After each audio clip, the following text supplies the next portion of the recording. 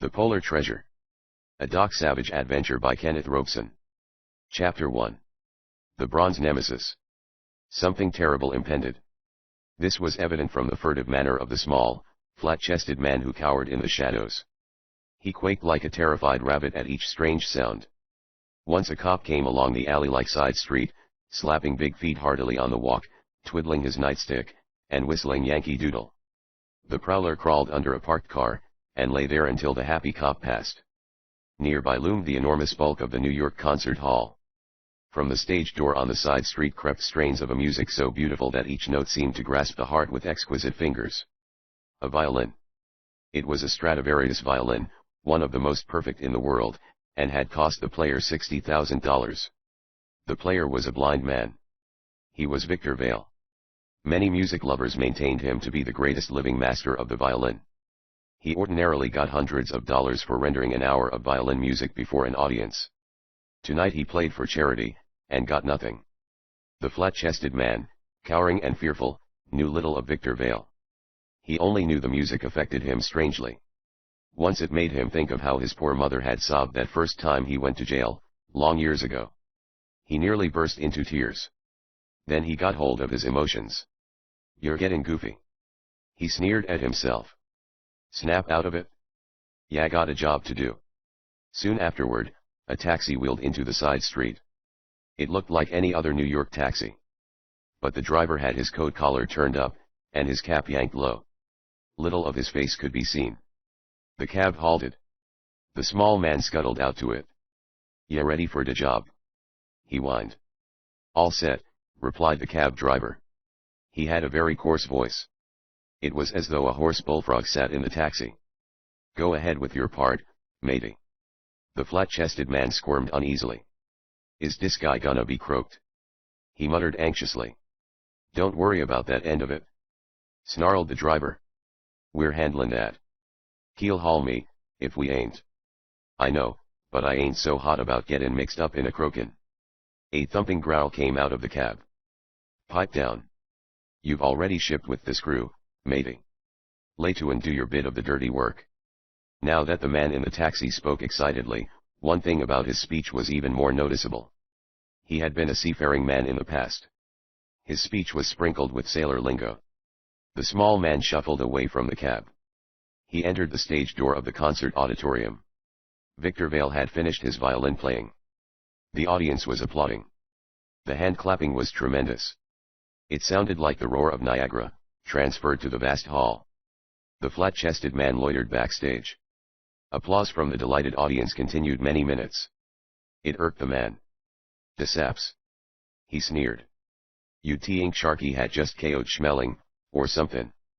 After a time, Victor Vale came to his dressing room.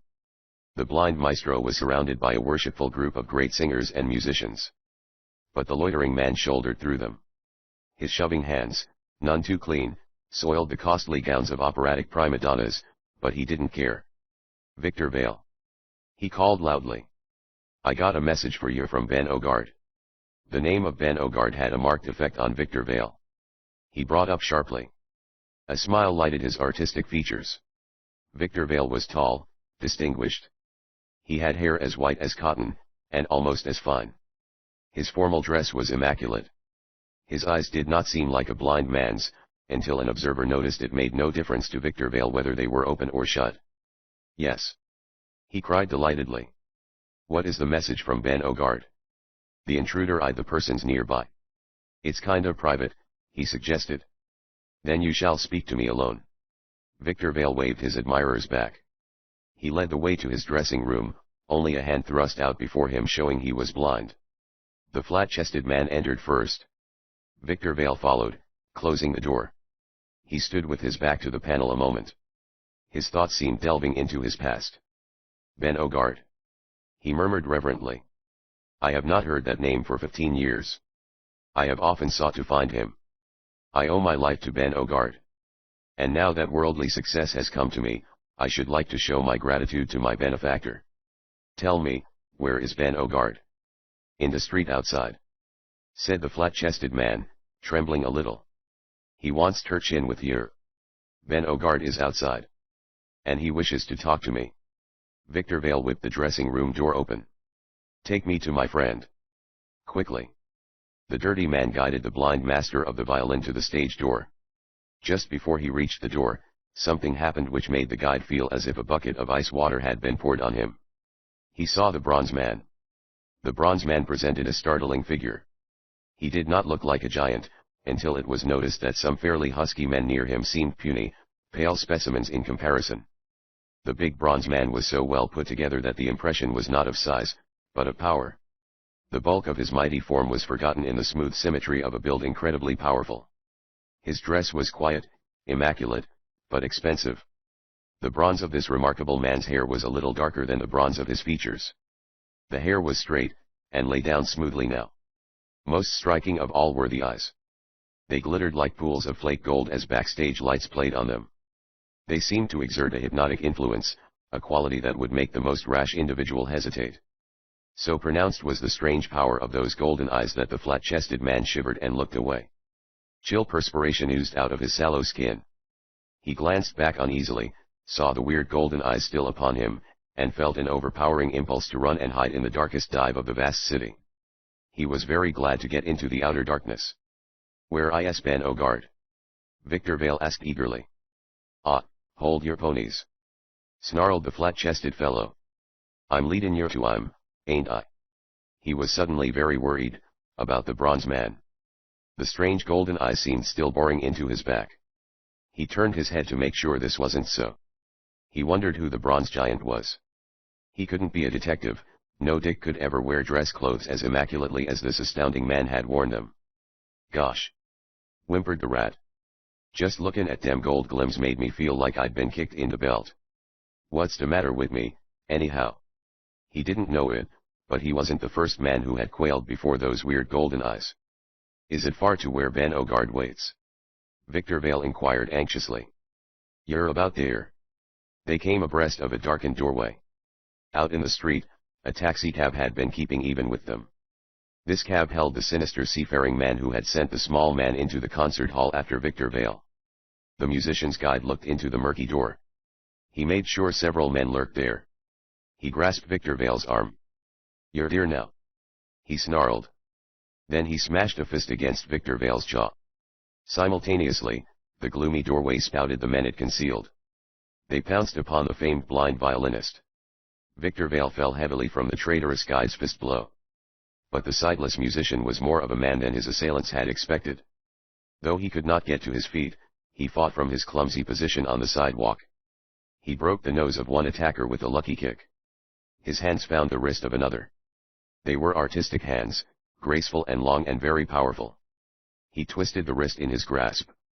The man whose arm he held let out a shriek. It blared like a siren over the rumble of New York night traffic. The fellow spun madly to keep his arm from breaking. The murk of the street aided the blind man, just as it hampered his assailants. The world he lived in was always black.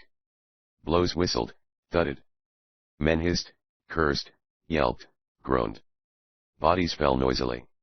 Laboring feet scuffed the walk. "Lay aboard mateys," howled the seafaring man from his cab.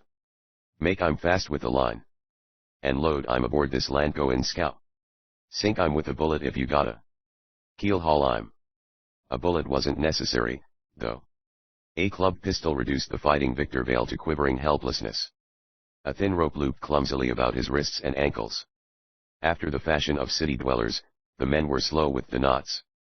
"Throw aboard," shouted the seafarer in the cab.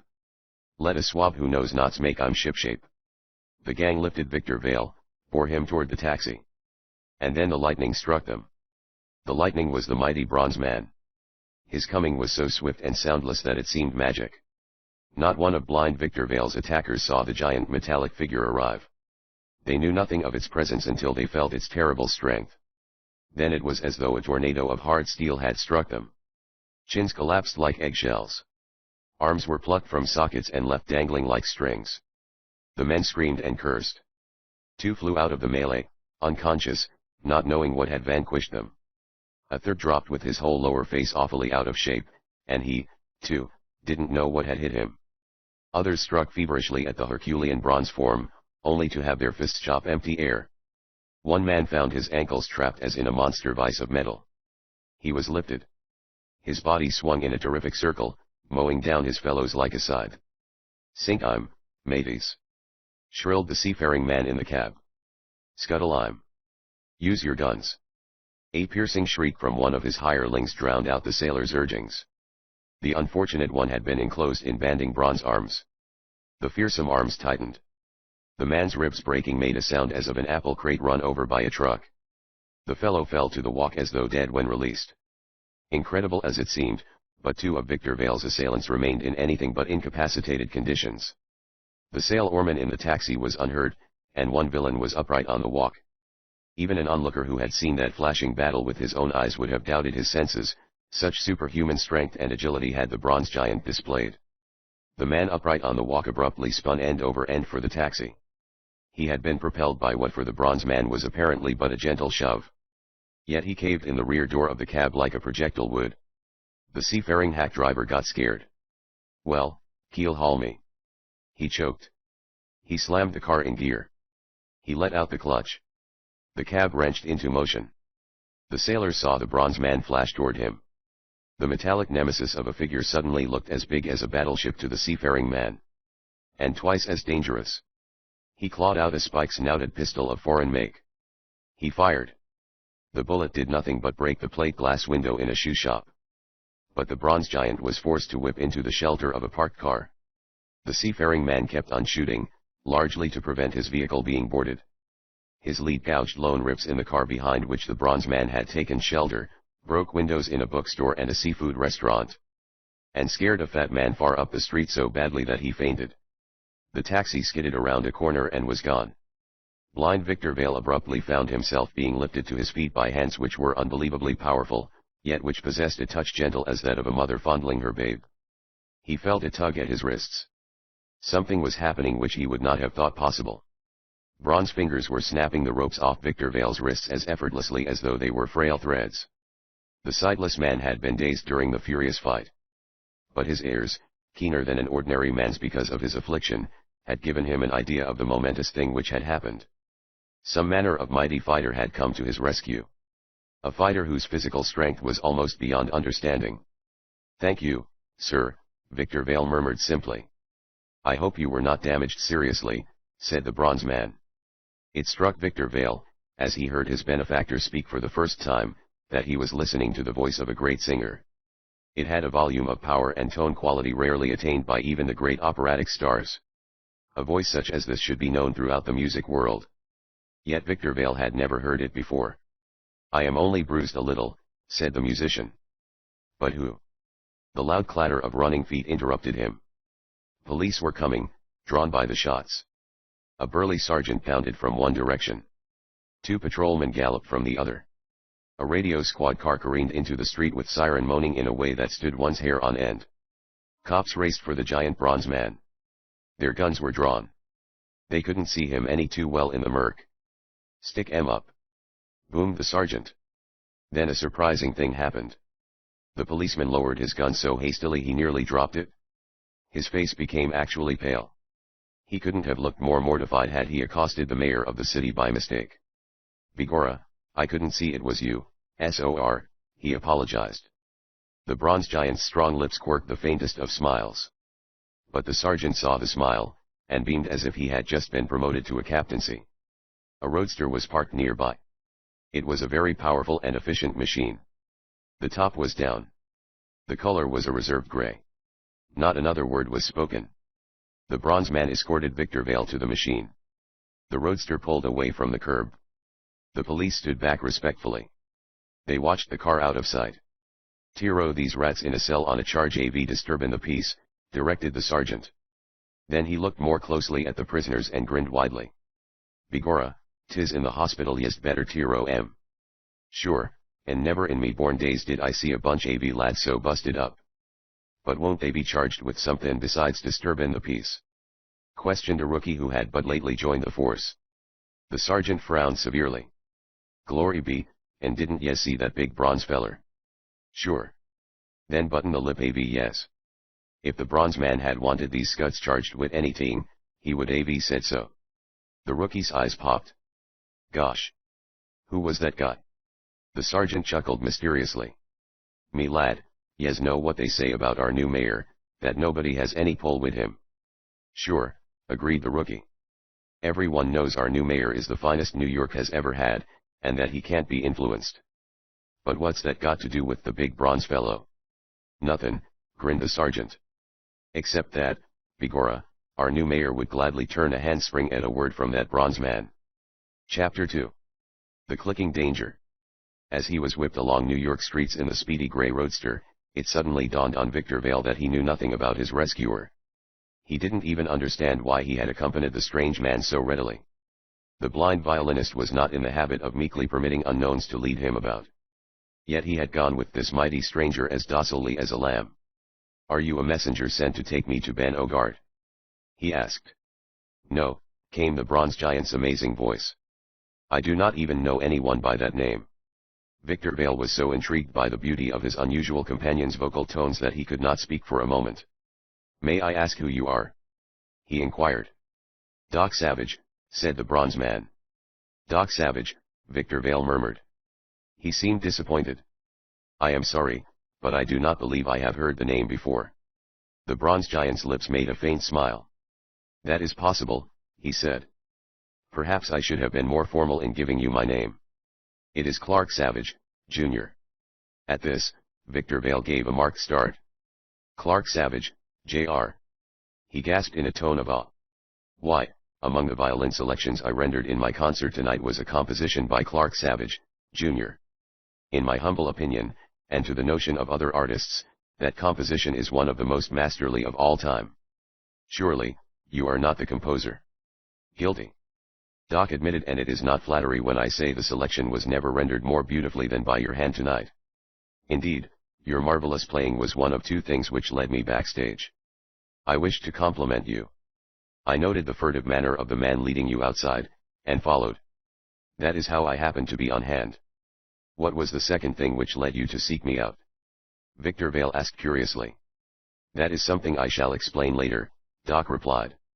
"I hope you do not mind accompanying me." "Mind?" Blind Victor Vale laughed. "It is a privilege." The sightless master of the violin indeed considered it such. He had many times wondered about the mysterious Clark Savage, Jr., who had composed that great violin selection. Strangely enough, the composer was listed as an unknown. He had claimed no credit for the marvelous piece of work. This was astounding in itself, considering what money-mad beings the human race had become.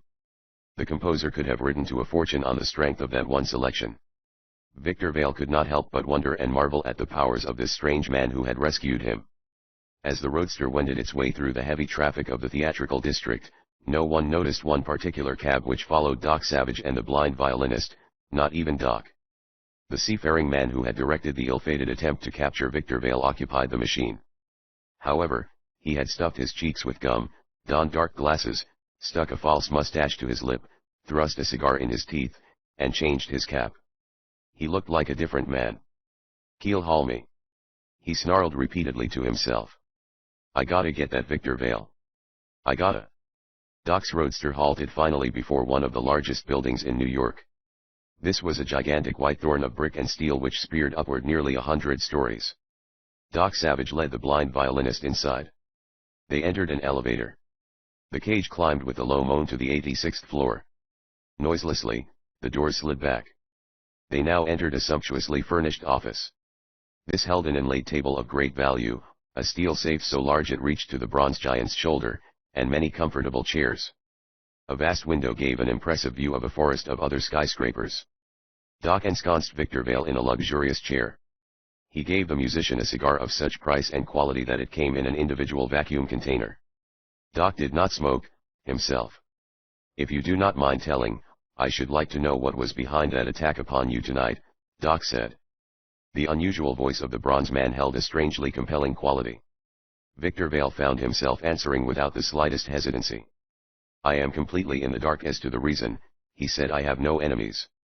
I do not know why they tried to seize me. Those who seized you had the earmarks of hired thugs. But there was a man in the cab, a sailor." He shouted at the others several times. "Did you recognize his voice?" Victor Vale shook his head slowly. "I did not hear it." I was too dazed. Silence fell for a moment. Then the office abruptly rang with the coarse tones of the seafaring man. "Sink I'm, mateys." It shrilled. "Scuttle I'm. Use your guns." Victor Vale sprang up with a startled cry. "It's Keel Helldiver," he shouted. "Watch him closely, Mr. Savage. The devil once tried to kill me." "Keel Helldiver is not here," Doc said gently. But his voice spoke just then. "What you heard was my imitation of the voice of the sailor in the taxi," Doc explained. I repeated his words. "Obviously, that man was Keel Helldiver, as you call him." Victor Vale sank back in his chair. He fumbled with the fine cigar. He mopped his forehead. "I would have sworn it was Keel Helldiver speaking," he muttered. Why, holy smoke. What manner of man are you, anyhow?" Doc passed the question up as though he hadn't heard it. He disliked to speak of his accomplishments, even though it might be but a few words that were well deserved. "A truly remarkable man, this golden-eyed giant of bronze." "Suppose you tell me what you know of Keel Helldiver," Doc said. The blind man ran long fingers through his white hair. It was apparent he was becoming excited. "Why, bless me," he muttered. "Could this mystery go back to the destruction of the Oceanic?" "It must." With a pronounced effort, Victor Vale composed himself. He began speaking rapidly. "The story goes back more than 15 years, he said. "It was during the World War. My wife, my infant daughter, and myself sailed from Africa on the liner Oceanic. We were bound for England. But an enemy sea raider chased the liner northward. The enemy boat could not overhaul us, but it pursued our craft for days. Indeed, the Oceanic sailed far within the Arctic ice pack before escaping. The liner was trapped in the ice. It drifted for months, and was carried by the ice far within the polar regions." Victor Vale paused to puff his cigar. "Trouble with the crew arose as food ran short," he continued. "A shell from the enemy raider had destroyed our wireless. We could not advise the outside world of our difficulty. The crew wanted to desert the liner, although the master of the vessel assured them the ice pack was impassable." Victor Vale touched his eyes. "You understand? I am telling this only as I heard it. I, of course, saw nothing. I only heard. The leaders of the crew were two men. Ben Ogard was one. Keel Helldiver was the other. They were persuaded not to desert the liner." Victor Vale suddenly covered his face with his hands. Then came the disaster. The liner was crushed in the ice. Only Ben Ogard, Keel Helldiver, and about 30 of the Oceanic's crew escaped. I was also among the survivors, although that is a mystery I do not yet understand." "What do you mean?" "I was seized by members of the crew 2 days before the disaster, and made unconscious with an anesthetic. I did not revive until the day following the destruction of the Oceanic. Then I awakened with a strange pain in my back." "Describe the pain," suggested Doc. "It was a sort of smarting, as though I had been burned." "Any scars on your back now?" "None." "That is the mysterious part. Who saved you when the liner was lost?" "Ben Ogard," said the blind violinist. "He was hauling me across the ice on a crude sledge when I revived. I owe Ben Ogard my life. Not only for that, but, some days later, Keel Helldiver seized me and tried to carry me off by force. He and Ben Ogard had a terrific fight, Ogard rescuing me. After that, Keel Helldiver fled with several of his followers. We never got trace of them again." "Until tonight," Doc put in mildly. "That is right, until tonight," Victor Vale agreed. "It was Keel Helldiver who tried to seize me." The sightless musician now put his face in his hands again. His shoulders convulsed a little. He was sobbing. "My poor wife," he choked. "And my darling little daughter, Roxy. Ben Ogard told me he tried to save them, but they perished." Doc Savage was silent. He knew Victor Vale's story must have brought back memories of his wife and infant daughter. "Little Roxy, that was my daughter's name," murmured the musician. Doc Savage finally spoke. "It strikes me as rather strange that the story about the fate of the liner Oceanic did not appear in the newspapers. Such a yarn would have made all the front pages." Victor Vale gave a start of surprise. "But, didn't it? That is strange. Ben Ogard told me it had. Personally, I never mentioned the incident. The memory is too painful." The sightless violinist paused. He made a finger-snapping gesture of surprise. That is another mystery. Why should Ben Ogard tell me falsely that everyone knew the story of the awful fate of the Oceanic? Perhaps he desired to keep the fate of the liner a secret, Doc offered. Did he suggest that you keep quiet? Why, I recall that he did bring up the subject. And I told him I never wanted to hear of the ghastly affair again. Doc's great voice suddenly acquired a purr of interest. I should like very much to know what actually happened during that period you were unconscious, he said. Victor Vale stiffened slightly. I refuse to listen to anything against Ben Ogard, he snapped. The man saved my life. He tried to save my wife and baby daughter. You will hear nothing against him, Doc smiled. I judge no one without proof. Doc did not point out that Victor Vale only had Ben Ogard's word about that life-saving business. The blind man rubbed his jaw in a puzzled way. Perhaps I should mention another strange thing which may be connected with this, he said. The mystery which I call the clicking danger. By all means. Leave out nothing. It has been nearly 15 years since I last met Ben Ogard, muttered Victor Vale. With Ben Ogard's faction of the survivors was a sailor with a nervous ailment of his jaws. This malady caused his teeth to chatter together at intervals, making a weird clicking noise. The sound used to get on my nerves. Here is the mystery: at frequent intervals during the last 15 years, I have heard, or thought I heard, that clicking noise. I have gotten into the habit of playfully calling it the clicking danger.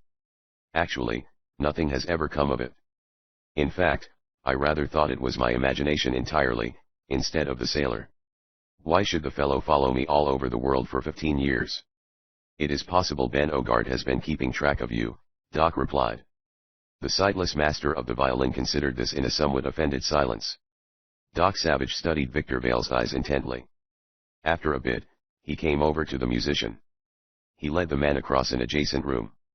This was a vast library. It held hundreds of thousands of ponderous volumes concerning every conceivable branch of science. This was probably the second most complete scientific library in existence. The one collection of such tomes greater than this was unknown to the world. No one but Doc Savage was aware of its existence. For that superb library was at the spot he called his fortress of Solitude. A retreat in a corner of the globe so remote and inaccessible that only Doc knew its whereabouts. To this fortress of solitude the giant man of bronze retired periodically. On such occasions, he seemed to vanish completely from the earth, for no living soul could find him. He worked and studied absolutely alone. It was in these periods of terrific concentration and study that Doc Savage accomplished many of the marvelous things for which he was noted. Beyond Skyscraper Library lay another room, a vast scientific laboratory. This, too, was of a completeness equaled by but one other, the laboratory at Doc's Fortress of Solitude. What are you going to do? Asked Victor Vale curiously. I came backstage tonight to see you for two reasons, Doc replied. The first was to tell you how I enjoyed your rendition of my violin composition. The second was to examine your eyes. You mean? I mean an artist as great as you, Victor Vale, should have the use of his eyes. I wish to examine them to see if vision cannot be returned. Victor Vale choked. His sightless orbs filled with tears.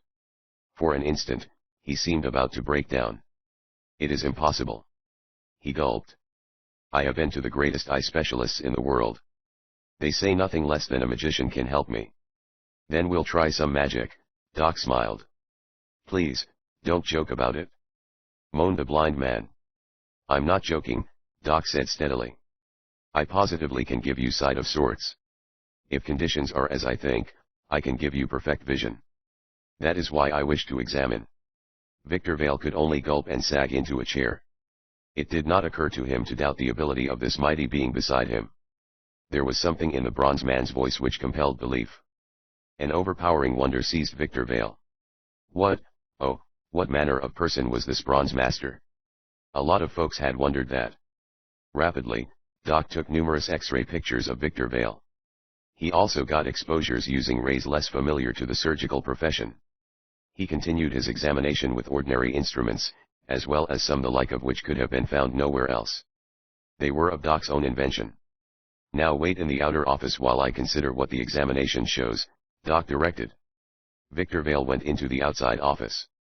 He did not comprehend why, but he had such confidence in the bronze giant's ability that he already felt as though he could see the wonders of a world he had never glimpsed. For Victor Vale had been born blind. The sightless violinist would have been even more happy had he known the true extent of Doc Savage's ability. For Doc was a greater master of the field of surgery than of any other. Doc's composition of the violin selection marked him as one of the greatest in that field.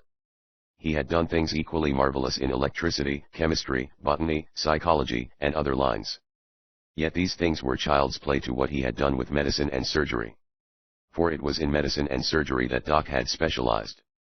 His first training, and his hardest, had been in these. Few persons understood the real scope of Doc's incredible knowledge. Even fewer knew how he had gained this knowledge. Doc had undergone intensive training from the cradle. Never for a day during his lifetime had that training slackened. There was really no magic about Doc's uncanny abilities. He had simply worked and studied harder than ever had a man before him. Doc was developing the ray photos he had taken. The task quickly neared completion. Suddenly Victor Vale, in the outer office, emitted a piercing howl. A shot exploded deafeningly. Men cursed. Blows smashed. Doc's bronze form flashed through the laboratory door. Across the library, he sped. From the library door, a Tommy gun spewed lead almost into his face. Chapter 3. Fighting Men. Doc had charged forward, expecting to meet danger. So he was alert. Twisting aside, he evaded the first torrent of bullets. But nothing in the library offered shelter. He doubled back. His speed was blinding. His bronze figure snapped into the laboratory before the wielder of the machine gun could correct his aim. The gunman swore loudly. He dashed across the book-filled room. Deadly weapon ready, he sprang into the laboratory. Murderous purpose was on his pinched face. His eyes roved the lab. His jaw sagged. There was no bronze man in the lab. To a window, the gunner leaped. He flung it up, looked out. No one was in sight. The white wall of the skyscraper lacked very little of being smooth as glass. Nobody could pull a human fly stunt on that expanse. No rope was visible, above or below. The gunman drew back. He panted. His pinched face threatened to rival in color the white shirt he wore. The bronze giant had vanished.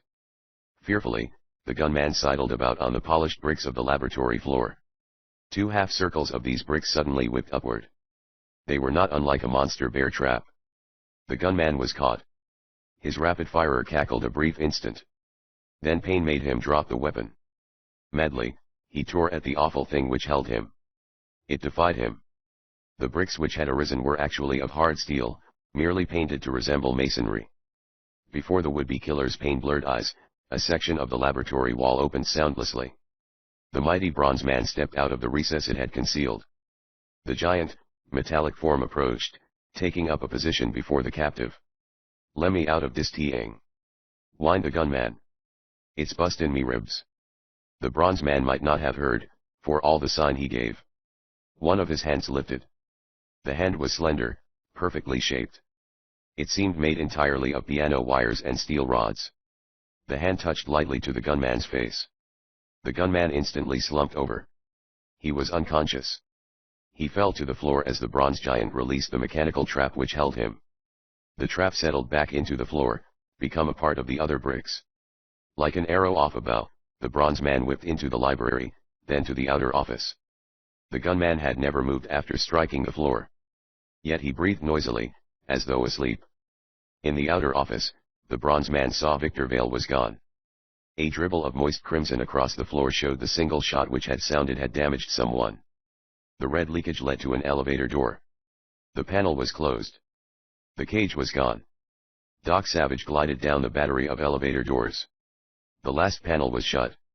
His finger found a secret button, and pressed it. The door slid open. A ready cage was revealed. This car always awaited Doc's needs at the 86th floor.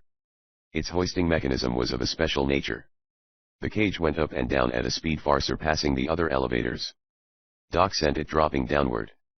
For a moment or two he actually floated in the air some inches above the floor, so swift was the descent. The cage seemed hardly to get going before it slowed. And with such an abruptness did it halt that only great leg muscles kept Doc from being flattened to the floor. The doors opened automatically. Doc popped out into the first-floor lobby of the skyscraper. An astounding sight met his gaze.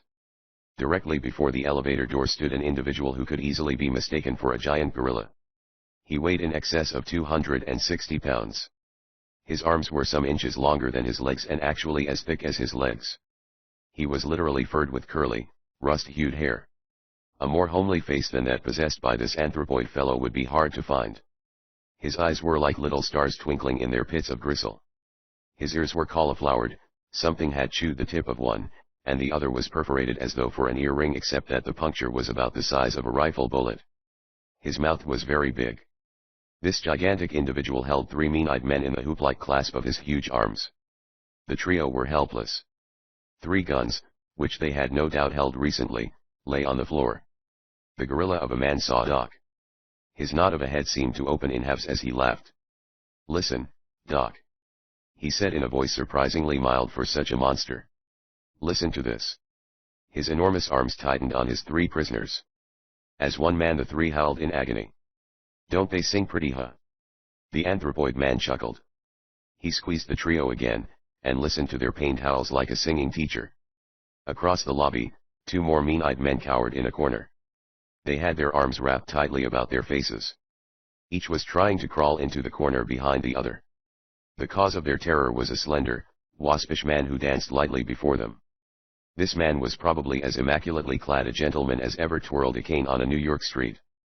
Indeed, it was with a sword cane that he now menaced the pair in the corner. A sword cane which ordinarily looked like an innocent black walking stick. This man was Ham. On the military records, he was Brigadier General Theodore Marley Brooks. He was one of the leading civil lawyers of the country. He had never been known to lose a case. But there was no sign of poor blind Victor Vale. Doc Savage addressed the grinning gorilla of a man. "What happened, Monk?" "Monk." No other nickname would have quite fit the homely, long-armed, and furry fellow. The highly technical articles he occasionally wrote on chemistry were signed by the full name of Lieutenant Colonel Andrew Blodgett Mayfair. There apparently wasn't room back of his low brow for more brains than could be crammed into a cigarette. Actually, he was such a great chemist that other famous chemists often came from foreign countries to consult with him. We were coming in the door when we met our friends. Monk gave his 3 captives a squeeze to hear them howl.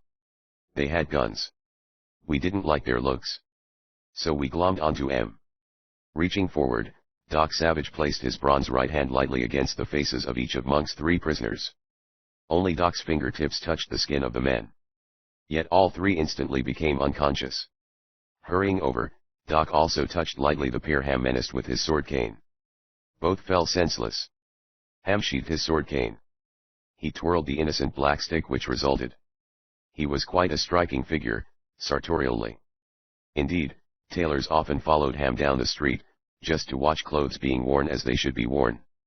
"You didn't see more of these rats dragging a white-haired, blind man, did you?" Doc asked. "We saw only these 5. Ham had the penetrant voice of an orator. Neither Ham nor Monk seemed the least surprised by the way in which their prisoners dropped unconscious at Doc's touch. Ham and Monk were accustomed to the remarkable feats of this mighty bronze man, for they were 2 of a group of 5 men who worked with Doc Savage. Each of the other 3 was a master of some profession, just as Monk was a fine chemist and Ham a great lawyer. The 5 men and Doc Savage formed an adventuresome group with a definite, although somewhat strange, purpose in life. This purpose was to go here and there, from one end of the world to the other, looking for excitement and adventure, striving to help those in need of help, and punishing those who deserved it. Doc suddenly went outside. He moved so effortlessly he seemed to glide. He had been seized by a suspicion. Either Victor Vale was still in the skyscraper, or he had been removed by way of the freight elevators. Hardly was Doc on the walk when a bullet splashed chill air on his bronze face. 2 sedans were parked down the street, near the freight entrance of the giant building. One machine lurched into motion. It ran rapidly away. Doc did not get a chance to see whether Victor Vale was in it. Doc flashed over into the shelter of a many-spouted fire hydrant. The hydrant had couplings for several hose lines. It was nearly as large as a barrel. Down the street, the driver hopped out of the sedan which remained. He was a big man, very fat. He wore a white handkerchief mask. "Get a hump on yer," he howled. The cry was obviously directed at some of his fellows who were still in the skyscraper. Monk and Ham popped out on the walk. The shot had attracted them. Monk held a pistol which, in his hairy paw, looked small as a watch chain ornament. The sedan driver leveled a revolver to fire again. Monk's fist spat flame. The driver jumped about wildly, like a beheaded chicken. His spasmodic actions carried him into the street. He caved down finally and rolled under the sedan. 3 or 4 evil heads poked out of the freight entrance. Another red spark jumped out of Monk's paw. The heads jerked back. Suddenly, Doc's low voice reached Monk's ears. Doc spoke half a dozen staccato sentences. Silence followed. When Monk glanced at the fire hydrant a moment later, Doc Savage was gone. Several times in the next minute guns roared in the gloomy street. The reports echoed from the man-made walls on either side like satanic laughter. The driver of the sedan abruptly appeared. The fellow still wore his mask. He hauled himself laboriously to the sedan door. Getting it open, he fell limply into the machine. This seemed to embolden the fellows in the freight entrance. They launched a volley of bullets at Monk and Ham. The pair were driven out of sight. A tight group, the gunmen sprinted from the freight entrance to their sedan. They made it safely. They piled in, trampling the prone, white-masked form of the driver. "Tiro de stiff out!" snarled one man, seizing the driver. The driver kicked the man who had grasped him. "I ain't no stiff, damn yer!" he cursed. "Dey jest winged me. It's a lousy deal, us goin' off and leavin' our pals in dat buildin'," growled a gunster. "What else could we do?" retorted another. "Dey was saps to go bargain out wavin' our rods. If we hadn't heard 'em squawk, we'd have been caught, too." "Dry up, you mugs!" snapped the man who had taken the wheel. The sedan rolled down Broadway. It veered into a side street many blocks downtown. The street became shabby. Smell of fish permeated the air. Ragged derelicts of men tottered along the thoroughfare. Men in seamen's clothing were plentiful. Raucous music blared out of cheap honky-tonks. It was the waterfront district, a region of sailor lodging houses, needled beer, and frequent fights. "The others got here first," growled a gunman. "There's the car they was drivin'. The machine the man indicated was the first sedan to pull away from the uptown skyscraper. The evil fellows left the two sedans parked close together. Honky, the former driver, staggered out, but nearly fell. "Help, you guys," directed the man who seemed to be the straw boss. Honky was half carried across the walk. This side street was very dark. They did not bother to remove the white mask Honky still wore. "Gosh, but he's heavy," complained a man helping the driver. They mounted a stairway. The rickety steps whined like dogs when they were stepped on. There was no light, except that from a match a man going ahead had struck. Into a lighted room, the group went. Several other men waited here. Still there was no sign of Victor Vale. "Put Honky on the bed in the next room," commanded the straw boss. The two thugs hauled Honky into an adjacent chamber. It was a slatternly-looking place. Wallpaper draped from the walls in great scabs.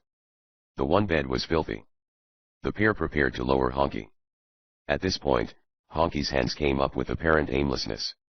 The fingertips touched each man's face. Instead of Honky dropping upon the bed, both thugs collapsed upon it. They made no sound.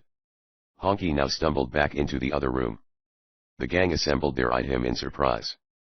"You'd better go ter bed, Honky," snarled the one who had been giving orders. "I ain't feelin' so tough," Honky muttered. "Well, take that crazy mask off, anyway." "In a minute," mumbled Honky. "Soon's I find me a chair." He weaved among the gangsters. He seemed very unsteady on his feet. To remain erect, he clutched the persons of such men as he passed. Always, his fingertips touched some portion of bare skin. He came in contact with 6 men on his way across the room. The 6 sat in their chairs with a strange rigidity after he had passed. The gangster who served as straw boss watched. Curiosity rippled over his face. Then came ugly suspicion. He shucked 2 big automatics out of his clothing. He covered the reeling driver. "Stick 'em up," he snarled. There was nothing the driver could do but obey. Up went his arms. At this point, the 6 gangsters he had touched fell out of their chairs. They made a succession of thumps on the floor. They were unconscious. "Whew!" gritted the gunman. "Keep them hands up." He advanced gingerly. With a quick move, he plucked the mask off the driver. "I thought so," he hissed. The features revealed were not those of Honky, the driver. They were the bronze lineaments of Doc Savage. Chapter 4. The Blind Man Hunt.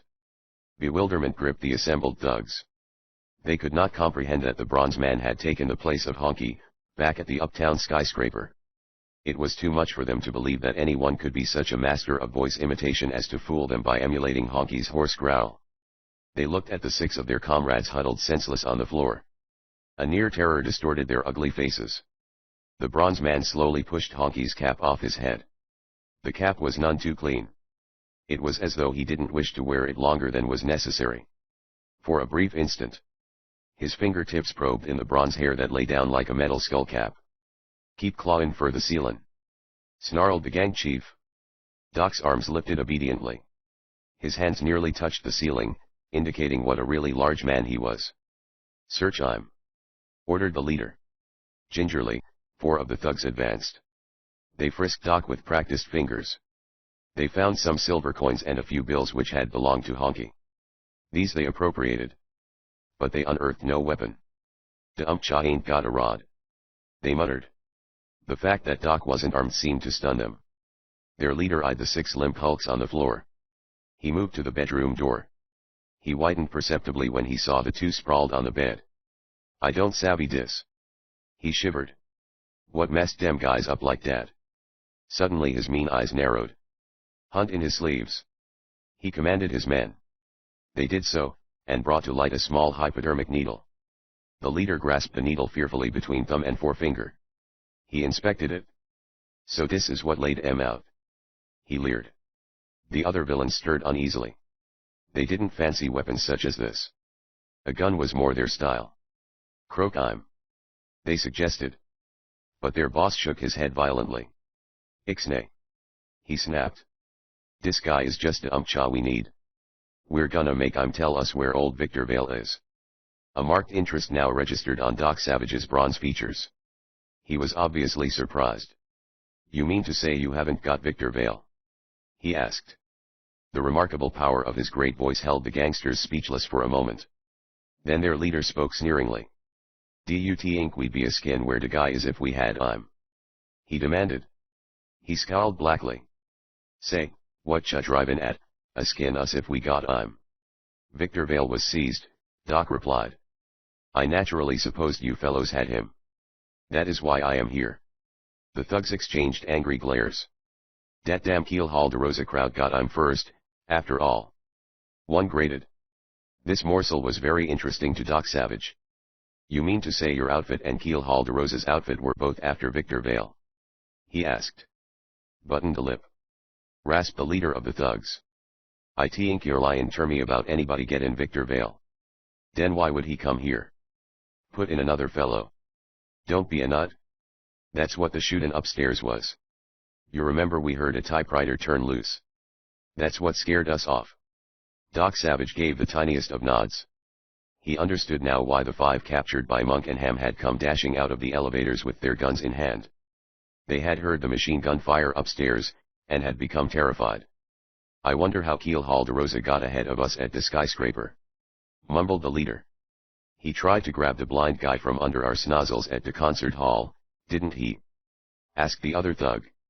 "He drove off mighty fast in dat taxi, but he could have circled back and followed the blind guy to dat skyscraper just the same as we did, couldn't he?" Doc listened with interest to all this. These fellows must have arrived at the concert hall in time to witness the street fight. And they had been cunning enough to keep out of sight. The leader swore loudly. "Cripes. You remember dat guy in a cab who had a trick mustache? The one dat was puffin' a cigar? He followed the roadster to the skyscraper, den went in right after dis bronze guy and old Victor Vale. I'll bet dat was Keel Hallderosa. What we gonna do?" growled a man. The leader shrugged. "Ben Ogard will want to know about this. I'll go and have a talk with 'im." This apprised Doc of another fact. These men were hirelings of Ben Ogard. Victor Vale had mentioned a strange feud between Ben Ogard and Keel Hallderosa on the Arctic ice pack. It was evident that this old feud still continued. But what was back of it? Did Victor Vale's unconsciousness at the time of the disaster to the liner Oceanic, and his awakening with a queer smarting in his back, have anything to do with this mystery? The leader of the thugs came over and confronted Doc. He looked small and unhealthy before the mighty bronze man. He held up the hypodermic needle. "What's in this?" he questioned. "Water," Doc said dryly. "Yeah," sneered the man. He eyed the unmoving forms of his fellows on the floor, shuddered violently, then got hold of himself. "You're a liar. There's really nothing but water in it," Doc persisted. The thug leered. His hand darted like a striking serpent. The hypo needle was embedded in Doc's cord neck. The implement discharged its contents into his veins. Without a sound, the giant bronze man caved down to the floor. "So it was only water in dat thing," snorted the gangster's straw boss. "Dat needle is what got our pals." He gave orders. The big bronze man was turned over, kicked a few times, and soundly belabored. He showed no signs of consciousness. "Dat guy is harder and brass," muttered a thug, blowing feverishly on a fist with which he had taken an overly hard swing at the limp, metallic form. "Watch I'm close," commanded the leader. Then he pointed at a telephone on a stand against one wall. "I'm going to talk with Ben Ogard in person. I'll either give you mugs a ring about what to do with the bronze guy, or come back myself and tell you." The man now departed. The other gangsters expended some minutes in seeking to revive their unconscious fellows. However, they had no luck. They smoked. They muttered to each other, and one of their number took a post outside in the hallway as lookout. Suddenly a shrill voice came from the room where the two thugs lay senseless on the bed. "See Mir, quick," it piped. "I got something important." A number of gangsters rushed into the room. Others crowded about the door. For a moment, not an eye watched the bronze figure of Doc Savage. "That's funny," declared a man, examining the pair on the bed. "He must have gone back to sleep. They're both out like a light now." "I never heard either one of them guys talk in a shrill voice like that," another fellow said wonderingly. They came out of the bedroom, a puzzled group of villains. Not one of them glanced at the telephone. So none noticed that a match had been jammed under the receiver hook, holding it in a lifted position. The strong lips of Doc Savage began to writhe. Sounds came from them. Clucking, gobbling sounds. They were absolutely meaningless to the listening thugs. The sounds were very loud. "What kinda language is dat?" growled a man. "Dat ain't no language," snorted another. "The guy is jest delirious and rabin." The gangster was wrong. For Doc Savage was speaking one of the least known languages in existence. The tongue of the ancient Mayan civilization which centuries ago flourished in Central America. And his words were going into the telephone. When all the gangsters looked in the bedroom, they had given Doc sufficient time to call Monk at his skyscraper office. The thugs had been too excited to hear him whisper the phone number. Doc was a ventriloquist of ability. He had thrown his voice into the bedroom to get the attention of his captors. It would have surprised the absent leader of the thugs to know the hypodermic needle he had used on Doc had actually contained nothing more harmful than water. Doc had chanced to have the needle on his person. And he had slipped it up his sleeve for the purpose of deceiving the villains. It was not the needle with which Doc made his enemies unconscious so mysteriously. Doc Savage continued to speak Mayan. The lingo sounded like gibberish to the listeners in the shabby room. To homely Monk in the uptown skyscraper, however, it carried a lot of meaning. All of Doc's men could speak Mayan. They used it when they wanted to converse without being understood by bystanders. Rennie, Long Tom, and Johnny should be there by now, Doc told Monk in the strange language. The three men he had named were the remaining members of his group of 5 adventuresome aides. "Tell Johnny to get the contents of drawer number 13 in the laboratory," Doc continued. "The contents will be a bottle of bilious-looking paint, a brush, and a mechanism like an overgrown field glass. Tell Johnny to bring the paint and brush here." Doc gave the address of the dive where he was being held. "There are 2 sedans parked outside," the bronze man went on in the gobbling dialect. "Tell Johnny to paint a cross on the top of each one. He is to bring his car which is equipped with radio. He is to wait in a street nearby when he has finished the painting. Long Tom and Rennie are to take the overgrown field glasses and race to the airport. They're to circle over the city in my plane, Rennie doing the flying, while Long Tom watches with the overgrown glasses. The glasses will make the paint Johnny will put on the sedan tops show up a distinctive luminous color. Long Tom is to radio the course of the sedans to Johnny, who will follow them. The gangsters were listening to the clucking words. Evil grins wreathed their pinched faces. They didn't dream the gobble could have a meaning. You, Monk, will visit the police station where the thugs who attacked Victor Vale and myself outside the concert hall were taken. Doc said. Question them and seek to learn where a sailor called Keel Hallderosa would be likely to take Victor Vale. Ham is to remain in the office and question the rat you found unconscious in the laboratory, also seeking to find Keel Hallderosa and Victor Vale. If you understand these instructions, snap your fingers twice in the telephone transmitter. 2 low snaps promptly came from the wedged-up telephone receiver. They were not loud. Not a thug in the room noticed them. Doc Savage now became silent. He lay as though life had departed from his giant form. Reckon he's kicked the pail. A crook muttered. Another man made a brief examination. Nah. His pump is still going. After this, time dragged. The guard outside the door could be heard. Once he struck a match. Twice he coughed hackingly. A gangster produced 2 red dice. The men made a pretense at a crap game, but they were too nervous to make a success of it. Seating themselves in the scant supply of chairs, or hunkering down on the filthy floor, they waited. Doc Savage was giving his men time to get on the job. Johnny would have to daub the luminous paint on the sedans. Rennie and Long Tom would have to arrive over the city in the plane. 20 minutes should be sufficient time. He gave them half an hour, to be sure. Indeed, his keen ears finally detected a series of low drones which meant the plane was above. Doc's plane had mufflers on the exhaust pipes. Rennie was evidently cutting the mufflers off at short intervals to signal his presence to his pals. Doc rolled over. He did it slowly, like a sleepy man. He now faced the hallway door. The thugs tensed. They drew their pistols. They were as jittery as a flock of wild rabbits. Doc imitated the raucous voice of the guard. He threw it against the hall door. Help! The voice yelled. Cripes! Help! The guard outside heard. He might have recognized his own tone. Maybe he didn't. He wrenched the door open, at any rate.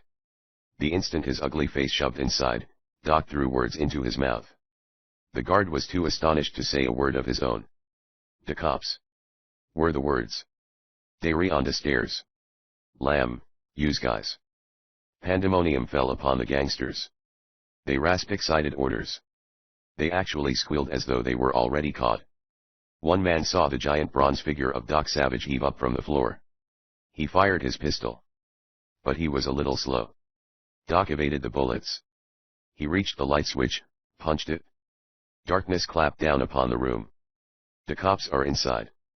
Doc yelled in the guard's voice. "We got a lamb, quick."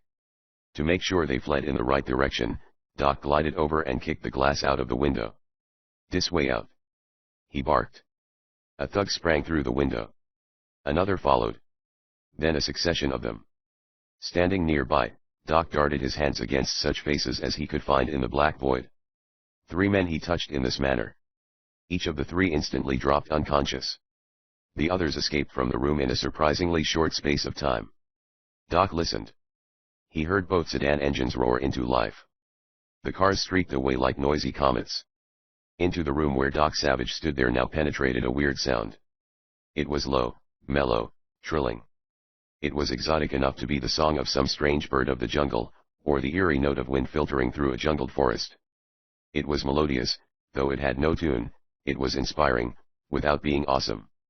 This sound had the peculiar quality of seeming to arise from everywhere within the shabby room, rather than from a definite spot. This trilling note was part of Doc, a small, unconscious thing which he did in moments of emotion. It would come from his lips as some plan of action was being arranged. Sometimes it precarsed a master stroke which made all things certain.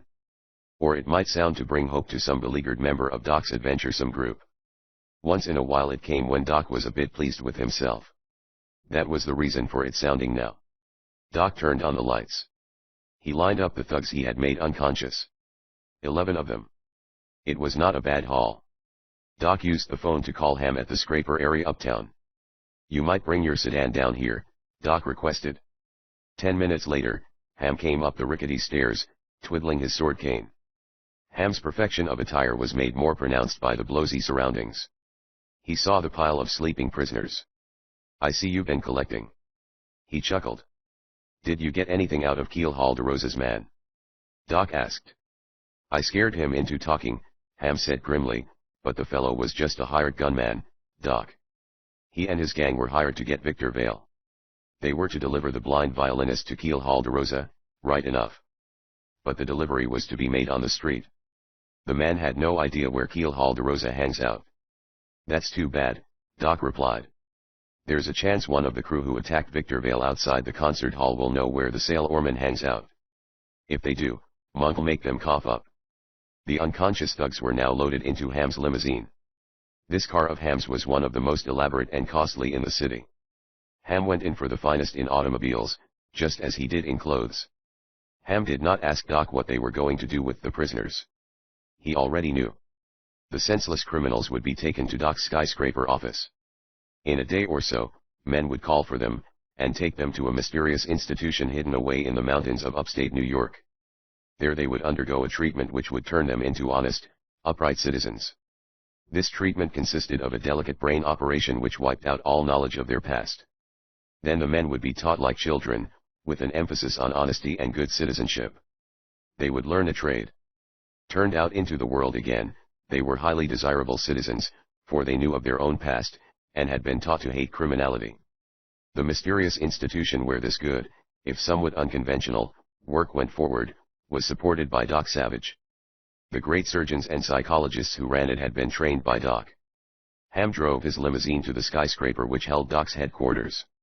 The unconscious thugs were loaded in Doc's special elevator. The cage raced them up at terrific speed to the 86th floor. Dragging along several of his unconscious prisoners, Ham behind him, Doc entered his office. Surprise brought him up short. Blind Victor Vale sat in the office. Chapter 5. Gone again. Doc Savage instantly noted a slight reek of chloroform about the sightless musician. Otherwise, Victor Vale seemed undamaged. I am glad you are here, Mr. Savage, he said eagerly. Like many blind men, it was obvious Victor Vale could identify individuals by their footsteps. Doc's firm tread was quite distinctive. What on earth happened to you? Doc demanded. I was seized by thugs in the employ of Helldiver. I knew that, Doc explained. What I mean is, how do you happen to be back here, alive and unharmed? Victor Vale touched his white hair with long, sensitive hands. His intelligent face registered great bewilderment. That is a mystery I do not understand myself, he murmured. I was chloroformed. I must have been unconscious a considerable time. When I awakened, I was lying upon the sidewalk far uptown. I had a passerby hail a taxi, and came here. You don't know what happened to you beyond that? No. Except that my undershirt was missing. What? My undershirt was gone. Why anyone should want to steal it, I cannot imagine. Doc considered. Possibly your captors removed your clothing to get a look at your back, and forgot the undershirt when they dressed you again. But why would they look at my back? I was thinking of the incident you mentioned as occurring more than 15 years ago, Doc replied. When you awakened after the alleged destruction of the liner Oceanic in the Arctic regions, you said there was a strange smarting in your back. Victor Vale stirred his white hair with big fingers. I must say I am baffled. But why do you say alleged destruction of the Oceanic? Because there is no proof it was destroyed, beyond Ben Ogard's unsupported word. The blind violinist bristled slightly. I trust Ben Ogard. He saved my life. I have nothing but admiration for your faith in Ogard, Doc replied sincerely. We will say no more about that angle. But I want to inspect your back. Obediently, Victor Vale peeled off his upper garments. Doc examined the blind man's well-muscled back intently. He even used a powerful magnifying glass. But he found nothing suspicious. This is very puzzling, he conceded, turning to Ham. You don't think, Doc, that Helldiver seized Mr. Vale just to get a look at his back? Ham questioned. I think just that, Doc replied. And another thing that puzzles me is why Helldiver turned Mr. Vale loose, once he had him. That mystifies me, also, Victor Vale put in. The man is a murdering devil. I felt sure he would slay me. Swinging over to the window, Doc Savage stood looking out. The street was so far below that automobiles on it looked like chubby bugs. Street lamps were pinpoints of light. There came soft sound of elevator doors opening out in the corridor. Monk waddled in. He was smoking a cigarette he had rolled himself. The stub was no more than an inch long, and stuck to the end of his tongue. Monk drew in his tongue, and the cigarette went with it, disappearing completely in his cavernous mouth. His mouth closed. Smoke dribbled out of his nostrils. Throughout the performance, Monk's little eyes had remained fixed on the sartorially perfect Ham. This bit of foolishness was just Monk's latest method of annoying Ham. For Monk was the one person alive who could get Ham's goat thoroughly. It had all started back in the war, when Ham was known only as Brigadier General Theodore Marley Brooks. He had been the moving spirit in a little scheme to teach Monk certain French words which had a meaning entirely different than Monk thought. As a result, Monk had spent a session in the guardhouse for some things he had innocently called a French general. A few days after that, though, Brigadier General Theodore Marley Brooks was suddenly hauled up before a court-martial, accused of stealing hams. And convicted. Somebody had expertly planted plenty of evidence.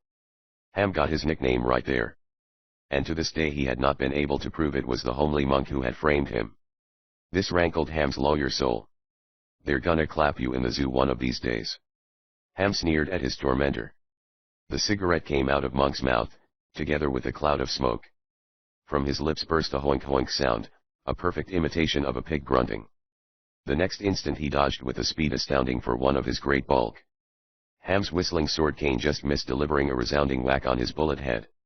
Ham was touchy about any reference to pigs, especially when made by Monk. Monk would probably have continued his goading of Ham for an hour, but Doc interrupted his fun. "What did you learn from Keel Halderose's men being held at the police station?" Doc inquired. "Nothin'. Grinned Monk. "They was just a bunch of hired lice. They don't even know where Keel Halderosa hangs out." Doc nodded. He had half expected that. "Ham," he said, "your legal work has given you connections with prominent government men in America and England. I want you to go at once and find out what you can about the liner Oceanic. Learn all possible of the crew, the cargo, and anything else of interest." Ham nodded, sneered elaborately at Monk, and went out. He had hardly gone when the phone rang. It was Johnny. Johnny's voice was that of a lecturer. He chose his words precisely, after the fashion of a college professor. As a matter of fact, Johnny had been both in his time. William Harper Littlejohn, for that was what his mother had named him, stood high on the roster of an international society of archaeologists. Few men knew more about the world and its inhabitants, past and present, than Johnny. "I have your men located, Doc," said Johnny. They halted their sedans before a low-class rooming house. Rennie and Long Tom radioed me the location from the plane, where they were watching, and I arrived in time to see the men enter. Johnny added an address on New York's Lower East Side. It was not far from Chinatown. "Be right with you," Doc replied, and hung up. Monk was already half through the door. "Hey!" Doc called. "You're staying here?" "Ah." Monk looked like a big, amiable pup who had been booted in the ribs. He was disappointed. He did love action. "Someone has to guard Victor Vale," Doc pointed out. Monk nodded meekly, pulled out his makings, and started a cigarette as Doc went out. Doc Savage's gray roadster was equipped with a regulation police siren. He had authority to use it. His careening car touched 80 several times. A dozen blocks from his destination, he slowed. The wailing siren died. Like a gray ghost, Doc's car slipped through the tenement district. He pulled up around the corner from the address Johnny had given. A tall man was selling newspapers on the corner. The fellow was very thin. His shoulders looked like a coat hanger under his plain blue suit. The rest of him was in proportion, incredibly skinny. He wore glasses. The right lens of these spectacles was much thicker than the left. A close observer might have noted that this left lens was in reality a powerful magnifying glass. For the wearer of the unusual spectacles had virtually lost the use of his left eye in the World War. He needed a powerful magnifier in his business, so he carried it in his glasses for handiness. The newspaper vendor saw Doc. He came over. As bony as he was, it was a wonder he didn't rattle when he walked. "They're still in the room," he said. "Third floor, first door to your right." "Good work, Johnny," Doc replied. "You armed?" Johnny opened his bundle of papers like a book.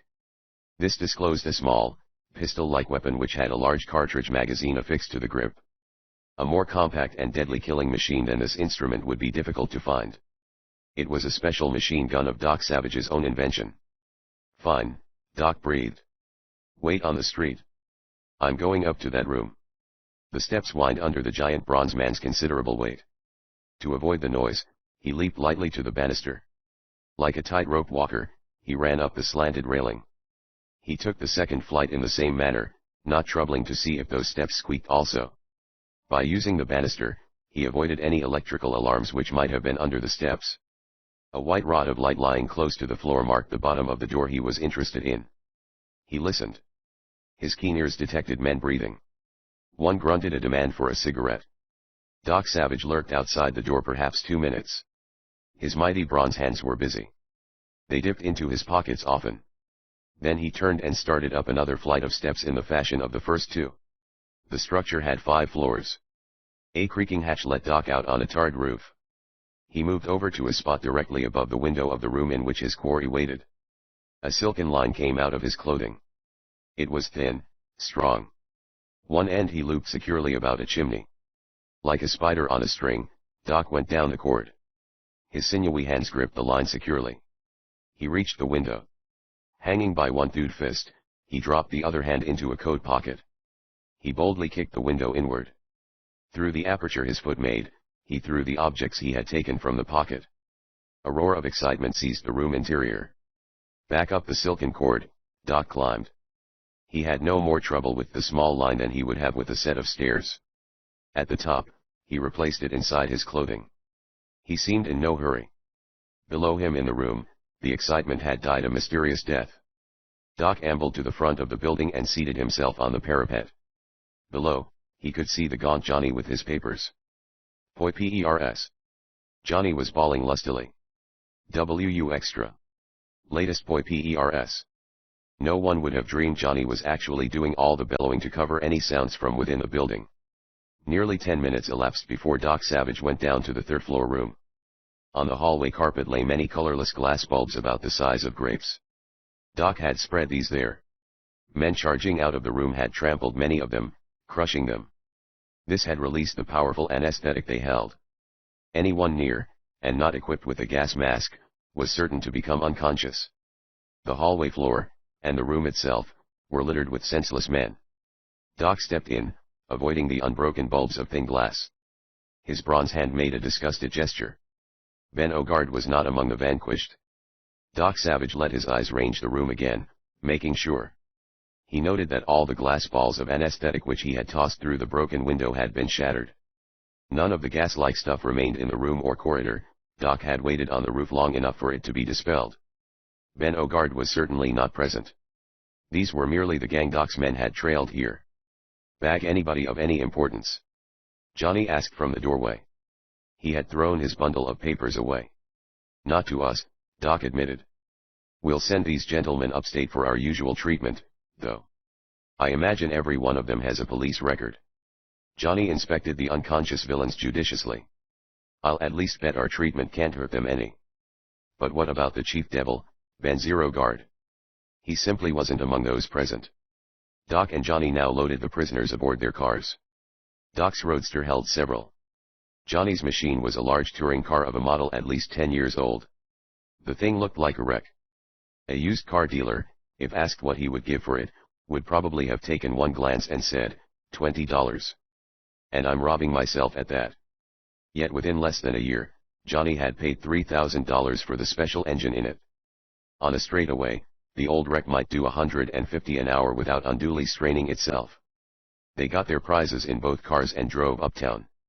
They parked before the white spike of a skyscraper housing Doc's office. Loading the captives into the elevators, they took them up to Doc's headquarters. Gales of derisive laughter met them as they unloaded in the corridor. It was Ham laughing. Doc stepped into the office. Homely, hairy, gorilla-liled monk sprawled in a chair. He held his bullet of a head in both furry hands. He rocked from side to side. His doleful groans made a somber orchestration for Ham's uproarious mirth. A trickle of crimson wriggled through Monk's fingers. Doc thought for an instant that Monk had been goading Ham again, and for once had been too slow in dodging the whack with the sword cane which Ham inevitably aimed at him. Then Doc saw the implement which had struck Monk. This was a heavy metal paperweight. It lay on the rug. A twist or two of Monk's coarse, rust-colored hair still stuck to it. Doc noted something else. Victor Vale was gone. Chapter 6. Hanging Men. What happened? Doc Savage demanded. Ham tried twice before he choked down his mirth. I thought for a minute I'd die laughing. He gulped hilariously. The blind man said he wanted to feel the bumps on that ward Monk calls a head. Our fuzzy missing link of a pal let him.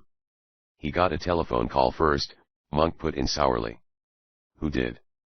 Doc inquired. Victor Vale, Monk grumbled. The phone rang. Some guy asked to talk to Victor Vale. I put the blind man on the wire. He didn't say much to the guy who had called. But he listened a lot. Then he hung up. After a bit, we got to arguing about tellin' fortunes by the knots on people's heads. He claimed there was something to it, and offered to feel my conch and tell me plenty about myself. And you fell for it? Ham screamed mirthfully. And he kissed the top of your noggin with that paperweight. Then he beat it? You weren't here. Doc asked Ham. No, Ham laughed. I came in just as Monk woke up talking to himself. Ah, how was I to know the blind guy was gonna hang one on my knob? Monk demanded. You have no idea why he did it? Doc questioned seriously. None at all, declared Monk. Unless he got the notion from that telephone talk. You don't know who called. He said his name was Smith. But it might have been a fake name that he gimme. Monk took his hands away from his head. A nesting goose would have been proud of such an egg as now decorated the top of his cranium. That's one bump it'd be easy to tell your fortune from. Ham jeered, his hilarity unabated. It shows you're an easy mark for blind guys with paperweights. Doc Savage swung into the laboratory. The prisoners were lined up there. Each man snored slightly. They would sleep thus until the administration of a chemical which was capable of reviving them from the thing which had made them unconscious. Doc ignored them.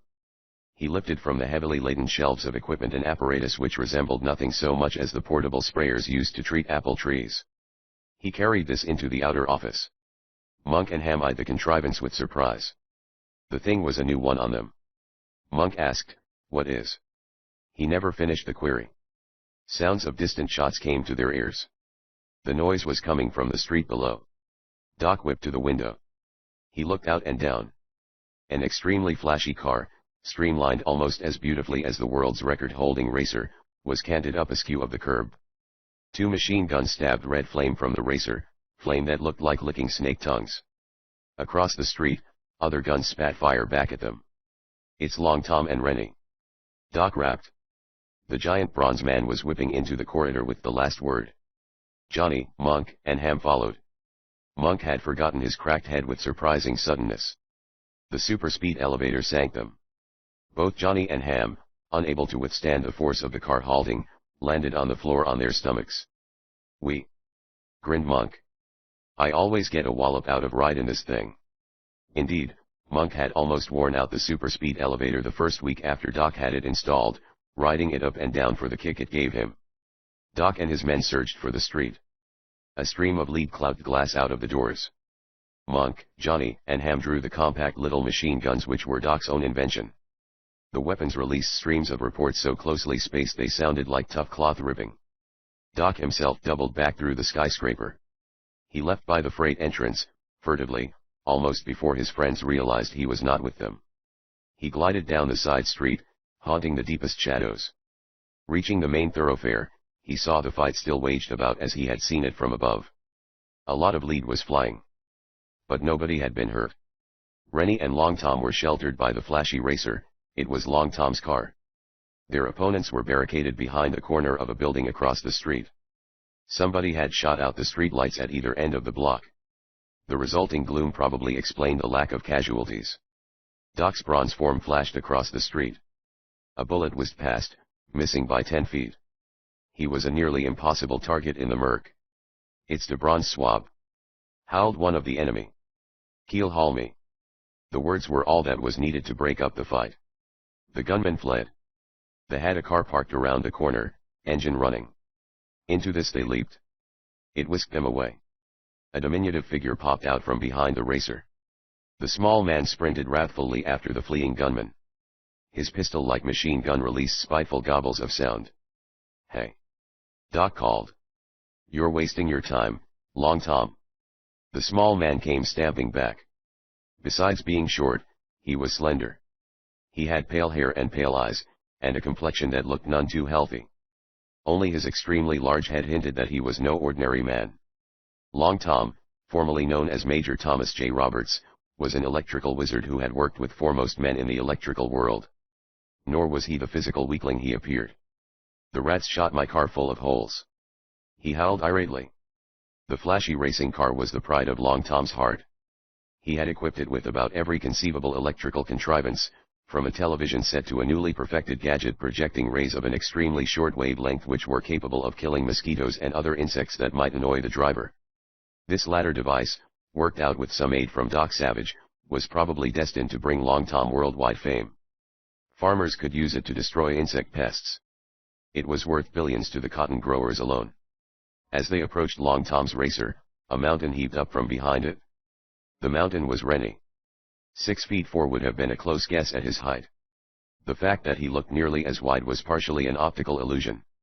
He weighed only about 250 pounds. On the ends of arms thick as telegraph poles, he carried a couple of kegs of bone and gristle which he called hands. Rennie was noted for two things. First, many countries knew him as an engineer little short of a genius. Second, there was no wooden door built with a panel so stout, Rennie could not knock it out with one of his huge fists. "How'd you birds start that fight?" Doc demanded. Rennie and Long Tom exchanged guilty looks. "We drove up here as innocent as could be," Rennie protested in a voice which resembled a very big bullfrog in a barrel. "Them guys ran out in the street and pointed a machine gun at us. Evidently we weren't the birds they were expecting, because they lowered their guns and turned back. But we figured if they was huntin' trouble, we'd accommodate them. So we started a little good-natured lead slingin'." Doc smiled slightly. "If the fight did nothing else, it cleared up something that has been puzzling me," he said. "Huh?" Rennie and Long Tom chorused, while Doc's other pals came up to listen. No one of the group had been injured. "Until a moment ago, it was a puzzle to me why Keel Hallderosa turned Victor Vale loose," Doc explained. "But now I see the reason. Keel Hallderosa and Ben Ogard are fighting each other. Just why, is still a mystery. Both were after Victor Vale. The reason for that is another mystery. But Keel Hallderosa got Victor Vale, and he got whatever he wanted from the blind man, something which required removal of the clothes from Vale's upper body. Then the violinist was turned loose as a bait to draw Ben Ogard into the hands of Keel Hallderosa's gunmen. It was that crowd we just mixed with, because Keel Hall was along. They thought you birds were Ben Ogard's men." The moment he finished speaking, Doc beckoned Rennie. The two of them entered the skyscraper. The others, Monk, Ham, Long Tom, and Johnny, remained outside. They would have to explain the shooting to the police. Radio squad cars laden with officers were booting up from all directions. There would be no trouble explaining. Each of Doc's 5 men bore the honorary rank of captain on the New York police force. Entering his 86th floor office, Doc secured the sprayer-like contraption which he had abandoned at the start of the fight down in the street. "What's that too funny?" Rennie inquired. He, too, had never seen the sprayer of a contrivance before. "I'll show you." Doc indicated a sticky material on the corridor floor outside his office door. This resembled extremely pale molasses. The color blended with the floor tiles so as to be hardly noticeable. "See that?" "Sure," Rennie replied. "But I wouldn't have, if you hadn't pointed it out. I chanced to have the foresight to spread that stuff outside the door when I left Monk here with Victor Vale," Doc explained. "What is it?" "I'm showing you. Take off your shoes." Bewildered, Rennie kicked off his footgear. Doc did likewise. Doc now pointed the nozzle of his sprayer down the corridor, away from the pale molasses material. A shrill fizzing sounded. A cloud of pale vapor came out of the nozzle. "Smell anything?" "Not a thing," Rennie declared. Doc aimed a puff of the strange vapor at the molasses stuff. "Smell anything now?" "Phew," choked Rennie. "Holy cow. A whole regiment of skunks couldn't make a worse." Doc hauled Rennie into the elevator. The stuff in this sprayer and the sticky material on the floor form a terrible odor when they come together, even in the tiniest quantities, Doc explained as the cage raced them down. So powerful are these chemicals that anyone walking through the stuff in front of the door will leave a trail which can be detected for some hours. That's why we took off our shoes. We had walked through it. But I don't see. We're going to trail Victor Vale, Doc explained. But cross your fingers and hope he didn't take a taxi, Rennie. If he did, we've got to think up another bright way of finding him. But Victor Vale hadn't taken a taxi. He had walked to the nearest subway, and entered the side which admitted passengers to uptown trains, feeling his way along the building walls. We're sunk. Rennie muttered. Far from it, Doc retorted. We merely drive uptown and throw our vapor in each subway exit until we find the odor which will result from its contact with Victor Vale's tracks. Rennie laughed noisily. Ain't we the original bloodhounds? Though. They tried the exits of 7 stations. At the 8th, Doc's remarkable vapor, a chemical compound of his own making, combined with the other chemical left by Victor Vale's shoe soles, and gave them the nauseating odor. It goes down this side street, declared Rennie. There were few pedestrians on the street at this late hour. Even these, however, promptly stopped to gawk at Doc and Rennie. It might have been the fact that Doc and Rennie were without shoes, and going through the apparently idiotic process of spraying an awful perfume on the sidewalk. More likely, it was Doc's mighty bronze form which caught their eye. Doc was a sensation whenever he appeared in public. What puzzles me is how the blind guy got around like this, Rennie offered. Simply by asking help of those near him, Doc retorted. Everyone is glad to aid a blind man. Rennie got tired of the crowd of curious persons trailing them. Scat. He told the rubberneckers violently. Ain't you folks got a home you can go to? Rennie had a most forbidding face. It was long, thin-lipped, serious, and grim. Meekly, awed by that puritanical countenance, the crowd melted away. 5 minutes later, Doc and Rennie halted before a door on which a plain gilt sign said, Dentist. He went in there, Doc, said Rennie. Like 2 dark cotton balls before a breeze, Doc and Rennie drifted into the shadows. This district was a moderate residential section. The buildings were neat, but rather old, and not showy. Wait here, Doc directed. Doc was always leaving his men behind while he went alone into danger. Long ago, they had become resigned to this, much as it irked them to stand back when excitement offered. They literally lived for adventure. But no one could cope with danger quite as Doc could. He had an uncanny way of avoiding, or escaping from, what for another man would be a death trap. Around to the rear of the brick building, Doc glided. He found the back door. It was not locked inside, it was bolted. Heavy iron bars crisscrossed it. Doc leaped upward. The height of that tremendous spring would have astounded an onlooker. He clutched an extended ledge and worked his way to a window on a second-floor hallway, with hardly more sound than the noise of a prowling cat. The hall was dark. Doc drew things from his pockets. Some sticky gum, he affixed to the window pane. Then a faint, gritty hiss sounded. Doc had cut the glass cut of the window. He kept it from falling inward by the gum he had stuck to it. He eased inside. Silence gripped the interior of the house. Doc prowled noiselessly. Only one room held a light. It was downstairs. The door was locked. Doc let Rennie in. They went to the fastened door. We might as well go in there all of a sudden. Doc breathed. 0K, Doc, murmured Rennie. He lifted his gallon of iron hard knuckles. He struck. With a rending crash, the door panel was driven inward by Rennie's great fist. They sprang into the room. Rennie held a gun. Doc's powerful bronze hands were empty. Horrified surprise halted them. Only 2 men were in the room. One was Victor Vale. The other, as denoted by the sanitary smock he wore, was obviously the dentist who had his place of business here. Both men hung suspended by ropes around their necks from a stout ceiling chandelier. Chapter 7. The Map. The sun was up. Doc's remarkable companions lounged in the skyscraper office. They had lost a night's sleep, but showed no effects of it. Ham was honing the blade of his sword cane to a razor edge, looking ominously at Monk each time he tested its sharpness. Monk sat in an easy chair, reading a pocket manual of how to raise hogs. He took pains to hold the book so Ham could see the title. Monk often maintained, always within earshot of Ham, that someday he was going to retire and raise pork for a certain finely dressed lawyer he knew. Johnny, the archaeologist, was penning a chapter in the book he was writing on the ancient Mayan civilization. Long Tom, looking pale as an invalid, was in the laboratory, humped over an apparatus which for intricacy would have given Steinmetz a headache. Truly an amazing crew, these men. Doc Savage entered. With him was Victor Vale. Rennie walked in after them. The blind man's neck was swollen somewhat where the rope had nearly strangled him to death. Doc had arrived just in time to save him. The explanation of Vale's situation was quickly made. The dentist don't know a thing about the gang that seized him, Doc concluded. They called him to the door and cracked him over the head. It was Ben Ogard. Victor Vale put in, his voice thick with emotion. Oh, Mr. Savage, I was so mistaken about that man. I thought he was my friend. I had every confidence in the world in him. When he called me here. So it was Ben Ogard who telephoned you? Monk interposed. At the sound of Monk's mild voice, Victor Vale registered great remorse. Obviously, he was terribly sorry for that crack he had taken at Monk's head with the paperweight. I do not know how I shall ever redeem myself for my horrible mistake, choked the blind man. Ben Ogard told me an awful story of how you men were holding me here to keep me from seeing him.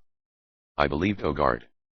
I know I was a fool to do that now, but at the time, I regarded Ogard as a friend who had twice saved my life. He told me to escape and come to him. That is why I struck you. Forget it. Chuckled Monk. Rennie spoke up. What baffles me is why Ben Ogard took over the dentist's office. Doc's strong lips warped their faint smile. Simple, he said. Ben Ogard wanted to use the dentist's X-ray. This statement elicited surprised looks from everyone present. X-ray. Rennie grunted. Why'd they want the X-ray? I'll show you the reason in a minute, Doc replied. First, though, I want to find out what Ham learned about the liner Oceanic. Ham now divulged the information which several transatlantic telephone calls to England had gathered. On the English records, the liner Oceanic is down as lost at sea, sunken without trace, Ham said. There's no hint of the stuff about it being trapped in the polar ice pack. I'm not surprised, Doc Savage said dryly. I've got something that will surprise you, Ham smiled. There was $50 million in gold bullion and diamonds on the Oceanic.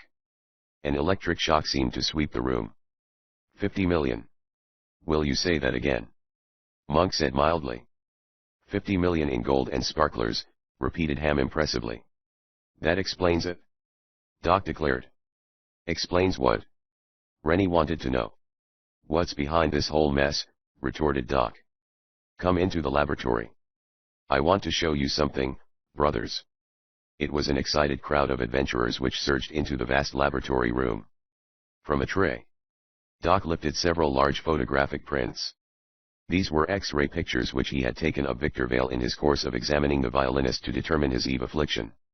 Until now, Doc had not had time to as much as examine the prints. He held one up. Holy cow! Barked Rennie. Exactly, Doc agreed. More than 15 years ago, while Victor Vale was under the influence of an anesthetic, someone tattooed a map on his back with a chemical, the presence of which could only be detected by use of a certain intensity of X-ray. You mean I have carried the map on my back these many years without knowing it? Victor Vale questioned wonderingly. You certainly have. You recall the man with the clicking teeth who seemed to haunt your trail through the years. Well, he was simply keeping track of you and the map. But what is the map?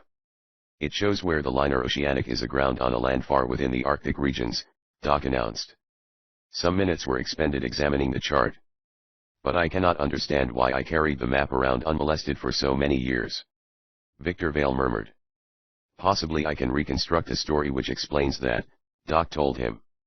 The 50 millions in treasure aboard the Oceanic led Ben Ogard, Keel Halderosa, and the other members of the crew to mutiny. They probably disposed of all who did not join them. The beasts. Victor Vale covered his face with his hands. My poor wife. My poor little daughter, Roxy. That devil, Ben Ogard, murdered them. And I thought he was my friend. It's merely guesswork about the murder part. Doc put in hastily.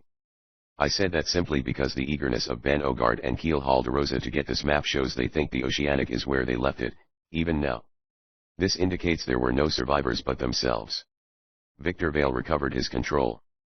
When Keel Helldiver tried to kidnap me from Ben Ogard, he was really trying to steal the treasure map. Of course, Doc agreed. That explains why the two factions split. No doubt they have been waging unremitting war with each other since that day, each faction trying to slay the other so they would be free to secure the chart off your back, and go get the 50 millions. I'm surprised they left it behind in the first place. Monk put in. We barely escaped with our lives as it was, Victor Vale assured him. To carry more than food over the ice pack was impossible. Ham made a quick gesture with his sword cane, and Monk ducked involuntarily. Both Ben Ogard and Keel Helldiver now have copies of this map, Ham said thoughtfully. Doc Savage let his strange golden eyes rest on each of his friends in turn. The gilded orb seemed to be asking a question, and receiving a highly satisfying answer. Brothers, Doc said softly, these birds who are after that treasure are fellows who have no right to any man's gold. What say we get it ahead of them? We can use the money to enlarge our secret institution in upstate New York to which we send criminals to be made into useful citizens. The place is becoming a little crowded. Pandemonium seized Doc's headquarters. Rennie swung over to the door. His enormous fist struck. The panel flew out of the door as though hit by a cannonball. No door was safe around Rennie when he was happy. Monk fled wildly about the place, each ape-like leap barely taking him out of reach of the lusty whacks delivered by the pursuing Ham's sword cane. Long Tom and Johnny got into a mock fight and promptly upset a stand of apparatus. In the ensuing crash, several $100s worth of equipment was ruined. The horseplay was their way of saying they thought Doc's treasure hunt scheme was the best idea they'd heard recently. Before that day was done, Doc Savage had operated on Victor Vale's eyes. He performed the delicate bit of surgery in New York's finest hospital. Those who surrounded him as he worked were not ordinary nurses. They were some of the leading American eye specialists. One had flown from Boston to see the operation, another from Detroit, and two from Baltimore. They wanted to see this epical piece of work, for Doc Savage was seeking to do something which every expert present had until this very day maintained was impossible. And what the assembled specialists saw the mighty bronze man do that day in the New York hospital operating room was something they would talk about for a long time to come. The mastery of it held them breathless long after Big Doc Savage had taken his departure. Victor Vale would have his sight back. The next morning, as Ham entered Doc's office, Doc was taking his exercises. Ham sat down to wait. Doc took his exercises, a terrific 2-hour routine each day of his life, and nothing interfered. Doc's ritual was similar to ordinary setting up movements, but infinitely harder, more violent. He took them without the usual exercising apparatus. For instance, he would make certain muscles attempt to lift his arm, while other muscles strove to hold it down. That way he furthered not only muscular tissue, but control over individual muscles as well. Every ligament in his great, bronzed body he exercised in this fashion. From a case which held his special equipment, Doc took a pad and pencil. He wrote a number of several figures. Eyes shut, he extracted the square and cube root in his head, carrying the figures to many decimal places. Out of the case came a device which made sound waves of all tones, some of a wavelength so short or so long as to be inaudible to the normal ear. Years of straining to detect these waves had enabled Doc to make his ears sensitive enough to hear many sounds inaudible to ordinary people. With his eyes closed, Doc rapidly catalogued by the sense of smell several score of different odors, all very vague, each contained in a small vial racked in the case. There were other exercises, far more intricate. Ham shook his head wonderingly. He knew that 5 minutes at the clip Doc was doing the routine would be more than he, himself, could stand. And Ham was husky enough to give most professional boxers a drubbing. From the cradle, Doc had done these exercises each day. They accounted for his astounding physique, his ability to concentrate, and his super keen senses. What's on your mind? Doc asked suddenly. His routine was over. Ham plucked a newspaper out of a pocket. What do you think of this? He handed Doc the paper, indicating an item. It read. Want to buy a polar submarine expedition? There is one for sale. Captain Chauncey McCluskey announced this morning that he is hunting a purchaser for a share of the projected trip of the submarine Helldiver under the polar ice. Captain McCluskey has the submarine, fully equipped and ready to go. But it seems he has run out of money. There was more of it, written up in typical tabloid style. But it told nothing more of importance, except that the submarine Helldiver was tied up at a local pier, and Captain Chauncey McCluskey could be found aboard. "Who is Captain McCluskey?" Ham inquired. Doc shook his head slowly. "Search me. I never heard of the man before. Nor have I heard of any other projected submarine trip under the pole. This sub may be just what we need," Ham declared. "But there's one point which has me guessing. It's darn queer the thing should pop up at just the time we're interested." Doc smiled slightly. "It won't hurt to look into it, anyway." The regular elevator, not the super speed one, lowered them to the street level. They took the first taxi which rolled up. Doc gave their driver the address of the pier to which was moored the polar submarine, Helldiver. Office workers were going to their daily tasks. The walks were crowded. Each subway kiosk vomited humanity like an opened anthill. The cab rolled down into a cheaper district, where merchants were setting a part of their wares out on the walks. Ham toyed with his sword cane, and wondered what kind of a tub the Helldiver would be. Suddenly he snapped rigid as an icicle. Into the cab had permeated the low, mellow sound which was part of Doc. Weird, exotic, the note trilled up and down the musical scale. Looking directly at Doc's strong lips, Ham could not tell the sound was coming from them, such a quality of ventriloquism did the trilling note have. Indeed, Doc himself probably did not quite realize he was making it. The sound could have but one meaning now. Danger. "What is it?" Ham demanded. "Listen." Doc told him abruptly. Silence lasted about a minute. Then Ham's high, intelligent forehead acquired a dubious pucker. "I hear a clicking noise at intervals, I think," he said. "Sounds like somebody shaking a couple of dice." Remember the clicking noise Victor Vale mentioned having heard often during the past years? Ham never got to say whether he recollected or not. Their driver suddenly flicked several small objects back into the tonneau. He was careful to keep his face from being seen. The objects he flung were the grape-like balls of anesthetic Doc had used to overpower Ben Ogard's hired gangsters. No doubt these had come from the scene of that affair, since Doc had neglected to retrieve such of them as had not been broken. The globules shattered. Doc and Ham were caught. With hardly a quiver, they tumbled over unconscious on the cushions. They had not glimpsed the countenance of their driver. Chapter 8. Steel Walls of Death. Ham sat up. He groaned loudly. "If you're complaining about the darkness," came Doc's steady, capable voice, "that's why you can't see anything. And as for where we are, we seem to be inside a steel vault. What a dream I had waking up." Ham muttered. "The anesthetic sometimes has that effect. I judge we've been unconscious nearly 2 hours. One shot of the anesthetic lays a man out for about that long." Ham suddenly clutched at various parts of his person. His hands made loud slaps on his bare hide. "Hey!" he yelled. "I've only my underclothes." "So have I," Doc told him. "They took our clothing. They even combed our hair, from the way mine feels. And they swept the interior of the vault clean. There are no shelves, or anything else, except a candle and 3 matches which they kindly left us." "Light the candle," Ham suggested. "This place is blacker than the inside of an African savage." "No, Ham," Doc replied. "They left the candle, hoping we'd light it." "Huh." Ham was puzzled. "A flame will exhaust the oxygen in this place very quickly, and hasten our death by suffocation." "You mean the vault is airtight?" "Yes. And soundproof, too." Ham now listened. He realized he could not hear a sound but the booming of his own heart. It was so quiet he could almost hear the blood gurgle through his arteries. He shivered. A heavy lead weight seemed to climb on his chest. "The air in here must be pretty foul already," he muttered. "Very," Doc agreed. "I have been thinking, Ham. You recall that some months ago a large chain of New York banks went out of business. Probably we are in the vault of one of those banks." "Ugh." Ham shuddered. "Can't you think of something cheerful?" Doc Savage's low laugh vibrated through the awful steel cubicle. He rarely laughed. "How's this for something cheerful?" he inquired. "As a matter of fact, I've only been waiting for you to regain consciousness before walking out of this place."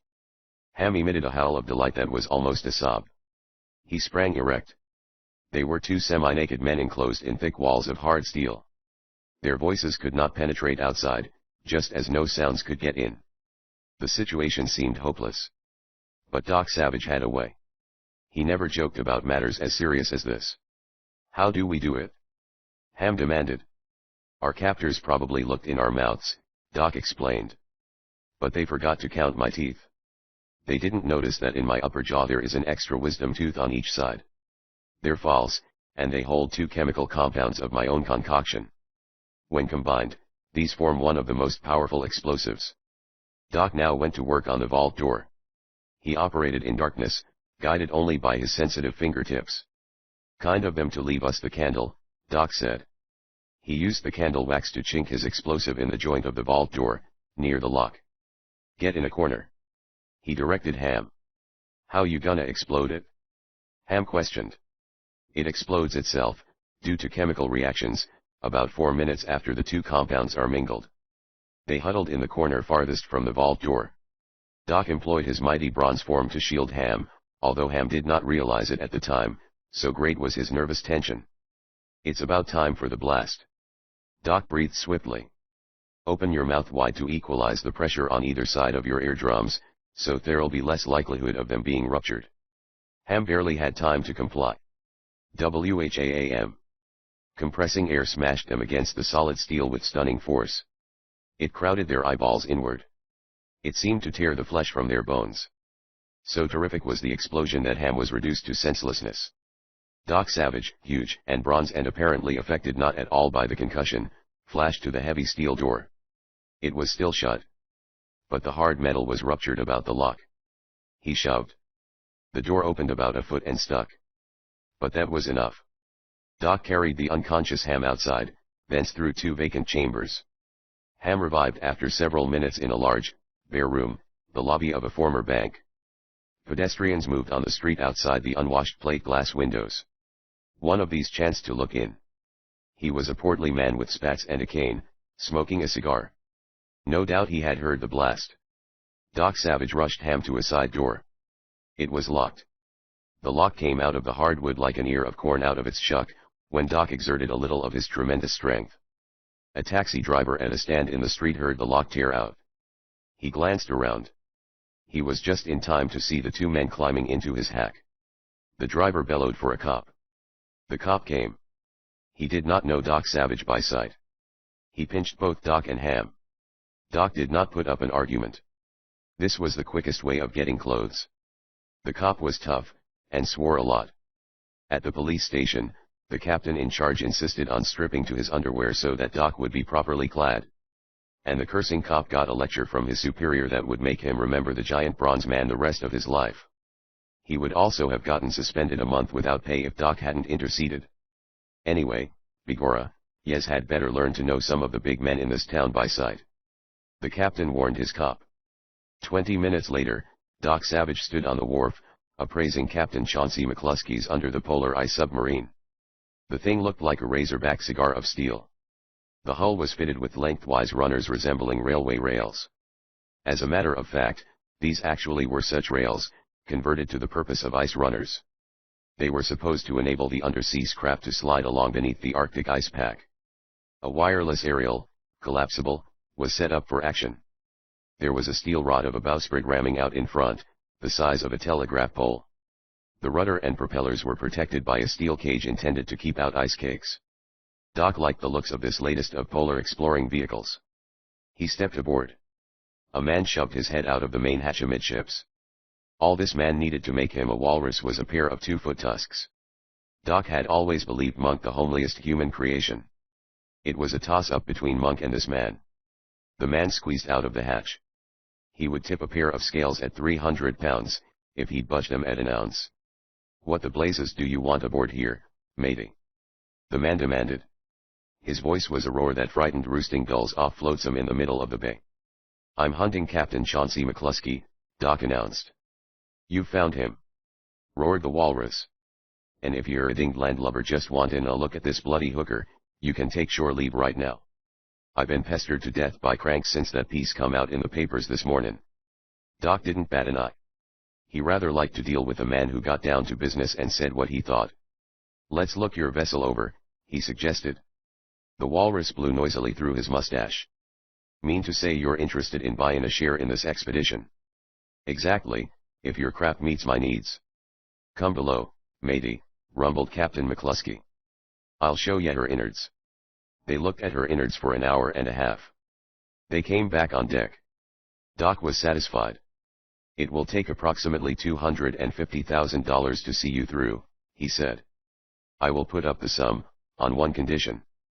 Captain McCluskey blew through his walrus mustache and eyed Doc as if wondering whether the bronze man had that much money.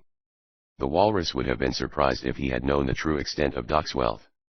For Doc had at his command one of the most fabulous treasure troves in existence, a vast cavern stored with the wealth of the ancient Mayan nation. This was located in a lost canyon, the Valley of the Vanished, in the remote recesses of Central America. Survivors of the ancient Mayan civilization, living isolated from the rest of the world, kept Doc supplied with mule trains of gold whenever he needed it.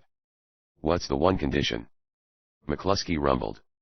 "The expedition must be entirely in my hands the first 2 months, Doc explained.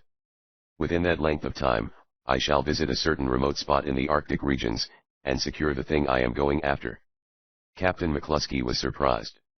"The thing you're going after, what do you mean, matey?" "I'm afraid you'll have to swallow your curiosity on that point, Captain. The object of our quest will be disclosed when we arrive, and not before. I can assure you, though, that it does not involve breaking the law in any way." The walrus considered deeply. "All right, matey. I'll sail 2 months under your sealed orders. But, strike me pink, if you're breaking the law, I'll throw ye into the brig the minute I finds ye out." "Fair enough. Captain McCluskey is as honest a swab as ever sailed the ocean," the walrus continued his roaring. "I've saved me money many a long year to bank enough to build the Helldiver. The good lads in me crew have done the same. We want to do something to leave our mark in the world, so we'll be remembered after we're in Davy Jones's locker. This explorin' voyage under the pole is our bid for fame, matey. It means a lot to us. We ain't gonna be throwed off our course this late in the game. Maybe ye don't understand our feelin's, but that's the way it is. Naturally, my project will not interfere with your goal of sailing under the North Pole," Doc replied. "And you may rest assured we shall make no effort to share in the glory of your accomplishment. I shall not permit my name to be mentioned, either as partial backer, or as having accompanied you." The walrus man seemed deeply moved. "You're a generous man, matey," he mumbled. "But one other point, we'd better clar up." "What's that?" "The hardy lads in me crew," chuckled Captain McCluskey. "Them swabs ain't sissies, matey. They're good men. They've sailed in naval submarines aplenty in their time. But they're hard as iron and a little rough in their ways. You said you'd bring 5 of your own mates along. That's all right. But if they ain't got hair on their chests, my crew is liable to haze 'em around some." Doc smiled faintly. "I don't know about the hair, but I think my lads can hold their own." "Blow me down," grinned the walrus. "Then we'll get along like frogs on a log." "I wish to make a number of changes in this craft," Doc declared. "I shall pay for them." "Naturally." The walrus frowned. "What kinda changes?" "A special radio. Electrical apparatus for sounding and locating icebergs. A collapsible seaplane. Better diving suits than you have. And other things of that nature." "Strike me pink," chuckled McCluskey. "You're a swab that knows his business, I can see that. How long will it take?" 2 weeks. Chapter 9. Tough cargo. The 2 weeks had passed. "Helldiver is right," Monk grumbled. "The name sure fits." The Under the Polar Ice submarine was off the Maine coast, sailing northward. The craft had run into a stiff blow. And nothing is quite as disturbing as the movement of a U-boat in heavy going. As each gigantic sea approached the sharp bows of the sub, the steel cigar of a craft did a sort of devil dance of anticipation. It shimmied from side to side. It squirmed. It groaned like a thing in agony. Then it would sink in the wave as though going to its death. They had to keep the hatches closed. To breathe the air inside was something like being shut up in a can of axle grease. "It's an old-fashioned hell ship, if you ask me," Long Tom muttered. Doc Savage glanced sharply at the frail, unhealthy-looking electrical wizard. This was Long Tom's way of telling important news. "What do you mean by that, Long Tom?" Doc asked. "Last night, I had a dream," Long Tom began. "So did I," groaned Monk, who was slightly seasick. "I dreamed I was Jonah, and the whale had swallowed me." "Shut up," snapped Long Tom. "In my dream, I saw somebody bending over me as I slept. I heard a clicking noise, as though a pair of dice were being rattled in somebody's hand. Strange lights flickered in Doc's golden eyes. You're not trying to be funny, are you, Long Tom? I never felt less funny. One grabbed at the man bending over me in the dream. I got this. Long Tom drew an object from his pocket. It was a black-haired wig. Did you get a look at his face? Doc rapped. It was too dark. And he was gone before I could follow. Doc considered in silence for perhaps a minute. This is serious, brothers, he said at length. That killer of Ben Ogards is aboard this sub. And we don't know him by sight. It ought to be easy to find him now, snorted Monk, eyeing the black wig. Just find a guy whose hair changed color during the night. It was astounding, the way Monk's seasickness had vanished, now that danger threatened. No good, said Long Tom. I looked everybody over this morning. And no hair had changed color. That means the man was wearing the wig as a disguise while he did his dirty work. What dirty work? Doc inquired. I forgot to mention the fellow had a knife, Long Tom said dryly. The unhealthy-looking electrical wizard went below. Long Tom's looks were deceptive. Although the weakling of Doc's crowd, he was man enough to thrash a good 9 out of 10 of the men you pass on the street. Long Tom was serving as radio operator. He had installed a radio set so powerful he could keep in touch with the remotest corners of the earth, even while resting on the bottom of the sea. He had also equipped the Helldiver with the most sensitive devices for measuring underwater distances with sound waves. Simply by watching dials, Long Tom could tell how far below the sea bottom was, how far they were from the nearest iceberg, and how big the berg was. An alarm bell would even ring the instant they came within dangerous distance of any floating object big enough to harm the sub. Monk left Doc considering the new danger which threatened them. Monk had confidence Doc would find a way to trap their enemy with the clicking teeth. Monk retired to the cubicle where he kept his chemicals. Monk's contributions to the expedition were numerous. The most remarkable of these was a chemical concoction which, when released in quantities from the sub, would dissolve any ice which happened to be above it. This removed any danger of the Helldiver being trapped under the ice.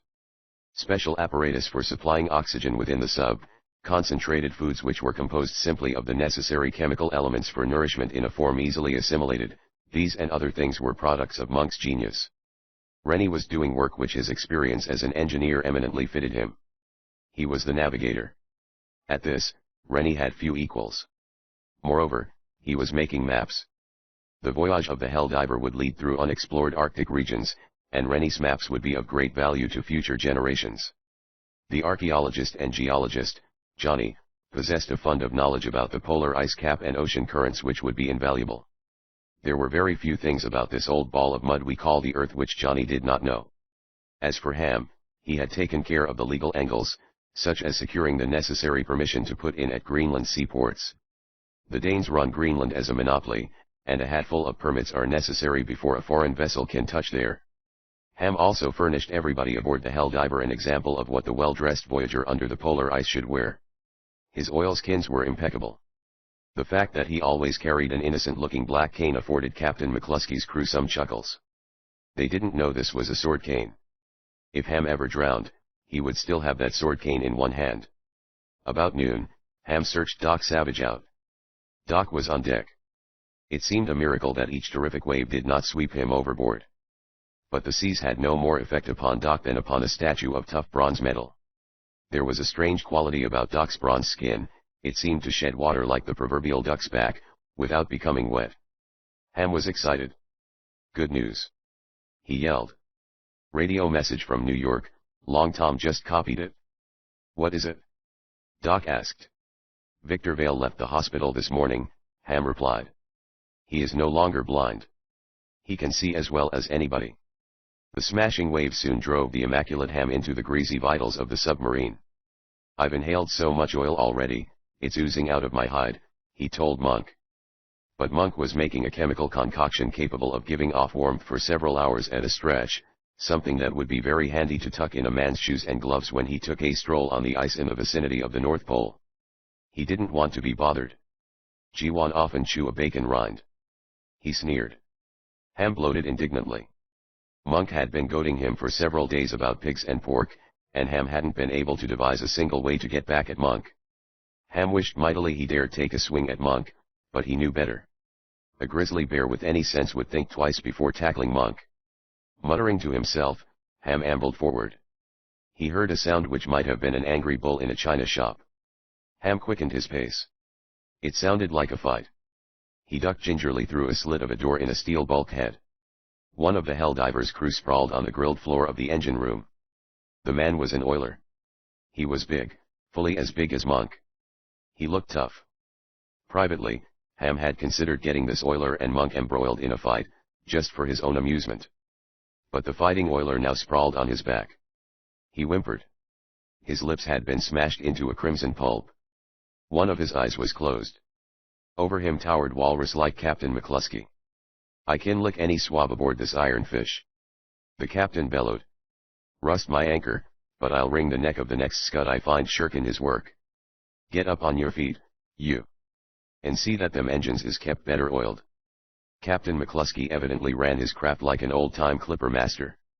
Ham mentally kissed the oiler goodbye as a prospective opponent for Monk. He addressed Captain McCluskey. I like your discipline methods, he said flatteringly. They'll do, pretty boy. Bellowed the walrus. Ham writhed under the appellation of pretty boy. But he kept the oily smile of admiration on his face. I'm afraid you're going to have trouble with one man aboard this vessel, he said in the air of imparting a warning to his hero. Who? Roared the giant captain. The hairy baboon they call Monk, said Ham blandly. I'll watch him. Boomed the walrus ominously. If he bats an eye at me, I'll hit the swab so hard his fur will fall off. Ham had a foxy look in his eye as he ambled back to Monk's steel cubicle. He looked in at Monk. Monk gave him an elaborate, pig-like grunt. Ham ignored the insult. The captain says the next time you bat an eye at him, he's gonna hit you so hard you'll shed all that red fuzz, Ham advised. Yeah.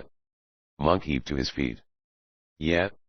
Well, I'll just go tell him I don't like guys talkin' behind my back like that. He waddled out. He was so big he barely got through the door of his cubicle. Ham trailed along.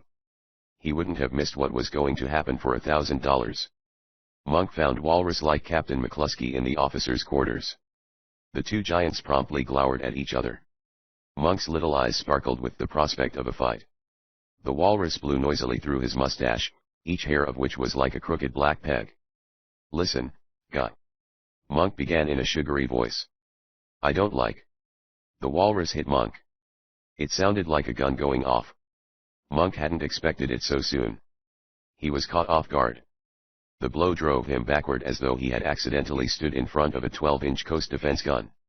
His bulk collided with Ham, who was standing behind him. That kept Monk from falling. But Ham was tumbled end over end. His head cracked a valve wheel. He was promptly knocked senseless. From Ham's point of view, nothing worse could have happened. He slept through the whole fight. He was cheated of enjoying the fruit of his devilment.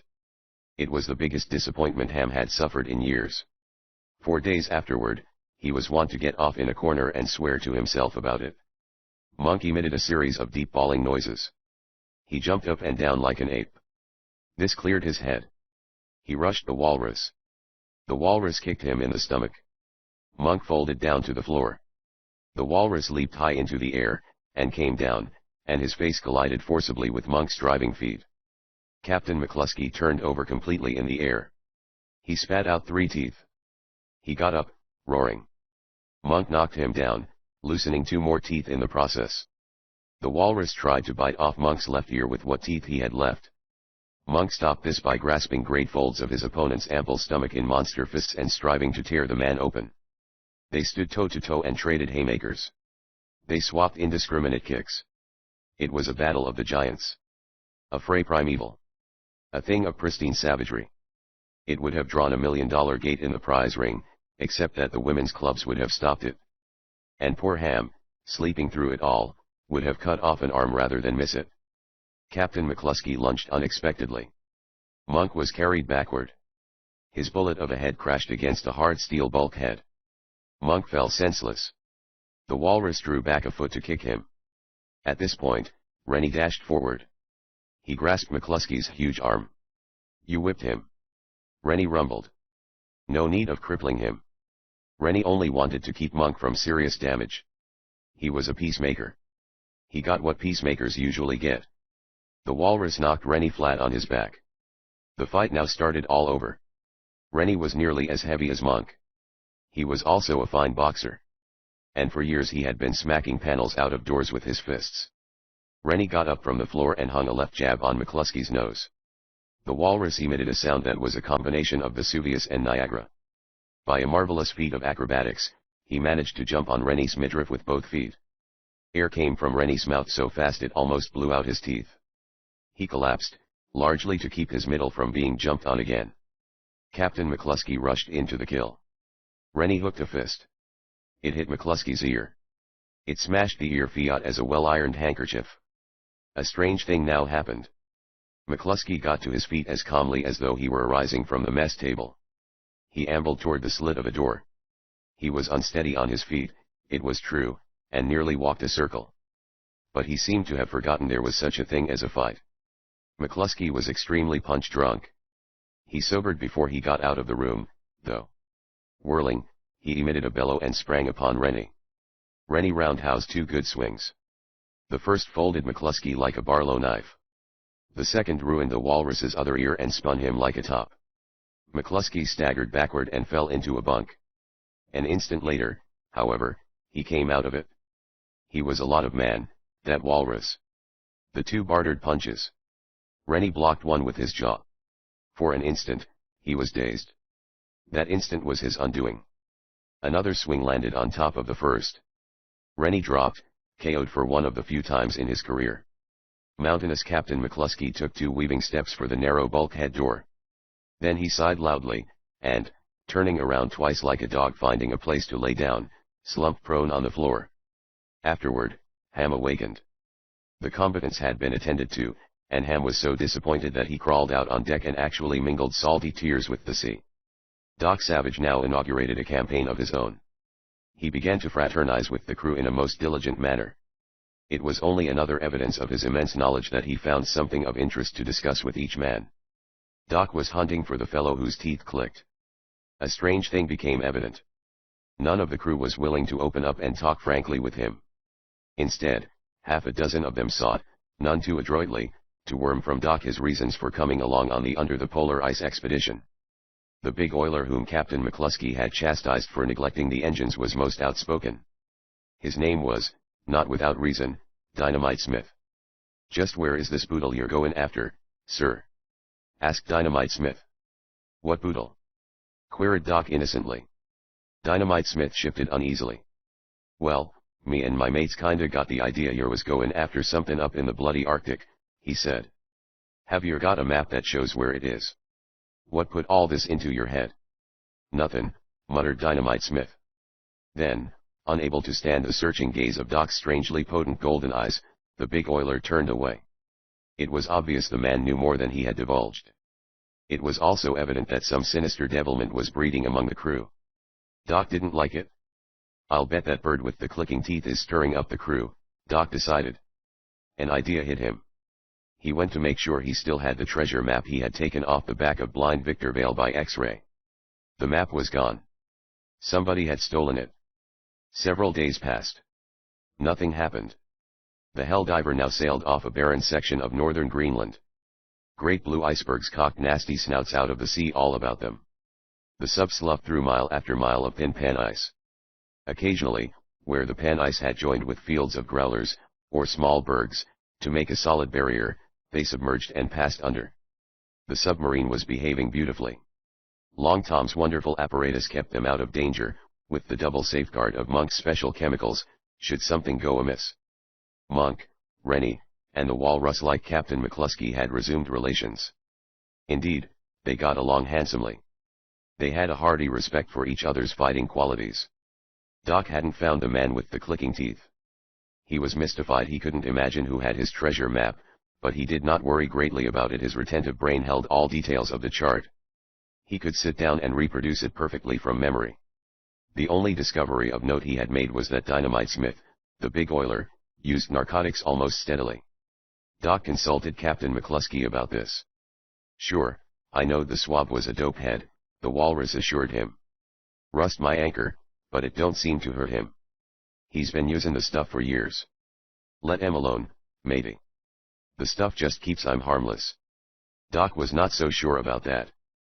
But there was nothing to be gained by starting trouble. Long Tom radioed their position daily to Victor Vale. The violinist showed a great interest in their progress, as well as the exact course they intended to follow. Sometimes Doc wondered about Victor Vale's avid desire to know their whereabouts to the fraction of a mile. They were in a zone of continuous daylight now. The sun shone the full clock around. It was never night. Confound such a region. Ham complained. He had just found out that for the last 3 days, Monk had awakened him at midnight, and made him believe it was noon the next day. Consequently, Ham had been losing a lot of sleep, and couldn't understand what was making him feel so groggy. A strange, sinister tension was growing aboard the Helldiver. The crew congregated in groups, whispering. They dispersed, or fell to speaking loudly of commonplaces when Captain McCluskey, Doc, or any of his 5 men came near. "Rust my anchor, but I smells trouble," Captain McCluskey confided to Doc. Day after day, the submarine bored into the polar regions. Twice it traveled under the ice more than a score of hours. It made many shorter jaunts under the pack. On one occasion, they would surely have been trapped under a vast field of ice more than 30 feet deep, had it not been for Monk's chemicals. Released from compartments in the skin of the undersea boat, the stuff let the craft reach the surface through a great self-made blowhole. It was now but a matter of dozens of miles to the spot where the treasure map indicated the long-lost liner Oceanic lay. Doc noted a perceptible increase in the sinister tension. "We're in for a jam," he told his 5 men seriously. "The crew of this sub, part of them at least, know what we're after.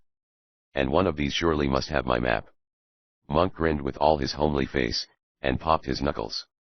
"Well, we ain't seen no signs of Keel Halderosa or Ben O'Gard," he chuckled. "That's one consolation.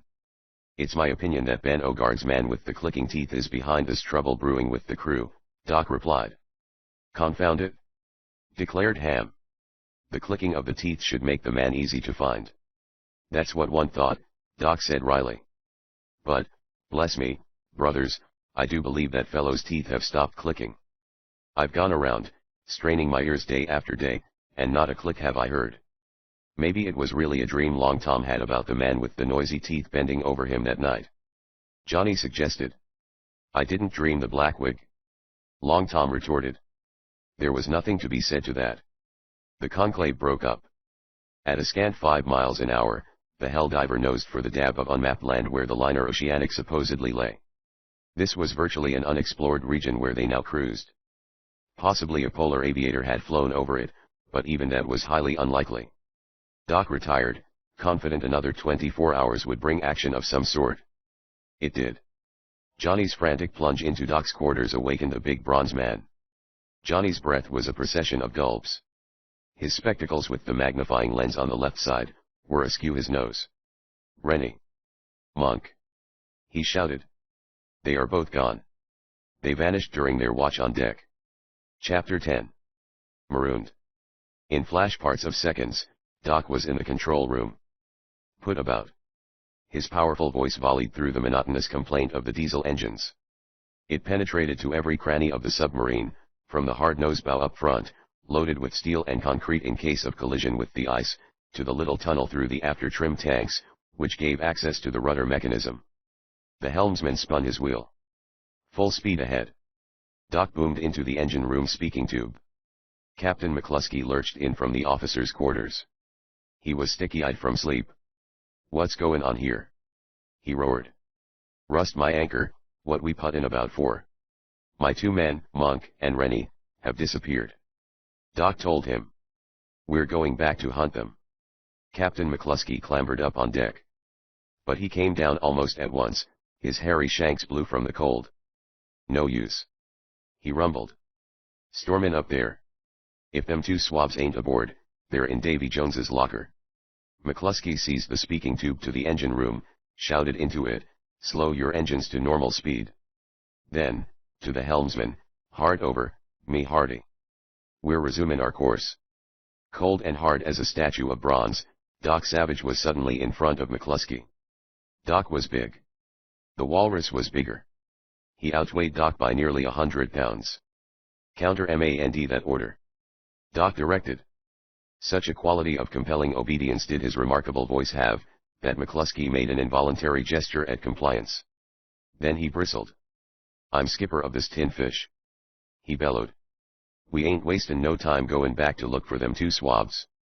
Davy Jones has got 'em, I tell you. Counter-mand that order." Doc repeated. "We'll find Monk and Ham, or their bodies, if we have to winter in this ice pack." Captain McCluskey glowered. He had a lot of confidence in himself. He had whipped Monk and Rennie in succession, and either one of them looked more dangerous than this strange bronze man. "I'll show you who's master of this hooker," he snarled. He reached for Doc's throat. The walrus was now treated to the big surprise of his life. His hand was trapped in mid-air by case-hardened bronze fingers. For an instant, McCluskey thought the hand had been cut off, so much did that grip hurt, and so numb did it make his arm. He started a blow with his free fist. It traveled hardly more than an inch. Then that hand was closed in a fearful clasp. The hard paw crushed like so much dough. Big blisters of blood popped out on the fingertips, and burst with fine sprays of crimson. The walrus screamed like a hurt child. He stared at his hands. His eyes nearly fell out. Both his monster claws were now being held easily by one hard hand of bronze. Strain as he would, he could not budge them. The largest vice could not have held them tighter, or more painfully. The walrus screamed again. He had thought himself a mighty fighter. Not in the scope of his memory had he met a scrapper who could stand before him. But in the hands of this strange bronze man, he was like a fat sheep in the jaws of a hungry tiger. Then a big Bertha shell seemed to go off in the captain's head. He slumped senseless. Doc had KO'd him with one punch. The submarine rooted through growlers and pan ice. Back and forth, right and left, lunged, and wallowed. Sometimes sheets of pan ice crowded up on the deck until Doc, Long Tom, Ham, and Johnny had to dive hastily down the hatch to avoid being crushed or swept overboard. They had been searching for 5 hours.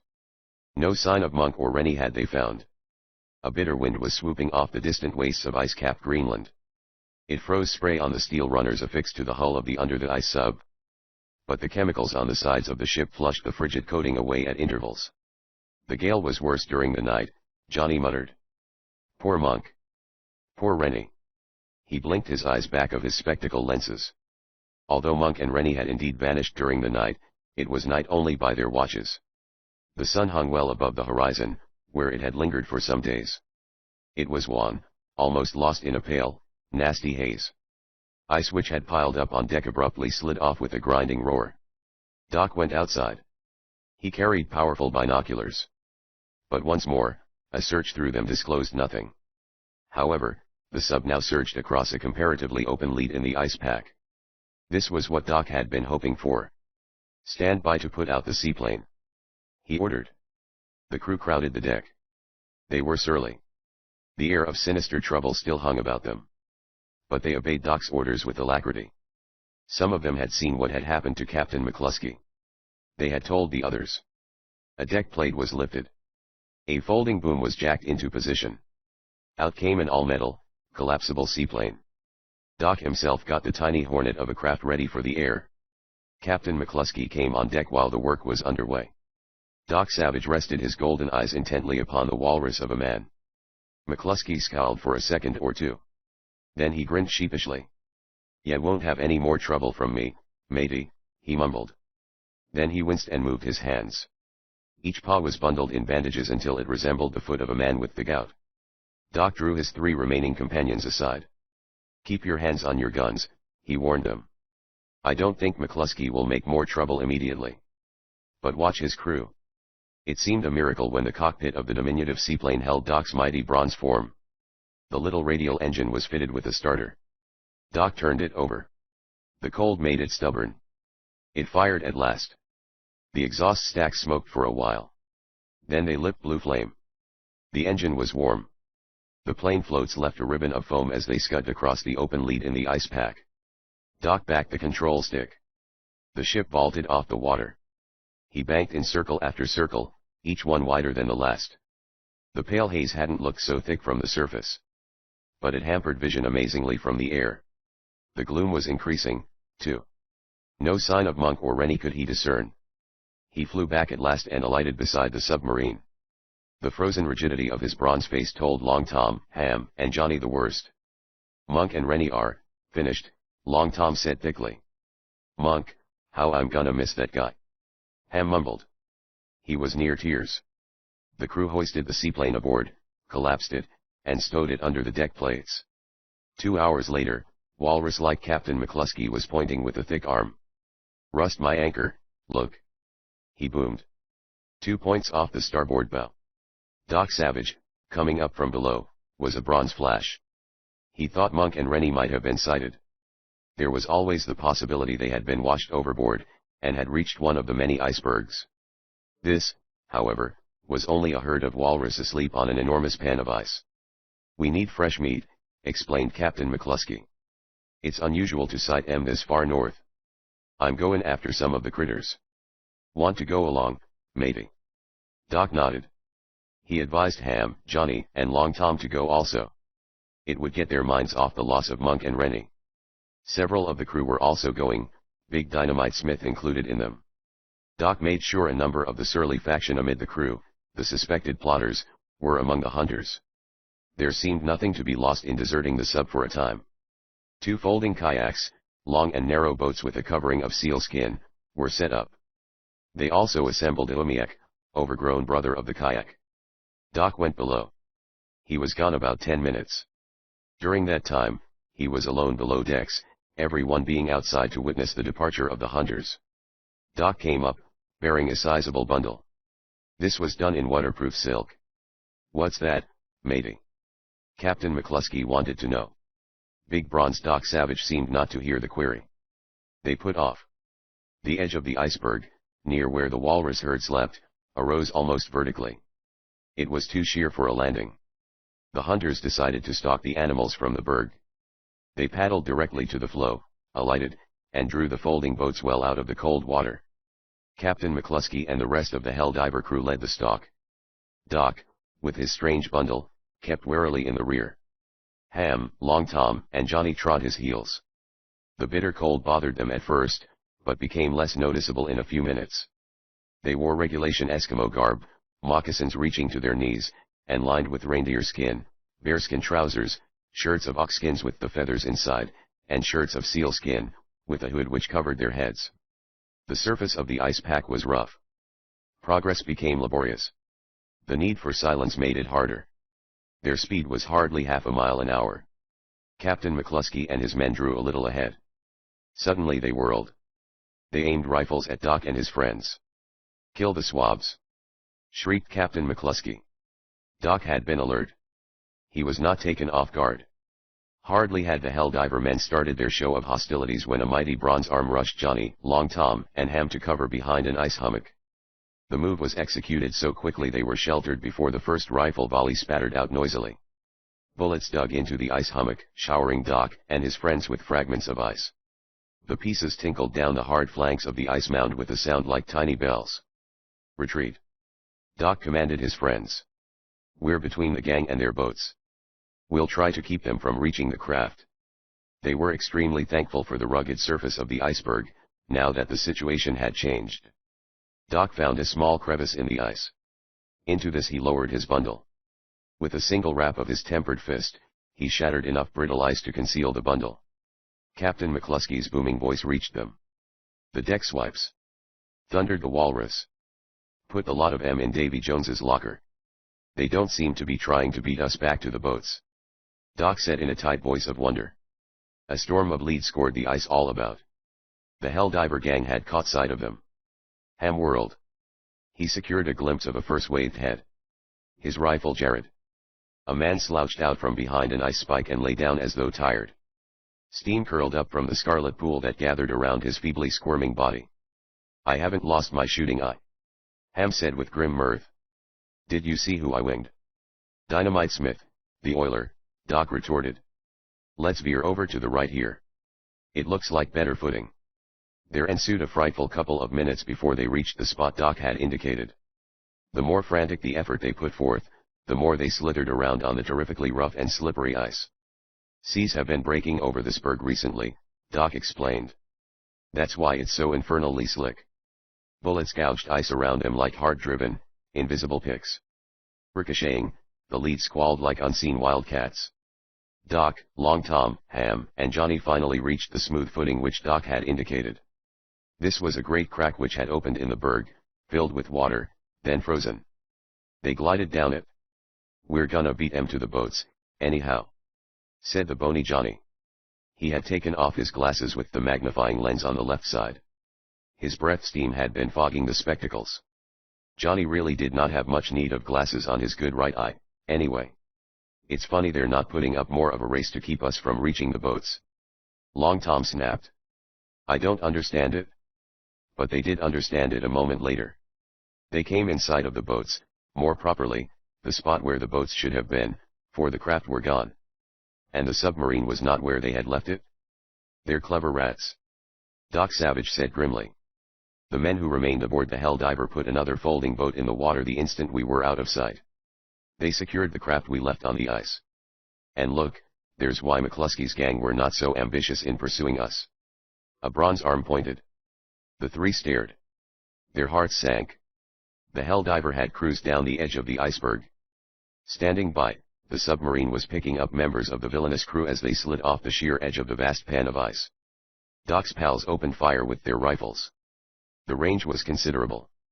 A high tribute to their shooting was the fact that they put 2 of the Helldiver crew out of commission. The rest of the sailors reached the submarine safely. The craft sped down an open lead in the pack ice, headed northward. It was making for the spot where, according to the map, the liner Oceanic lay. The dense mist swallowed the sub completely. The last thing they saw was the gigantic figure of Captain McCluskey standing on deck, shaking both his fists in their direction. "Brothers," Doc said mildly, "we have been guilty of an unforgivable mistake." "What's that?" Ham wanted to know. "We underestimated the intelligence of friend McCluskey," Doc replied. "Some days ago, McCluskey commented on the furtive actions of his own crew, giving the impression, he, himself, feared trouble from them. The clever fellow must have been aware I had noticed the attitude of the crew, and he expressed himself thus to allay my suspicions of him. They've got the treasure map, of course," Ham clipped. "They've set out to grab the treasure. And they've left us in a pretty serious position," Johnny muttered. "Marooned on this Arctic ice pack is tantamount to a sentence of death." Johnny's words carried awful portent. Johnny knew the polar regions. It was a part of his profession. And if he said their situation was bad, it was really bad. "We might as well realize we're up against it," Doc told them, "and stop talking about it." "The racket scared the walrus off the floe," Long Tom grumbled, his unhealthy-looking features drawing deeper into the hood of his fur parka, like the head of a turtle into its shell. "We're without grub." Ham whipped his bearskin trousers vigorously with his sword cane. "I've heard of Eskimos living quite a while by eating their clothes," he said. "We won't need to start on our wardrobe for a while." Doc smiled. "We have concentrated rations for about a month." "Where?" the others yelled in chorus. "In the bundle I brought along," Doc replied. The party retraced their steps to secure the all-important bundle Doc had cached in the ice crevice. There was no excitement now. They had leisure to realize the full peril of their predicament. The death-like quiet of the polar wastes had enveloped them. The stillness was as of a tomb. From time to time, the awful silence was shattered by a crashing roll of sound like thunder. These noises would start with a report sharp and loud as a cannon crack, and there would follow an increasing volley until the very ice under their feet seemed to quake. This was the awesome voice of the ice waste. It was simply cracks opening in the floes. "Nice music." Ham shuddered. Thoughts came to them of Rennie and Monk, of the death both giants seemed certain to have suffered. This depressed them. There was a quality of horror in the grisly spells of silence. It was as though they existed in some weird, frozen habitat of lost souls. They found themselves listening with an eagerness near pathetic for the sporadic cannonade of the ice, then shivering when the sound did come. Only big bronze Doc Savage showed no emotion. He swung along easily, keeping his feet on the slick iceberg underfoot as surely as though his mucklucks were arms with steel spikes. Often, he waited for his 3 friends to overhaul him. The mighty bronze man seemed to sense that his very presence offered a bolster to the courage of Long Tom, Ham, and Johnny. So he remained near them, although the best pace they could manage was but the speed of a snail compared to the swiftness with which Doc could have reached the cache. They secured the bundle from the crevice in the ice. Doc let his men squat around it. They went to work on the wrappings with cold stiffened fingers. The more they kept busy, the less they would brood over their fearsome predicament. Suddenly, Ham gave a start, stopped fiddling with the knots. To his ears had come the low, exotic trilling sound which was part of Doc. So low, so nearly unreal was the mellow note that it was almost lost in the fearful silences about them. It might have been the voice of some fantastic sprite of this domain of cold. Ham grasped his sword cane. Johnny and Long Tom became rigid as the ice hummocks about them. Doc's trilling slipped away into nothingness in a manner as intangible as its coming. For a long minute, silence fairly reeked. It was the kind of quiet, this dead apathy of the Arctic, which you momentarily expected to explode. Came a new sound. Doc had heard it before. That was what had surprised him into setting up his trilling note. Now Johnny, Long Tom, and Ham also heard it distinctly. A clicking. A clicking as of dice rattled together in a palm. The noise which had haunted Victor Vale down through the years. The noise which marked the presence of Ben Ogard's man. That, brothers, Doc Savage said softly, is one of the last things I expected to hear at this spot. With the final word, Doc glided forward. The others raced after him. But they were left behind as though their feet were frozen in the ice pack. Doc Savage was lost to their sight. When they overhauled him, Doc was standing over a human figure that sprawled in a steaming lake of scarlet. Dynamite Smith. Ham clipped. The bird I shot. Doc and his three friends now exchanged understanding glances. An uncontrollable palsy had seized Dynamite Smith's jaws. They rattled together, made the distinctive clicking. Dynamite Smith was the one of Ben Ogard's villains who had kept track of Victor Vale down through the years. I don't understand it. Long Tom muttered. When he bent over me that night in my bunk, his teeth clicked. But we have talked with him many times since then, aboard the submarine, and his teeth made no sound. I see the explanation of that, now, Doc replied. Dynamite Smith has been using narcotics almost steadily throughout the submarine voyage. You mean that the dope quiets his jaws? Doc explained. In other words, every addict gets the heebie-jeebies when deprived of his narcotic. When Dynamite Smith is without it, his jaws shake. When he has it, they don't. The wounded man was conscious. He rolled his eyes. Doc Savage now examined the man's wound. But Ham had made an accurate shot. You're doomed, Doc told Dynamite Smith without emotion. The dying man's lips moved. Doc was forced to bend close before even his keen ears could decipher the fellow's gaspings. Ben Ogard and my mateys went off and left me here, huh? Dynamite Smith said. Emotion rarely showed on Doc Savage's handsome bronze face. But it was in evidence now. Was Ben Ogard on the Helldiver? He demanded. Dynamite Smith did not answer the question. His glazing eyes rolled slowly until they focused upon Long Tom. I was huntin' the map when you grabbed the black wig off my head that night, he whispered feebly. After I come near gettin' caught, Ben Ogard hisself done the huntin'. It was him found the map and swiped it from yer. Which one of the Helldiver crew is Ben Ogard? Doc demanded. An evil, vicious sneer distorted the blue lips of the dying man. His whisper gurgled in his throat. We fooled the crew of Ye Plenty Need, he labored. It seemed he would never get the next words past his stiffening throat muscles. The villainous sneer spread upon his lips. Ben Ogard is Captain McCluskey. He coughed.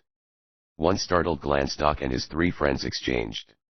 When they looked back at Dynamite Smith, the man was dead. Ben Ogard and Captain McCluskey, the same person. Ham muttered. For crying out loud. Doc Savage's strong lips warped slightly. It seems, brothers, that we kindly financed the expedition of our enemies to get the treasure, he said dryly. No doubt Ben Ogard, we'll call him that from now on, instead of Captain McCluskey, no doubt Ben Ogard did take some of the treasure from the Oceanic when he left the liner more than 15 years ago. He used that money to fit up the Helldiver. But his funds were not sufficient. He advertised for a sucker to back him. Imagine his pleasure when we presented ourselves. Ham groaned loudly. It was me called your attention to that newspaper story about the under-the-ice submarine, he berated himself. What a mess I got us into. Doc's low laughter danced merrily among the ice hummocks. Forget it, Ham. If the fault belongs anywhere, it's on my shoulders. Let us go back and open that bundle of mine. They retraced their steps to the bundle. The sealskin thong was untied. The waterproof covering was removed. Hey! Barked Johnny in surprise. This wrapper is a small silk tent. It's more than a tent, also, Doc informed him. With it in the package is a collapsible frame of alloy metal. Expanded, and with that silk tent stretched over it, the frame becomes a boat. There are web paddles which can be attached to our rifle barrels for propulsion. They all now dived into the rest of the bundle. They were anxious to see what fresh wonders it held. Long Tom released a howl of delight. A radio set. He squalled. Transmitter and receiver, complete. Swiftly, Long Tom drew aside with the wireless equipment. He proceeded to put it in operation.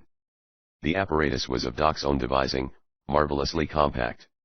It had no bulky batteries which might be rendered useless by moisture or cold, or exhausted by use. Current was supplied by a generator operated by a powerful spring and clockwork. The set operated on very short wavelengths. In 15 minutes, Long Tom had it ready for a test. Eagerly, the electrical wizard cocked an ear at the tiny built-in loudspeaker, and twirled the tuning dials. Suddenly a voice purred out of the speaker. The astonishment of Doc and his friends at hearing that voice was unbounded. It was as though they had tuned in on the other world. They jumped up and down. They bellowed at each other in a near hysteria of delight. They danced circles on the iceberg. I tell you, we're tuned in on hell. Ham howled. Ham was back in his old form. For it was Monk's voice coming out of the loudspeaker. Chapter 11. Polar Peril. 3. 1 hour had passed. In the haze-soaked sky hung a dark spot. This spot emitted a loud droning. The droning increased in volume. The spot became a seaplane. It was a two-motor job, not the latest and speediest type of plane, and somewhat shabby.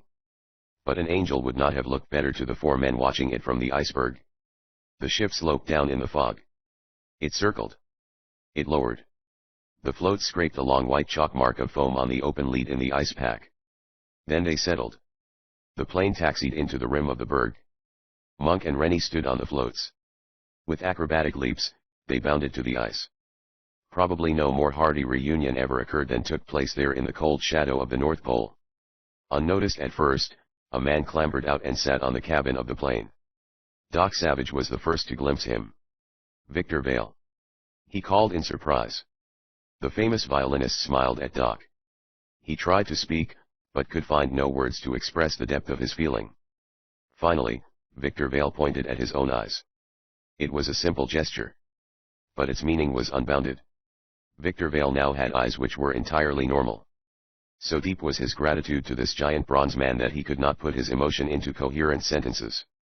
I sure thought I was rid of the sight of your ugly mug, Ham told Monk happily. What happened? The dang submarine submerged while we were keeping watch on deck, Monk explained in his mild way. We were washed off. We swam like polar bears. I'll bet we swam 10 miles. Talk about cold, we happened to have some of that chemical concoction I fixed up to keep a man warm, or we'd have frozen stiff. Anyway, we finally found an iceberg big enough to roost on. And we roosted on it until Victor Vale came along and took us off, Rennie put in, his vast voice rumbling over the ice pack like thunder. Doc Savage eyed Victor Vale. The violinist was alone in the plane. Surely, he had not flown into the Arctic wastes alone. Victor Vale sensed his puzzlement. I hired this plane and a pilot to overhaul you, he explained. You may have wondered why I have been so interested in your exact position, and the course you intended to follow. The reason was because I intended to join you. But why? Doc questioned. My wife and my infant daughter, Roxy, Victor Vale said quietly. I wanted to satisfy myself as to their fate. Long Tom now busied himself taking down the portable radio outfit. It had served its purpose well, for it had guided the plane to this iceberg. Where is the pilot Victor Vale hired to fly him? Doc asked. The monkey got cold feet. Rennie grinned. Looking at all these icebergs got his goat. He refused to go on. So we took him back south to a little settlement on the coast of Greenland, bought his plane for twice what it is worth, and left him. That accounts for our not finding you, Doc decided. Long Tom stored the last of the radio equipment into its container. You haven't told us how you happened to be marooned here, Monk grunted. So Doc explained. Captain McCluskey is Ben O'Gard, he concluded. Victor Vale made a gesture of regret. I could not describe Ben O'Gard to you, he murmured. I had no eyes to see him at the time I was in contact with him. The famous violinist was now seized again with emotion. In halting words, he sought to express his gratitude to Big Bronze Doc Savage for the return of his vision. "Any debt of gratitude you owed me is already paid in full," Doc assured him. "You have saved me and my friends from almost certain death. In the winter, when the ice pack is frozen solid, we might have reached civilization. But as it was, we were in a death trap." "McCluskey and Ben Ogard are the same guy," Rennie ruminated. He popped his enormous fists together. They were so hard it was a wonder sparks did not fly. "I'd like to have another chance at that walrus. I'll bet the chump wouldn't lick me the second time." "You and me both, pal," Monk said with deceptive gentleness. "Dibs on first whack at 'em when we meet again." Long Tom had been delving in Doc's bundle. Now he gave a bark of surprise. "Hey, what's this jigger?" he demanded. He held up an oddly shaped blob of metal. It weighed quite a number of pounds. "That," Doc explained softly, "is something I took off the submarine before we came away on our walrus hunt. It's a valve from one of the submerging tanks." Long Tom grinned widely. He sensed that Doc had pulled a fast one. "Furthermore," Doc continued, "Monk's chemical which melts the ice is all exhausted from the containers in the hull of the sub. There's material for more of the stuff aboard, but the Helldiver crew don't know how to mix it." "You mean the gang can't take the submarine beneath the surface without this valve?" Long Tom demanded. "Exactly," Doc replied. "They will realize they'd never come up if they did. The craft would be flooded. 2. They haven't the chemical to melt themselves out of a jam. The Helldiver cannot escape from this Arctic ice pack without submerging to pass under solidly frozen floes. Then we've still got the upper hand on the gang." Monk chortled. The spirits of the adventurous group now soared. They boarded the seaplane. Old though the craft might be, it was amply large to accommodate all of them. Doc himself handled the controls. The shabby buzzard of a plane seemed to take a drink out of the fountain of youth, or whatever rejuvenates decrepit seaplanes. It wiggled its tail like a fledgling. With a skipping lunge, it took the air. "The Helldiver cannot have sailed far," Doc remarked. Long Tom, Ham, and Johnny were taking stock of the plane fittings. There was an emergency outfit for Arctic travel, including pemmican and concentrated fruit juices intended to combat scurvy. There were also parachutes. "They may come in handy," Long Tom grinned. "From what I've seen of this ice pack, a man sometimes can go many a mile without finding enough open water to land a plane. Suppose you birds use binoculars on what's below us," Doc suggested mildly. "Finding the submarine in this fog is going to be a job." "You said it," agreed Rennie. "We'd never have found you on that iceberg if it hadn't been for the radio compass with which this plane is equipped." Long Tom hastily seated himself before the radio compass. He twirled the dials, and cranked the gear which turned the loop-a-real of the compass. Then he growled disgustedly. "They're not operating the radio on the submarine," he declared. "Finding them would be a pipe if they were." It was much colder in the air. They shivered in spite of their fur garments. Such warmth as there was in this frigid waste seemed to come from the water. Doc's great voice suddenly reached every ear in the plane. He spoke but one word. "Land." Several intent looks were required before the others saw what Doc's sharp gaze had discerned. Land it was, right enough. But it looked more like a vast iceberg. Only occasional rocky peaks projecting from the glacial mass identified it as land. "No map shows this land," declared Johnny. "It can't be very great in area. What we're interested in is the fact that the liner Oceanic is aground on it somewhere," Doc informed him. Victor Vale peered eagerly through the cabin windows. He had spent terrible weeks somewhere on that bleak terrain below.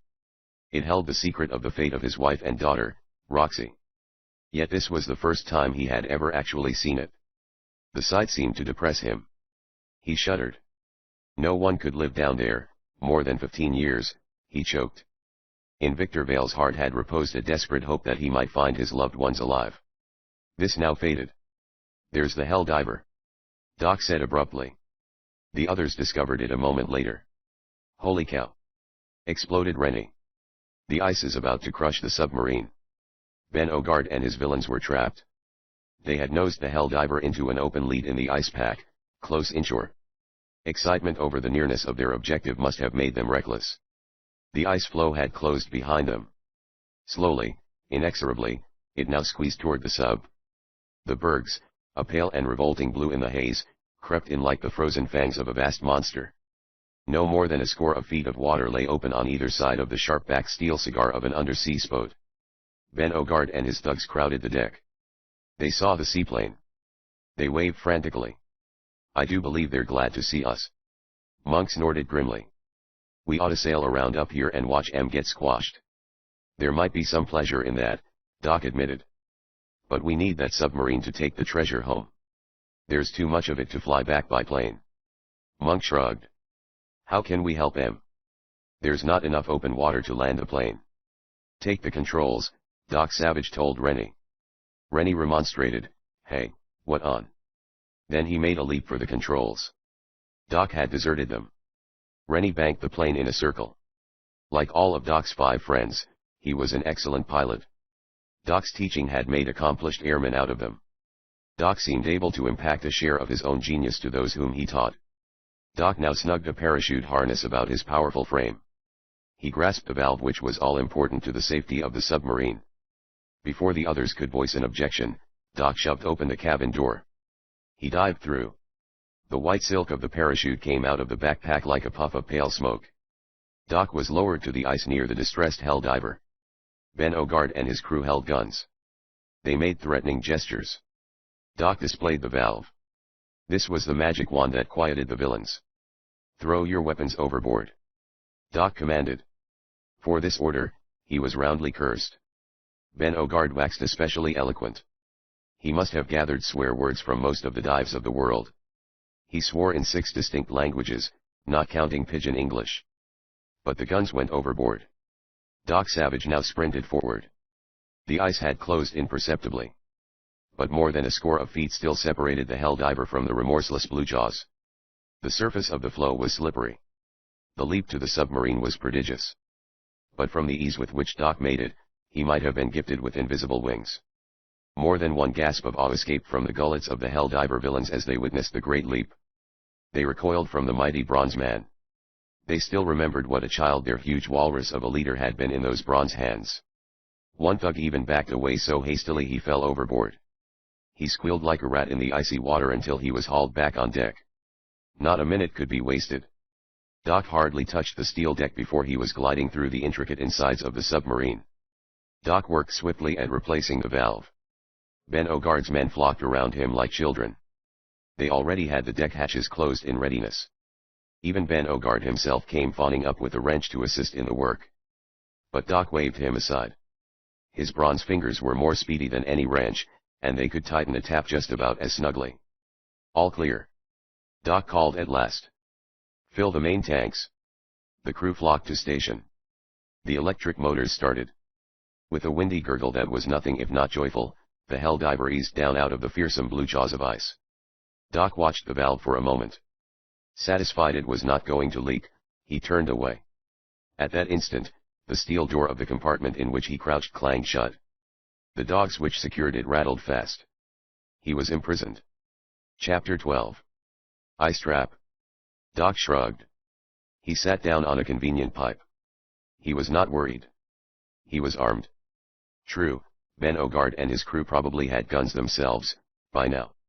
The weapons they had thrown overboard so profanely at Doc's request had hardly comprised their entire armament. They were too wily for that. But Doc had the explosive he always carried in his pair of extra molars. With it, he could speedily blast open the bulkhead. And once the sub came to the surface, he had simply to unscrew the valve, and he would have the gang at his mercy again. The electric motors set up a musical vibration. The Helldiver had slanted down steeply in its hurried dive. Now it trimmed level. After a time, it sloped upward perceptibly. There came a jar as it touched the underside of the ice pack. Other crunching shocks ensued. They were of lesser violence. The submarine was feeling blindly for another spot free of ice. This continued interminably. Open leads seemed to be very scarce. Doc got up and rapped tentatively on the thick steel bulkhead. He was cursed. He was told he would be killed if he didn't behave. He was promised all kinds of dire fates. This didn't worry him much. Danger seldom worried Doc. A telegraph operator in a great relay office becomes accustomed to the uproar of instruments about him. A structural steel worker comes to think nothing of the fact that a single misstep means sudden death. By the same token, Doc Savage had haunted the trails of those who sought his violent end for so long that he took danger as a matter of course. More than an hour passed. Doc became impatient. Finally, the submarine arose to the surface. The stopping of the electric motors and the starting of the oil-burning diesel engines showed that. Doc promptly removed the all-important valve. Through the steel bulkhead, he informed Ben Ogard what he had done. He got a surprise. Ben Ogard gave him the horse laugh. Doc was puzzled. He had thought he held an ace. But the missing valve seemed to worry his enemies not at all. There was but one explanation. They had found a snug harbor on the uncharted coast. Doc settled down to await developments. They came 20 minutes later. There reached his ears a sound like 6 or 7 hard hailstones tapping the submarine hull. Doc knew what it was. Machine gun bullets. Were his friends starting hostilities? He hoped not. They'd fool around and get themselves shot out of the air. The old seaplane was no battle wagon. With a jarring bedlam, the diesel engine sped up.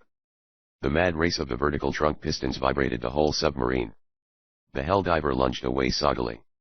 Next instant came a shock which, catching Doc by surprise, piled him against a bulkhead. The Helldiver had gone aground. Men yelled. They sounded like chicks cheeping in an incubator.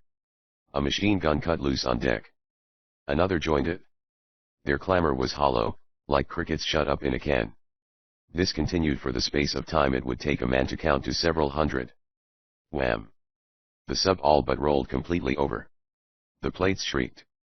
Loose tools jumped about as beans in a shaken box. Doc picked himself up. I'd better hold on to something, he remarked to no one in particular. A bomb had just exploded in the water near the submarine. Doc shook his head slowly.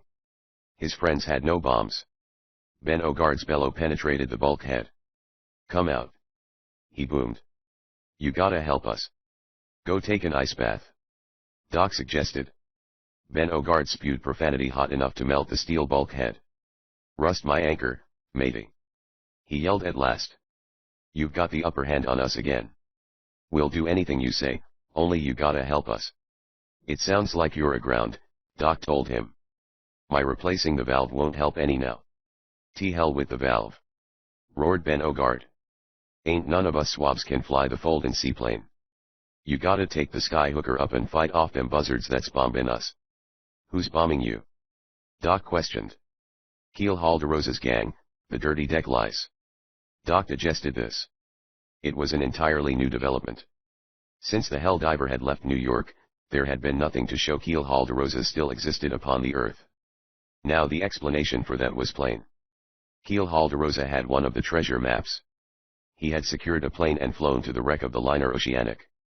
And now he was seeking to wipe out his rivals. Stand away from the door, Doc ordered. I'll come out. The dog securing the steel panel clanked free. Doc swung the panel open. Several of Ben Ogard's villains faced him. But not a gun was turned in his direction. They were a scared lot. 4 of me hearties was swept overboard and drowned by that bomb. Ben Ogard roared. The swabs are in Davy Jones's locker. The thugs split like butter before a hot knife as Doc went through them. A vault, and he was out on deck. He had his valve along. Ben Ogard's men were frantically assembling the folding seaplane. Doc scanned the skies. Where's the plane? He demanded. Figure it went back after another load of bombs, boomed Ben Ogard. Rust my anchor, matey. We gotta shake a mean leg, or it'll be back 'fore you set sail in the air.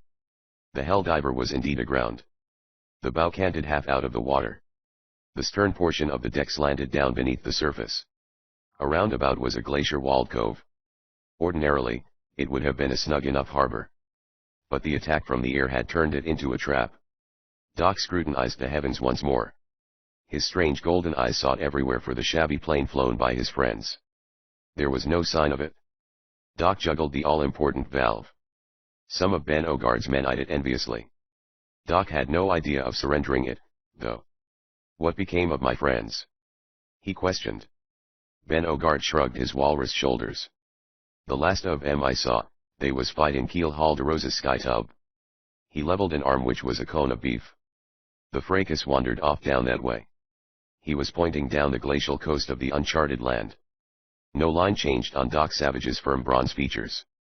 But inside, his feelings were far from pleasant. The shabby old seaplane flown by his friends was no fighting craft. An Immelman or a tight loop would pull her wings off. The tiny folding seaplane was now ready for the air. "Take ER off, matey," howled Ben Ogard. "Rust my," he fell silent. The drone of a plane had come to their ears. "That's Keel Helldiver comin' back," bawled the walrus. "Hurry, matey. Our lives is in your hands." "I wish they were," Doc said under his breath. Then, aloud, "Give me the best machine gun. And throw every other weapon overboard." "Ah, don't worry about us keepin' our hands off'n you from now on," fawned the walrus. "Why, we'll cut you in on a share of the boodle." "Over with the guns," Doc rapped. There was more squawking. But the motor sound of the approaching plane was like the howl of doom. No argument could have been more persuasive. Falling pistols, rifles, knives, and machine guns whipped the surrounding water into a foam. Doc waited until the last arm vanished. Then his mighty bronze form plugged into the tiny seaplane cockpit. The motor purred like a big cat. He took the air. The all-important valve went with him. He was none too soon. With a ball like a banshee spawned by the foul gray haze overhead, Keel Helldiver's plane dived. It opened with a machine gun. The craft had come into the Arctic spurred for war. It had a pair of cowl guns, synchronized through the prop.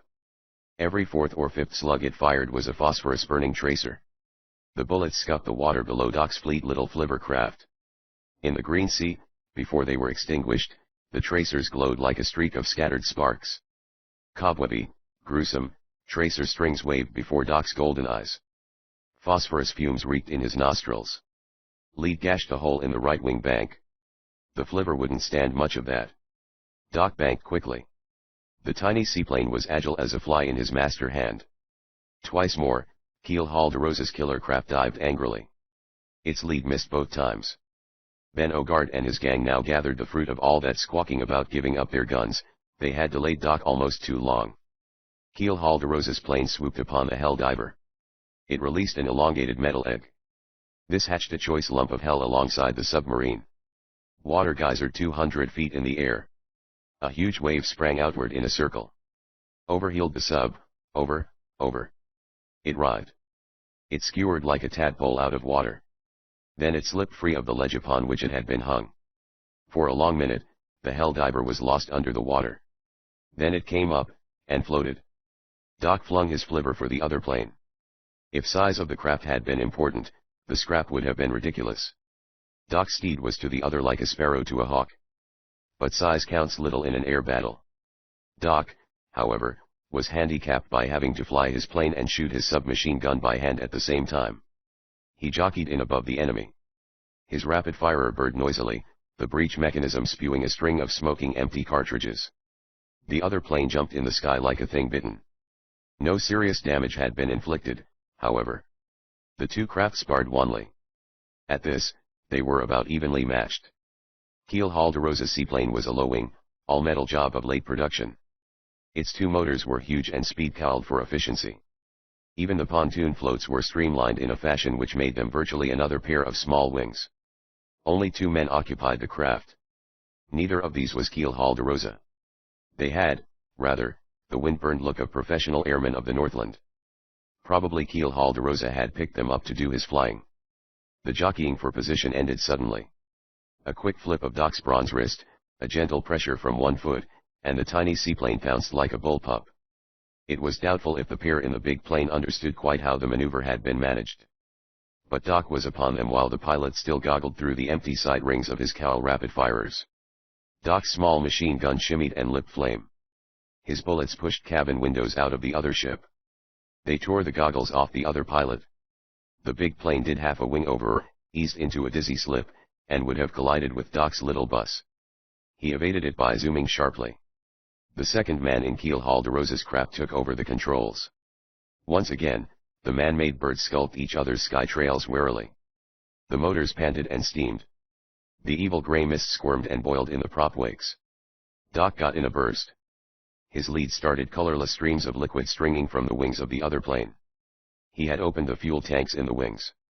In return, He took a lead whipping that gnawed a ragged area in the fuselage of his little Helldiver. After that, the craft flew with a strangely broken back feel. Then fresh trouble loomed. Doc's fuel gauge needle had retreated a lot. It already covered the first two letters of the word empty. There had been no time to charge the fuel tanks before he took off. Doc calculated. 15 minutes more, and he would have to come down. He'd better finish the sky brawl quickly.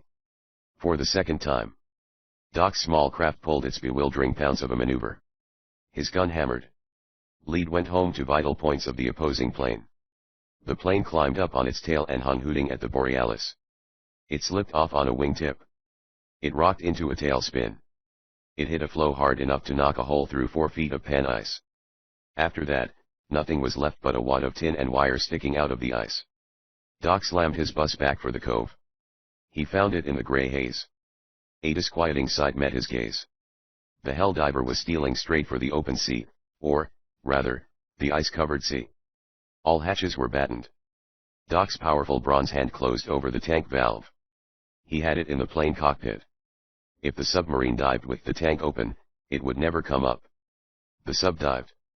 2 minutes, 3, Doc circled the spot where the Helldiver had gone under the ice pack. Green water boiled. A lot of bubbles came up. Small growlers of ice cavorted like filthy blue animals. And that was all. Doc's bronze features, remarkably handsome in their rugged masculine way, did not alter expression. He banked away. The tiny folding seaplane climbed. It boomed along at the speed most economical on the fuel. Doc was hunting his friends. The outlook was not pleasant. The plane his friends had flown was no match for Helldiver's killer ship. This tiny collapsible crate of Doc's was far more efficient, and Helldiver's bus would have sky-scalped it easily except for Doc's master hand at the controls. The fog wrapped him around like an odious, ash-colored death shroud. The small engine moaned defiantly. But its lifeblood, the high-test gas in the tank, ran lower and lower. Suddenly Doc sighted a human figure below. It was a tiny form. It crawled on all fours, like a white ant in its light-hued fur garments. Doc dropped his plane to within a score of feet of the ice. The jagged hummocks fanged hungrily at the floats. They seemed to miss them by scant inches. The crawling human being flashed beneath. It was Victor Vale. He carried a bundle of white silk. Doc's bronze head gave the barest of nods. He could guess why Victor Vale was down there, carrying the folds of a parachute. Monk, Rennie, Long Tom, Ham, and Johnny, Doc's 5 iron-nerved, capable friends, had given battle to the sky killer of Helldiver. They had dumped Victor Vale overboard by chute. They had wanted him clear of danger. That meant they knew they were fighting hopeless odds. It boded ill for Doc's 5 pals, did that crawling figure of Victor Vale. It meant the 5 had felt they were going to their death. Doc flew on. He aimed the noisy snout of his little plane in the direction Victor Vale was crawling. For the violinist had been headed, not for land, but out into the grisly waste of the polar ice pack. This indicated he had some goal out there.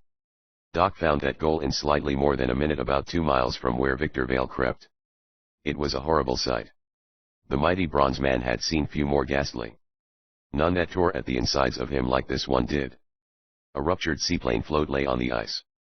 It was a mass of splinters. 40 yards farther on was the second. Then the ice bore a sprinkling of airplane fragments. A section of a wing still poured off gruesome yellow smoke. Gaping, sinister, an open lead in the ice yawned just beyond. Into this had plainly gone engine, fuselage, and the heavier parts of the plane. To Doc's golden eyes, the whole sickening story was clearly written. Tracer bullets had fired the fuel tanks of the shabby seaplane. It had crashed in flames. The odious green depths of the polar sea was the grave of whatever and whoever had been in the fuselage when the old crate cracked up. Doc circled slowly. The engine of his plane gurgled loudly. It coughed. Then it stopped dead. Chapter 13. Ice Ghosts. The fuel had run out. Doc realized this, and slammed the nose down. Practically no height for maneuvering lay below. The little flivver, due to small wing spread and not inconsiderable weight, would glide about as well as a brickbat. The only landing place was the lead which had swallowed the remains of the shabby seaplane flown by Doc's friends. And that had hardly the width of a city street. It was about half a block long. Had Doc Savage's hand on the controls been a whit less masterful than it was, The rent in the Arctic ice would have claimed his life. Nothing short of a miracle was the landing dock made in the cramped space. Above one end of the lead, smaller than many a private swimming pool, the plane abruptly turned broadside in the air. As swiftly, it turned to the other side. This fishtail maneuver lowered airspeed to near the stalling point. With a sizable splash, the floats dug in the icy water. They plunged so deep the plane wetted its bottom. Doc had known from the first he was due for a crack-up. He was not wrong. The plane sloughed for the wall of ice. Doc vaulted out of the cockpit. Only fractional seconds elapsed between the time the plane plumped into the water and the instant it smashed into the icy bank of the lead. It taxed even Doc's blinding speed to get out of the control bucket in time. He leaped. His feet landed on the ice. He slid a dozen yards as though on skates. The plane hit. There was a jangling crash remindful of an armload of tin cans dumped on a concrete walk. Metal rent, crumpled. The plane sank like a monkey wrench. By the time Doc had ceased sliding and wheeled back, the craft was gone. The repellent water boiled as in a hideous cauldron. Big bubbles climbed to the surface with ghastly glubs. It was as though a living thing was drowning in the depths. Doc Savage turned away. The valve from the submarine had gone down with the plane. So had the machine gun. Doc stood on the menacing Arctic ice pack armed only with his tremendous muscles and his keen brain. He had no food. He had no tent, no bedding, no boat to cross leads in the ice. Probably no one could have understood more fully than Doc the meaning of this.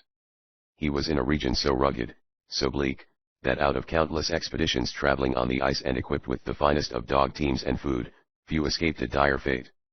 Yet one beholding the quiet composure of the bronze man's features would have thought he didn't realize what he was up against. Doc's giant figure was striking, even swathed as it was in fur garments. He roamed the vicinity of the wrecked planes for an hour. Nothing did he find to indicate his 5 friends still lived. So Doc went to meet Victor Vale. Victor Vale was above the average physically. In an ordinary group of men, he would have stood out as being rather athletic. He had progressed a scant half-mile from where Doc had sighted him from the plane. His breath sobbed through his teeth. He tottered, near exhaustion. He was indeed glad to see the bronze man. Doc Savage had covered thrice the distance negotiated by Victor Vale. Yet Doc's bronze sinews were unstrained. He breathed normally. He might have been taking a stroll down Park Avenue. "Your friends?" gasped Victor Vale. "Did you find them safe?" Doc Savage shook a slow negative. "I found where their plane sank through a hole in the ice. That was all." Victor Vale sagged down wearily, disconsolately. "I heard the plane crash," he murmured. "I was making for the spot. I could not see the crash, because of the haze. But Keel Helldiver's hired killers shot them down." Doc made no sound. Victor Vale nipped his lips, then continued. "Your 5 friends forced me to leave the plane by parachute, to save my life," he murmured. "Others of the 5 could have escaped. Yet they chose to fight together, to the end. They were brave men." Doc still made no sound. The moment was too pregnant with sorrow to be shattered by cold words. "What do we do now?" Victor Vale queried at length. "We'll find the lost liner Oceanic," Doc replied. "And we will find Keel Helldiver." The chill ferocity in the bronze giant's expressive voice made Victor Vale shiver. At that instant, he wouldn't have traded places with Keel Helldiver for all the wealth in the world, with a safe return to New York City thrown in. Keel Helldiver was going to feel the kind of justice this mighty bronze man dealt. They set a course for the uncharted land. "What about Ben Ogard?" questioned Victor Vale. "Do we still have him and his crew of devils to fight?" "The Helldiver submerged with all aboard," Doc replied. "I had that valve off the tanks with me." Victor Vale gestured as if tossing something away. "We're rid of them, then. Water will flood the submarine through the hole left by the missing valve." A vast quaking and rumbling seized the ice pack.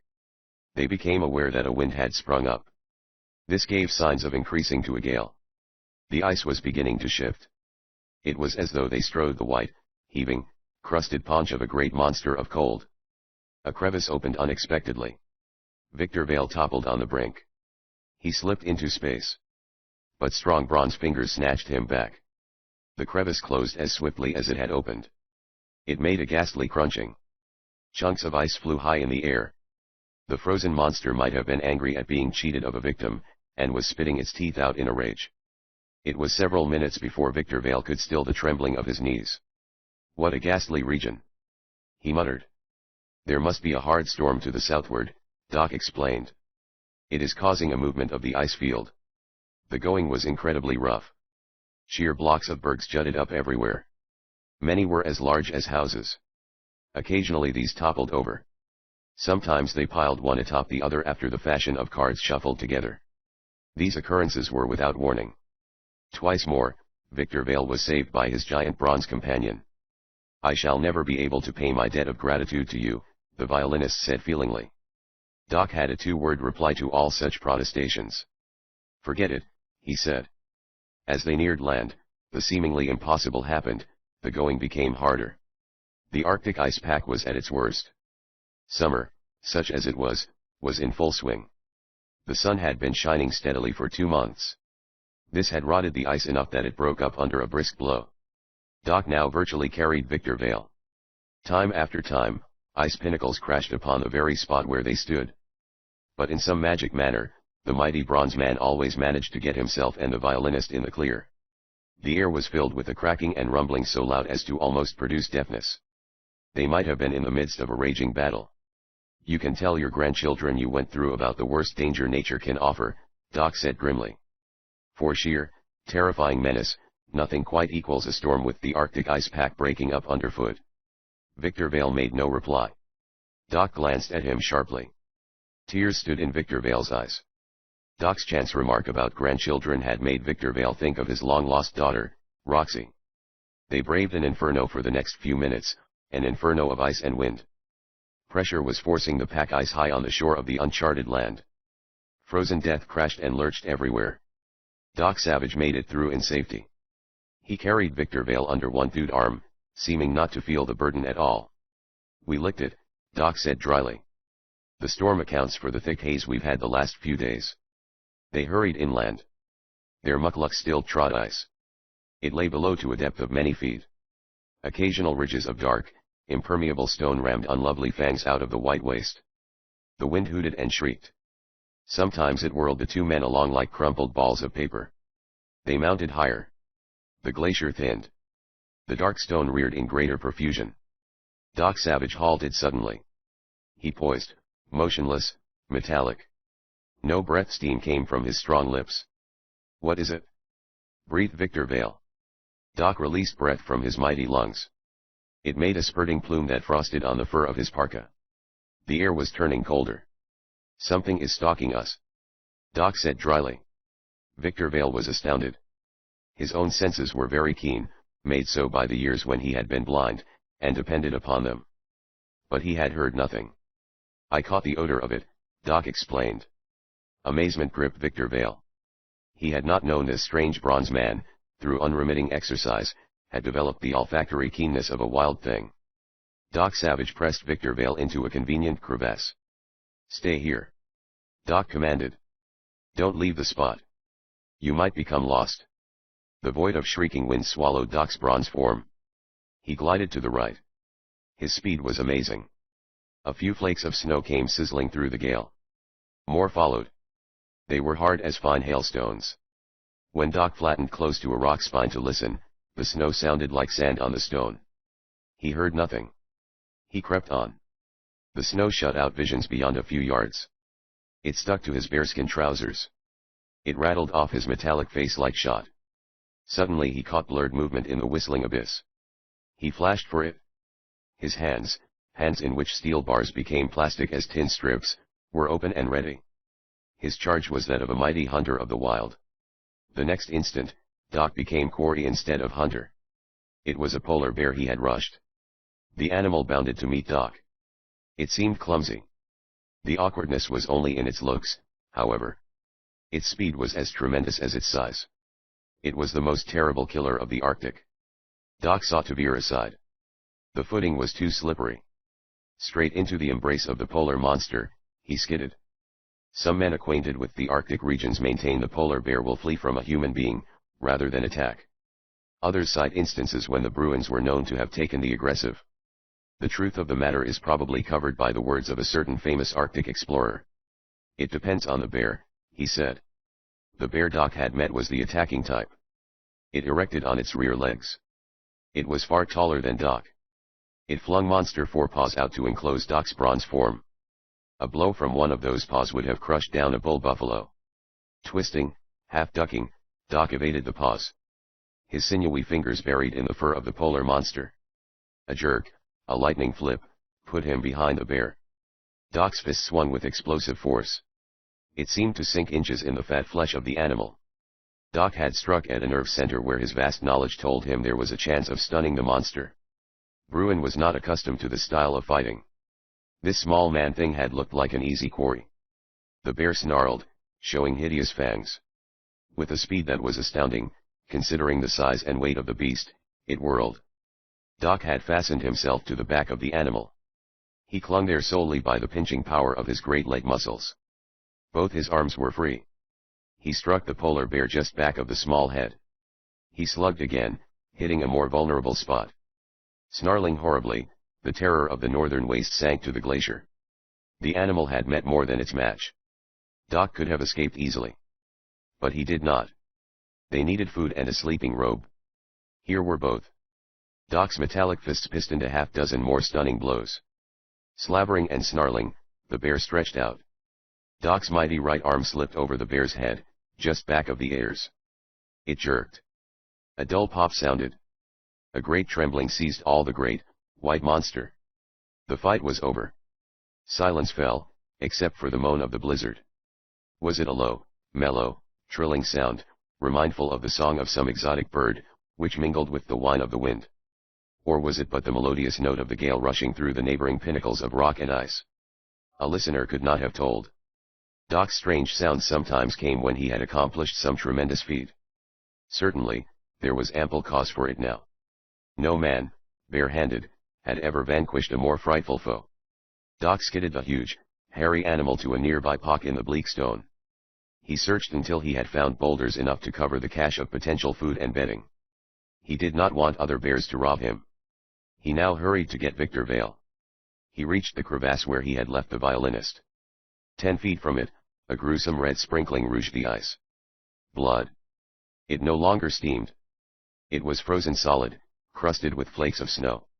Scoring in the ice, already inlaid with snow, denoted a furious fight. No sign was to be seen of Victor Vale. Chapter 14. Corpse Boat. Like a hound in search of a scent, Doc set off. He ran in widening circles. He found faint marks that might have been a trail. They led inland. They were lost beyond the following within 2 rods.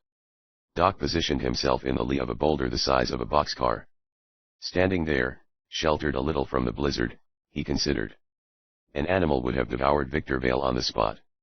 There had been no bits of cloth scattered about, no gory patches on the ice, such as certainly would have accompanied such a cannibalistic feast. Something else loomed large in Doc's mind, too. The odor his supersensitive nostrils had detected at first. Doc's mighty bronze form came as near a shiver as it ever came. There had been a bestial quality about that scent. Yet it had hardly been that of an animal. Nor was it human, either. It had been a revolting tang, reminiscent of carrion. One thing he began to realize with certainty. It had not been the polar bear. Doc shrugged. He stepped out into the squealing blizzard. Inland, he journeyed. The terrain sloped upward. The glacier became but scattered smears of ice. Even the snow did not linger, so great was the wind velocity. Doc crossed a ridge. From now on, the way led down. Progress was largely a matter of defying the propulsion of the gale. Snow was drifting here. This was a menace, for it covered crevasses, a fall into which meant death. Doc trod cautiously. In a day or two, perhaps in a week, when the blizzard had blown itself out, the haze above would disperse, and let the everlasting sun of the Arctic summer beat down upon the snow. This would become slush. Cold would freeze it. A little more would be added to the thickness of the glacier. For thus are glaciers made. Warily, Doc sidled along. He let the wind skid him ahead when he dared. Had he been a man addicted to profanity, he would have been consigning all glaciers to a place where their coolness probably would be a welcome change. A hideous cracking and rumbling began to reach his ears. He could hear it plainly when he laid his head to the ice underfoot. It was the noise of the ice backpiling on the shore. This uncharted land must be but a narrow ridge projecting from the polar seas. Doc neared the shore. An awesome sound brought him up sharp. It split through the banshee howl of the blizzard. It put the hairs on Doc's nape on edge. A woman's shrieking. Doc sped for the sound. The snow collapsed under him unexpectedly. Only a flip of his Herculean body kept him from dropping to death on the snaggled icy bottom of the white crevasse far below. He ran on as though he had not just shaken the clammy claw of the reaper. A white mass hulked up before his searching golden eyes. It looked like a gigantic iceberg cast upon the shore. But it had a strangely man-made look. A ship. The ice-crusted hulk of the lost liner Oceanic. Doc raced along the hull. It canted over his head, for the liner was obviously heeled slightly. 100 feet, he ran. Another. He came to an object which might have been a long icicle hanging down from the rail of the liner. But he knew it was an ice-coated chain. The links were a procession of knobs. These knobs enabled Doc to climb. But the mounting was not easy. A greased pole would have been a stairway in comparison. The blizzard moaned and hooted and sought to pick him bodily from his handhold. The woman was no longer shrieking. Doc topped the rail. A scene of indescribable confusion met his eyes. Capstans, hatches, bitts, all were knots of ice. The rigging had long ago been torn down by the polar elements. Masts and wire rope stays and cargo booms made a tangle on the deck. Ice had formed on these. The forward deck, it was a frozen, hideous wilderness. The gale whined in it like a host of ravenous beasts. Doc reached a hatch. It defied even his terrific strength. The years had cemented it solidly. The deck did not slope as much as he had thought. It was not quite level, though. He glided for the stern. An open companion lured him. Snow was pouring in. Half inside, he saw the floor was 7 feet deep in ice, snow which had formed a glacial mass through the years. Doc tried another companion. The door was closed. It resisted his shove. His fist whipped a blow which traveled a scant foot. The door caved as though dynamite had let loose against it. Doc pitched inside. A wave of pungent aroma met his nostrils. It was the smell of the thing which had stalked them on the glacier.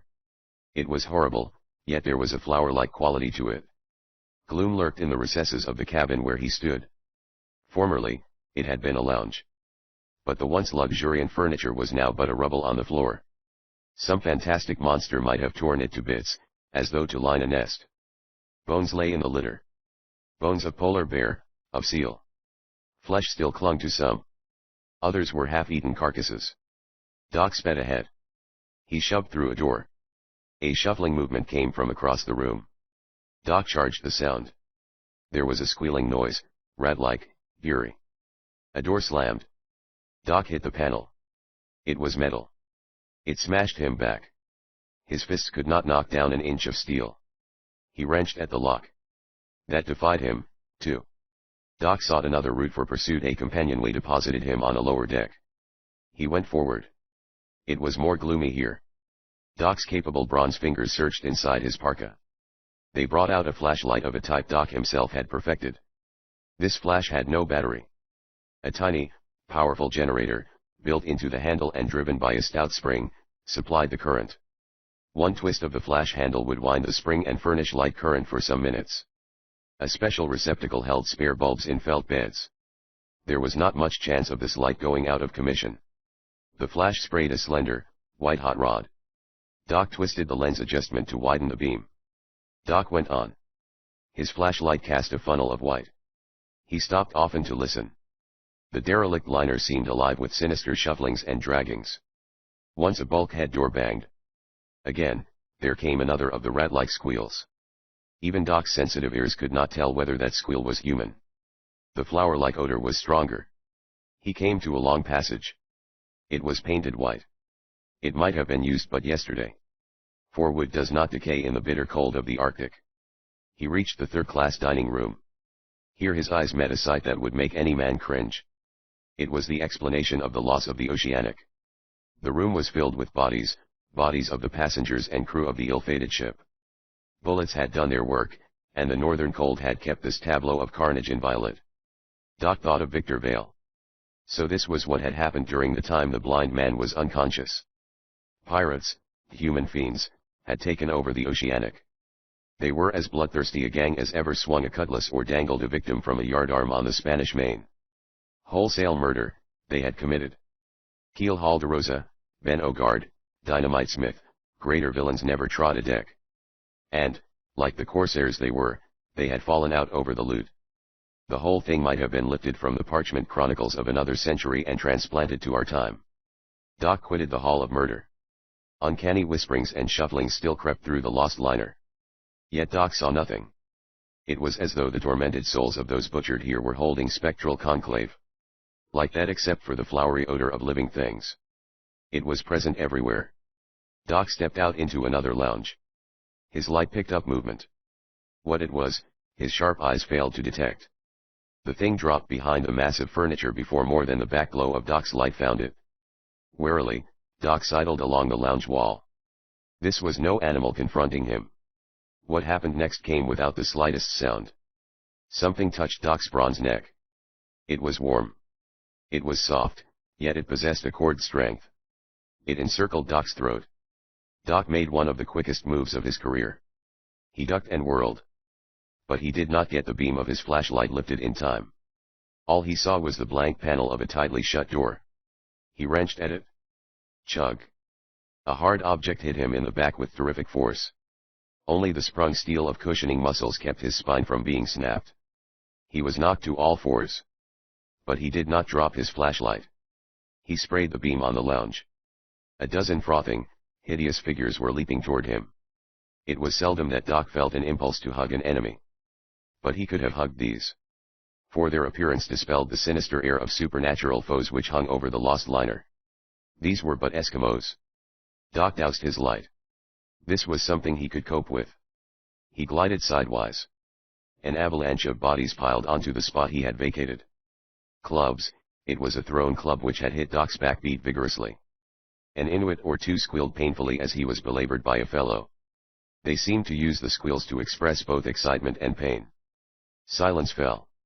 The Eskimos were puzzled. Their breathing was gusty, wheezing. Tarnuk, whined one of the cowering Inuits. This gave Doc a clue to the dialect they spoke. Roughly translated, the word meant the soul of a man. So swiftly had Doc evaded their charge that one of the Eskimos had remarked he must be but a ghost. Chinzo. Doc told them in their own lingo. Welcome. You are my friends. But you have a strange way of greeting me.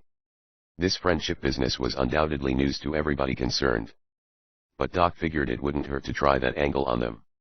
He spoke several variations of Eskimo dialect, among scores of other lingos he had mastered in his years of intensive study. He might as well have saved his breath. In a squealing knot, the Inuits bore down upon him. Again, they found themselves beating empty space, or whacking each other by accident. From a position 30 feet away, Doc planted his flash beam on them. They were in a nice, tight bunch. A great chair stood at Doc's elbow. No doubt it would have been a load for any single steward who had long ago sailed on the ill-fated Oceanic. It lifted in Doc's mighty hand as lightly as though it were a folding camp stool. It slammed into the midst of the Eskimos. They were bowled over, practically to a man. Those able to, raised a terrific squalling. They were calling upon more of their fellows outside for help. Doc saw no object in standing up and fighting an army. If there had been some reason for it, that would be different. He made swiftly for the forward staircase out of the lounge. His thoughts flickered for an instant to the strange thing which had touched his neck. It had been none of these queer-smelling Inuits.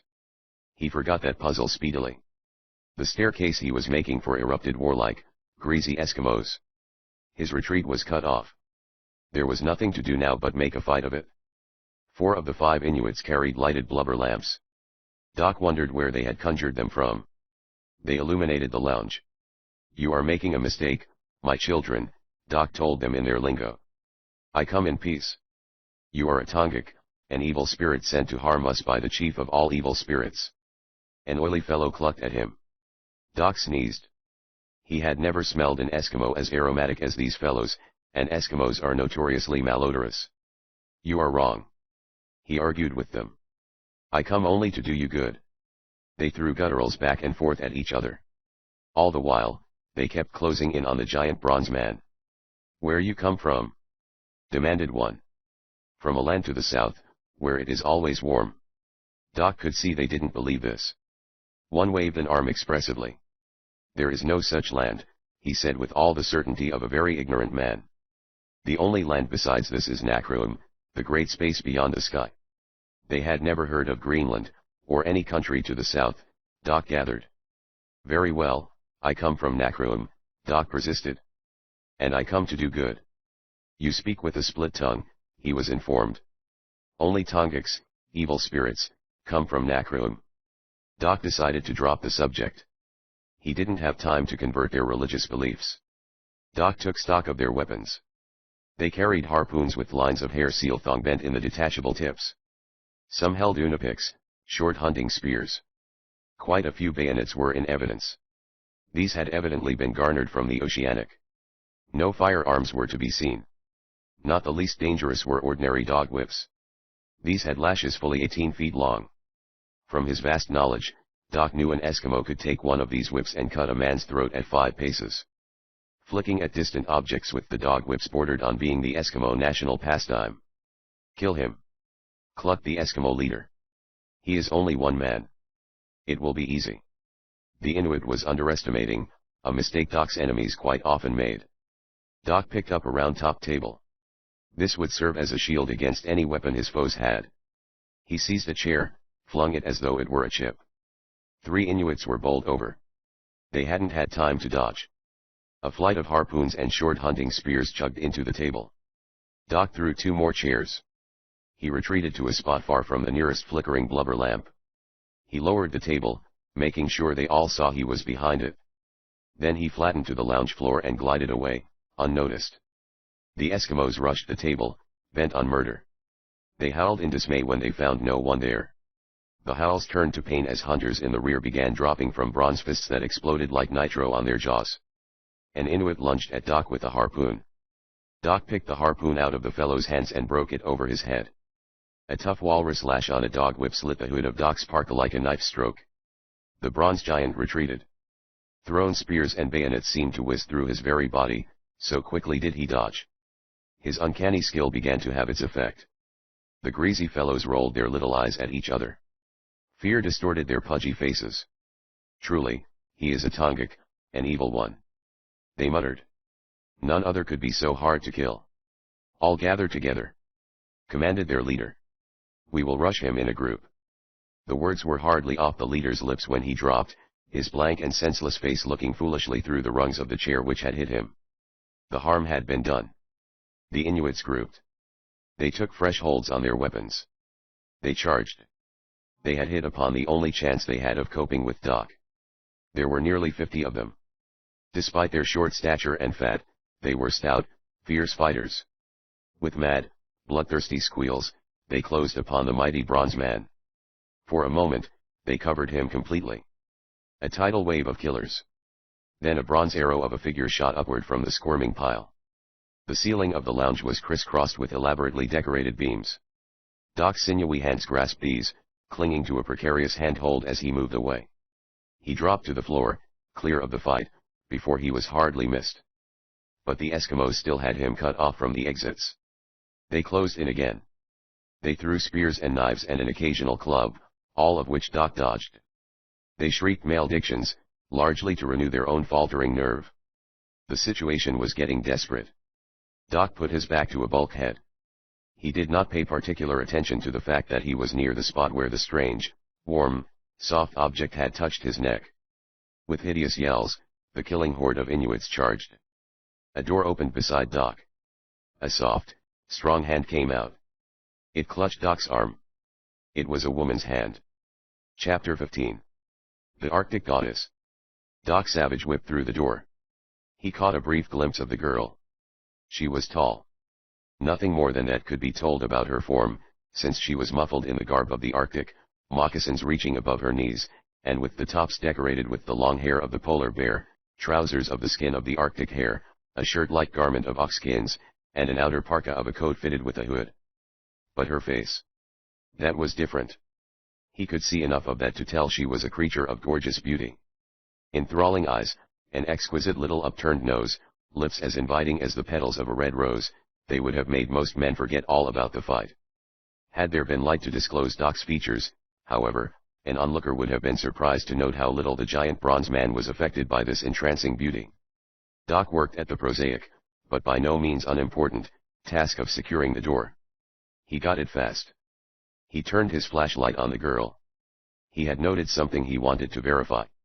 The gaze he bent upon her was the same sort he would give any stranger he might be curious about. Her hair was white, it was a strange, warm sort of white, like old ivory. The girl was a perfect blonde. Doc thought of Victor Vale. The violinist had the same sort of hair, a little more white, perhaps. "You did me a great favor, Miss Vale," Doc told the girl. She started. She put her hands over her lips. She wore no mittens. Her hands were long, shapely, velvet of skin. "How did I know you were Roxy Vale?" Doc picked up her question. "You could be no one else. You are the image of your father." "My father?" She said the word softly, as if it were something sacred. "Did you know him?" Doc thought of that smear of scarlet on the ice near the spot where Victor Vale had disappeared.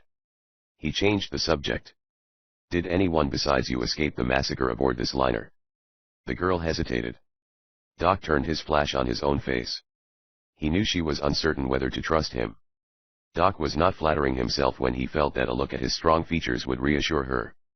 He had seen it work before. "My mother survived," said the girl. "Is she alive?" "She is." Enraged Eskimos beat on the bulkhead door. They hacked at the stout panel with bayonets. They yelled like Indians. Beautiful Roxy Vale suddenly pressed close to Doc Savage. He could feel the trembling in her rounded, firm body. "You won't let them kill me?" she choked. Doc slipped the cord bronze arm around her, and he didn't often put his arm around young women. "What a question!" he chided her. "Haven't you any faith in men?" She shivered. "Not the ones I've seen, lately." "What do you mean? Do you know why those Eskimos attacked you?" she countered. "No," Doc admitted. "It surprised me. Eskimos are noted as an unwarlike people. When they get through fighting the North for a living, they've had enough scrapping. They attacked you because of..." A slab breaking out of the door stopped her. The Inuits were smashing the panel. "We'd better move," Doc murmured. He swept the girl up in one arm. She struck at him, thinking he meant her harm. Then, realizing he was only carrying her because he could make more speed in that fashion, she desisted. Doc glided sternward. "You haven't visited the stat ship often in the passing years, have you?" he hazarded. She shook her head. "No. You could count the number of times on the fingers of one hand." They reached a large, rather barren room amidships. Doc knew much of the construction of ships. He veered abruptly to the left, descended a companion, wheeled down a passage. He was now face to face with the liner's strong room.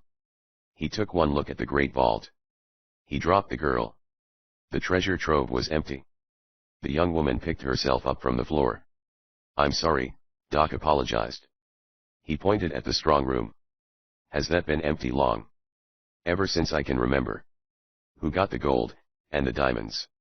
She was plainly surprised. "What gold and diamonds?"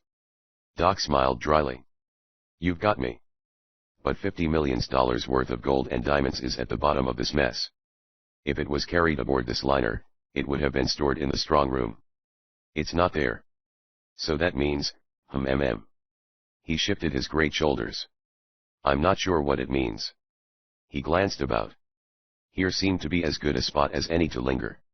It would take the Eskimos some minutes to find them. "You started to tell me why the Inuits attacked me," he prompted the girl. "What was the reason?" "I'll tell you my story from the first, I think there's time," she said swiftly. Her voice was pleasant to listen to.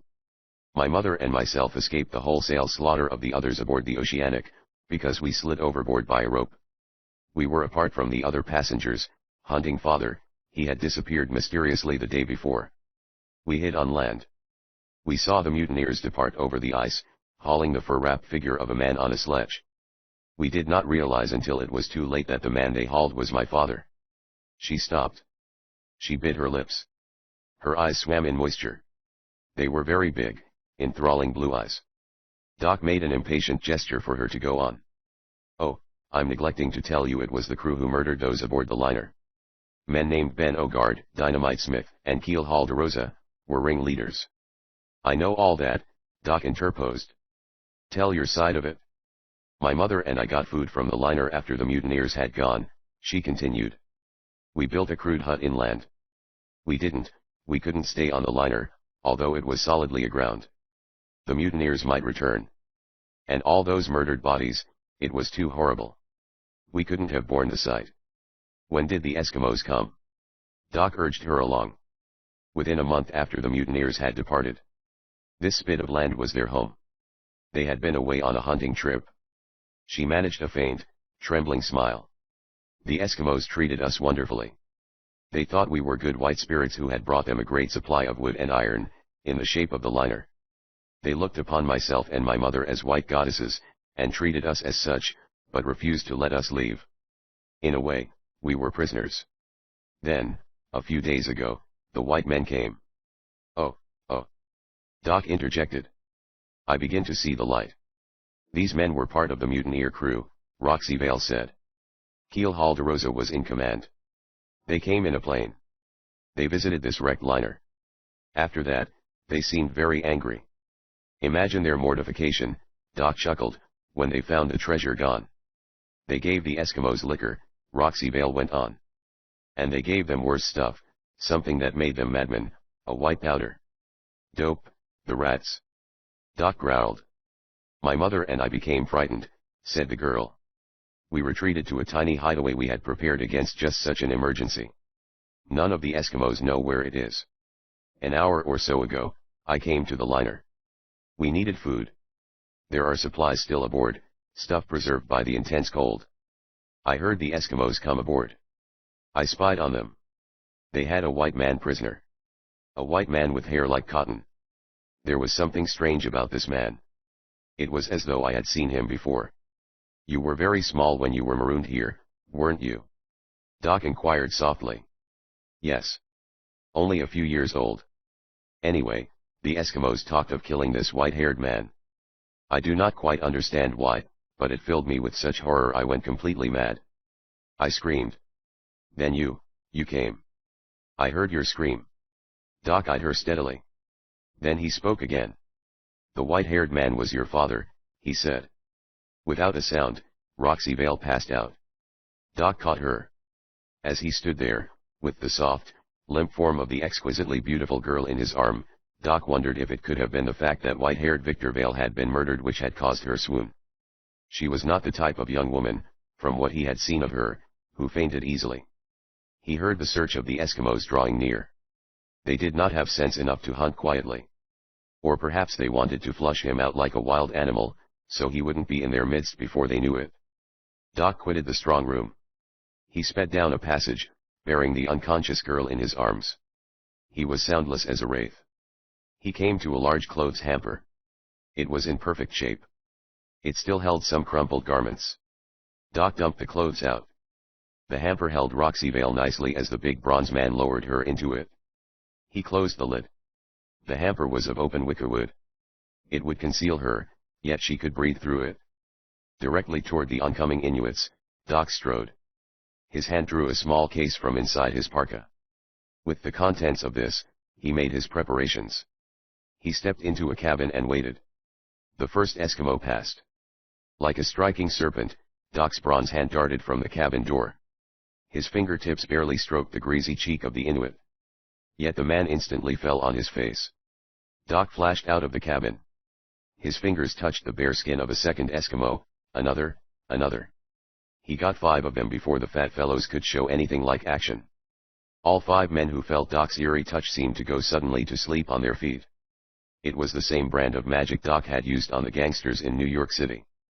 Murderous Eskimo with his harpoon, or pasty-cheeked New York rat, with his fists full of high-power automatics, both are the same breed. Doc's magic worked in the same fashion. The Inuits saw their fellows toppling mysteriously. They realized the very touch of this mighty bronze man was disastrous. They forgot all about fighting. They fled. Ignominiously, they piled out on deck. Rigging tripped them. After the fashion of superstitious souls, the instant they turned their back on danger, their peril seemed to grow indescribably greater. They were like scared boys running from a graveyard at night, each jump made them want to go faster. Two even committed unwilling suicide by leaping over the rail of the lost liner to the hard glacier far below. In a matter of minutes, the last Inuit was sucked away into the screaming blizzard. Chapter 16. The Realm of Cold. The lost liner Oceanic lay like something that had died.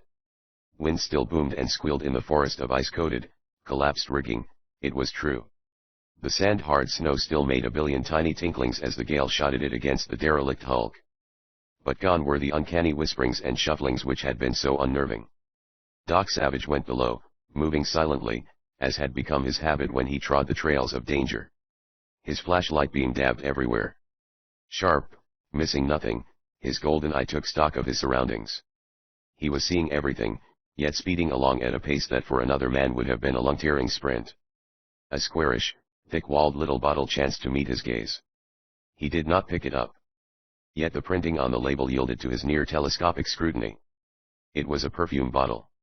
Two more like it reposed a bit farther down the passage.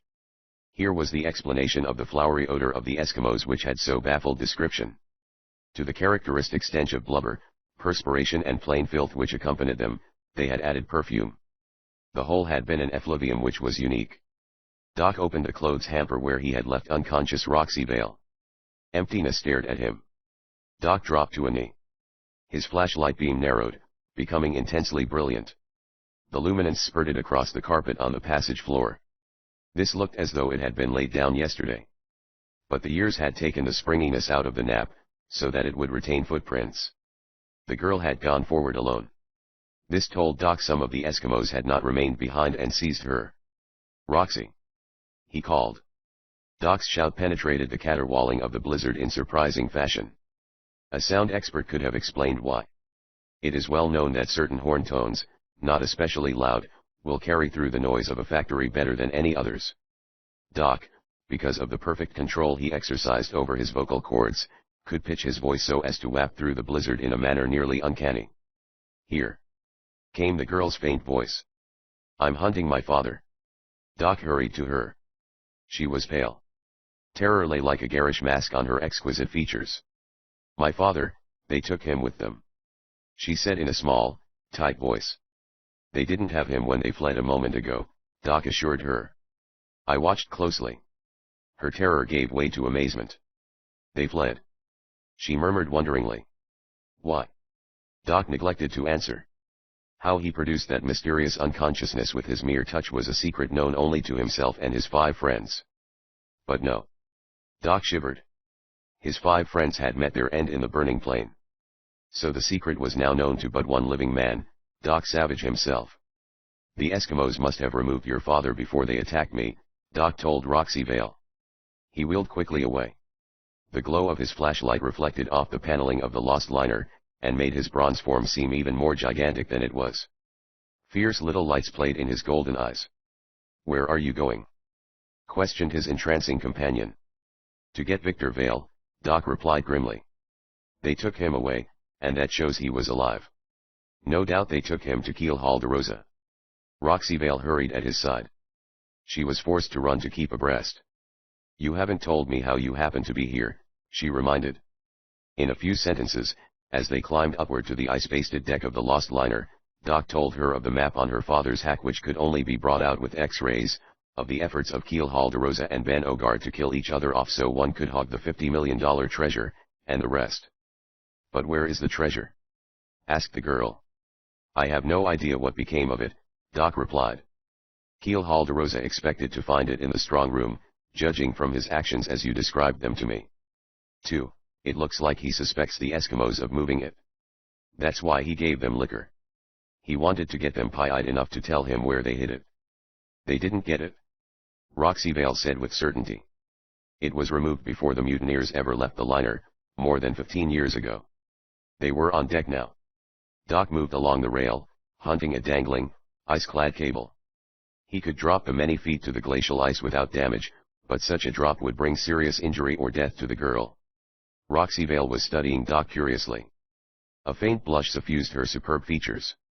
To someone who had been with Doc a lot, and watched the effect his presence had on the fair sex, this blush would have been an infallible sign. The blonde young goddess of the Arctic was going to fail hard for big, handsome Doc. "Why are you here?" Roxyvale asked abruptly. "You do not seem to be stricken with the gold madness which has gripped everyone else." Doc let a shrug suffice for an answer.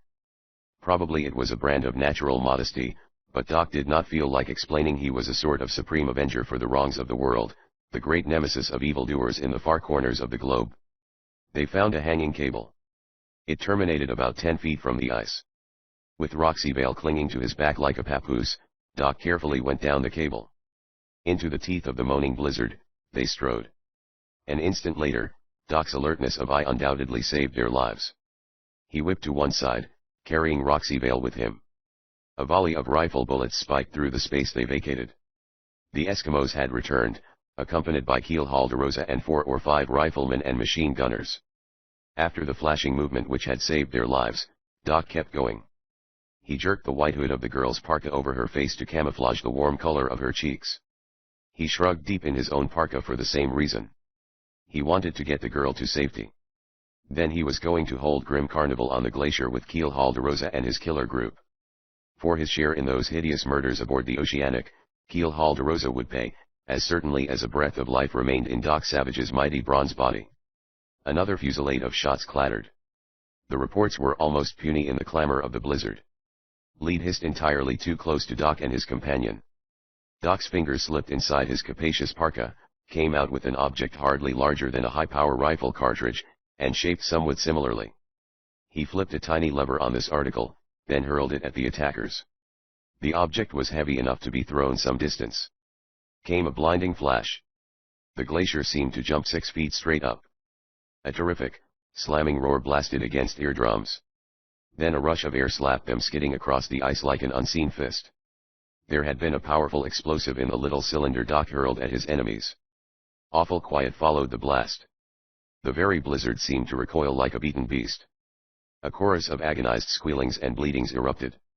Some of the enemy had been incapacitated. They were all shocked. The Eskimos fell to vague, unaccountable terror. "Up and at 'em, mateys!" shrilled a coarse tone. "Keel haul me, but we ain't gonna let 'em get away from us now." It was Keel Hallderosa's voice. He, at least, had not been damaged. More leads searched the knobby glacier surface. None of it came dangerously near Doc and his fair companion. They had gotten far away in the confusion. Doc suddenly jammed the young lady in a handy snowdrift. He wasn't exactly rough about it, but he certainly didn't try to fondle her, as a man of more ordinary caliber might have been tempted to do. And it wasn't because the ravishing young woman would have objected to the caresses. All signs pointed to the contrary. The big bronze man had long ago decided a life of domestication was not for him. It would not go with the perils and terrors which haunted his every step. It would mean the surrendering of his goal in life, the shunning of adventure, the abandoning of his righting of wrongs, and punishing of evildoers wherever he found them.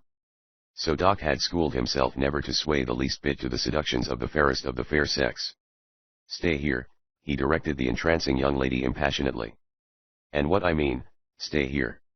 You can breathe under the snow. You won't be discovered." "Whatever you say," she said in a voice in which adoration was but thinly veiled. She was certainly losing no time in falling for Doc. The giant bronze man smiled faintly. Then the storm swallowed him. Keel Hallderosa was in a rage. He was burning up. He filled the blizzard around about with salty expletives. "Yeah, blasted swabs!" He railed at the Eskimos, forgetting they did not understand English. "Keel haul me. The bronze scud was right in your hands, and ya didn't wreck 'im. I tell ya dat guy is poison," muttered a white gunman. "He ain't human. From the night he tied into us outside the concert hall in the Big Berg, we ain't been able ter lay a hand on 'im." Another white man shivered. He was fatter than Keel Hallderosa or the other gunman. It was to be suspected he had some Eskimo blood in his veins. As a matter of fact, this fellow was a crook recruited in Greenland. He knew the Arctic. It was he who served interpreter in all discussions with the Eskimos. "Dat bane awful explosion a minute ago." This man whined. "I sure hope we bane get dat feller damn quick." "Scatter!" rasped Keel Hallderosa. "We'll get the swab." The Eskimos spread out widely. The white men kept in a group for mutual protection. One Eskimo in particular rambled a short distance from the others. He floundered through a snowdrift. He did not see a portion of the drift seemingly rise behind him. No suspicion of danger assailed him until hard, chill bronze fingers stroked his greasy cheek with a caress like the fingers of a ghost. Then it was too late. The Inuit collapsed without a sound. Doc pounced upon the inert Eskimo. From his lips came a loud shout, words couched in the tongue of the native. Excitement seized the white man, who understood the Eskimo lingo, and he listened intently to the distant voice. "Dat Eskimo bane kill the bronze feller," he shrieked. "He bane say come and look." 3 men sprinted for the voice they had heard. The interpreter glimpsed 2 figures. One was prone, motionless. The second crouched on the first. That was about all Doc Savage could see in the flying gale. "There they bane," he howled.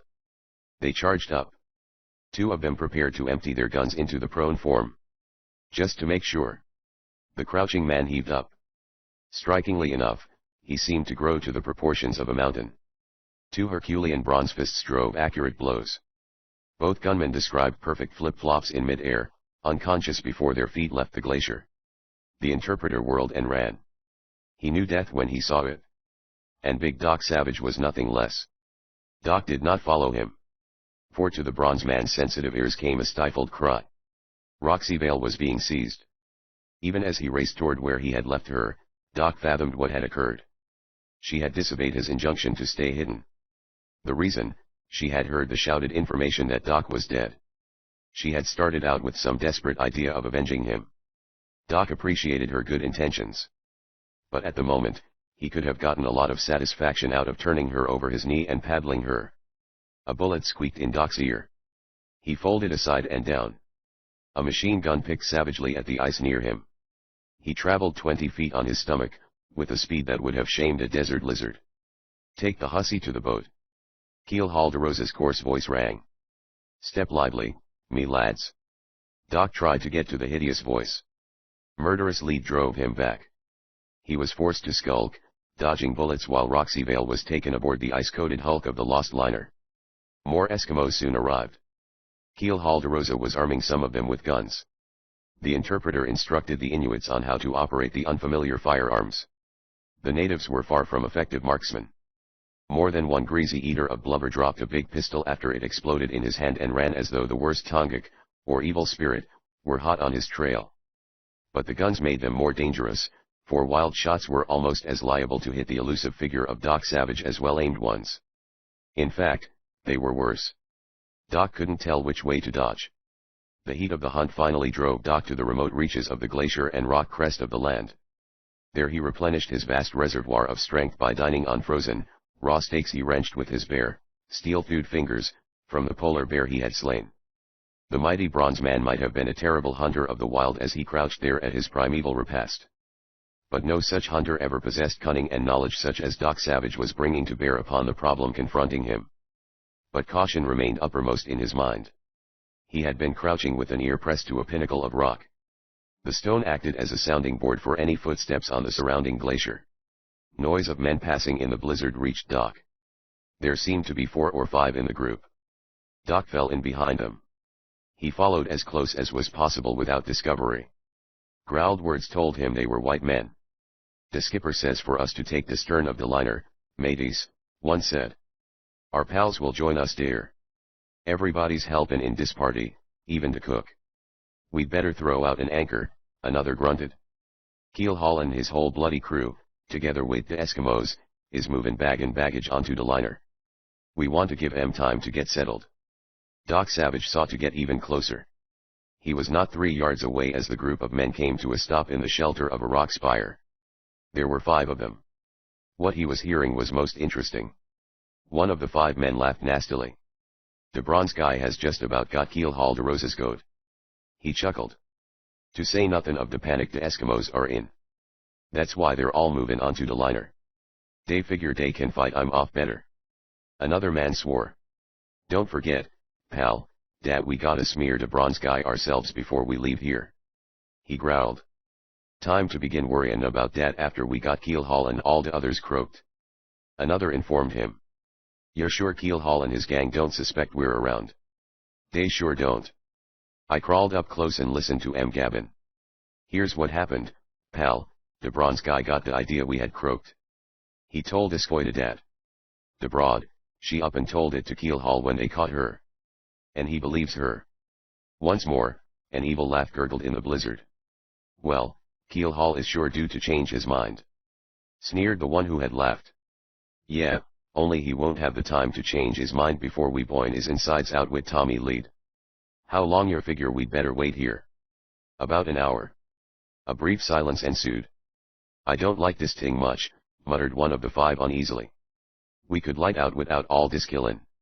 Yeah, and have somebody from this place show up in a few years and spill the wax to the law, was the snarled reply. We gotta clean up the loose ends, pal. We ain't leavin' nothing behind but stiffs. We're playin' safe. Once more there was quiet. One of the evil gang broke it with a startled ejaculation. What was that? They peered at each other, turtling their vicious faces forward to see in the blizzard. I didn't hear nothin', muttered one. Sounded like the wind, suggested another. They got up and circled their shelter. They saw nothing. They heard only the hoot of the gale. They gathered behind the outthrust of stone once more, huddling close for warmth. They had dismissed what they heard as a child of the storm. Indeed, it almost could have been some vagrant creation of the wind, that strange, low, trilling note which had come into being for a moment, then trailed away into nothingness. However, it was Doc's sound which they had heard. Doc was now scores of yards away. He had much to do, for he had learned a great deal. The five were Ben Ogard's thugs. And Doc's listening ears had detected enough to tell him the submarine had not met disaster, as he had thought. Yet he had carried the all-important valve with him in the folding seaplane. The survival of the Helldiver without the valve could be explained, though. Ben Ogard's crew had simply fashioned a substitute valve. There was a small machine shop aboard the undersea craft which they could use for this purpose. No doubt they had started work on the substitute shortly after they marooned Doc on the iceberg during the walrus hunt. It had not been finished in time to use when they were so nearly trapped in the ice. But they had completed it while Doc was locked in the compartment aboard the Helldiver. This, Doc believed, was the true explanation of their presence on land. Ben Ogard was preparing to slay everyone on this forlorn spot. No blood-bathed Jolly Roger ever held more frightful ambitions. Doc's great bronze form traveled like the wind. He had much to do, not much time in which to accomplish it.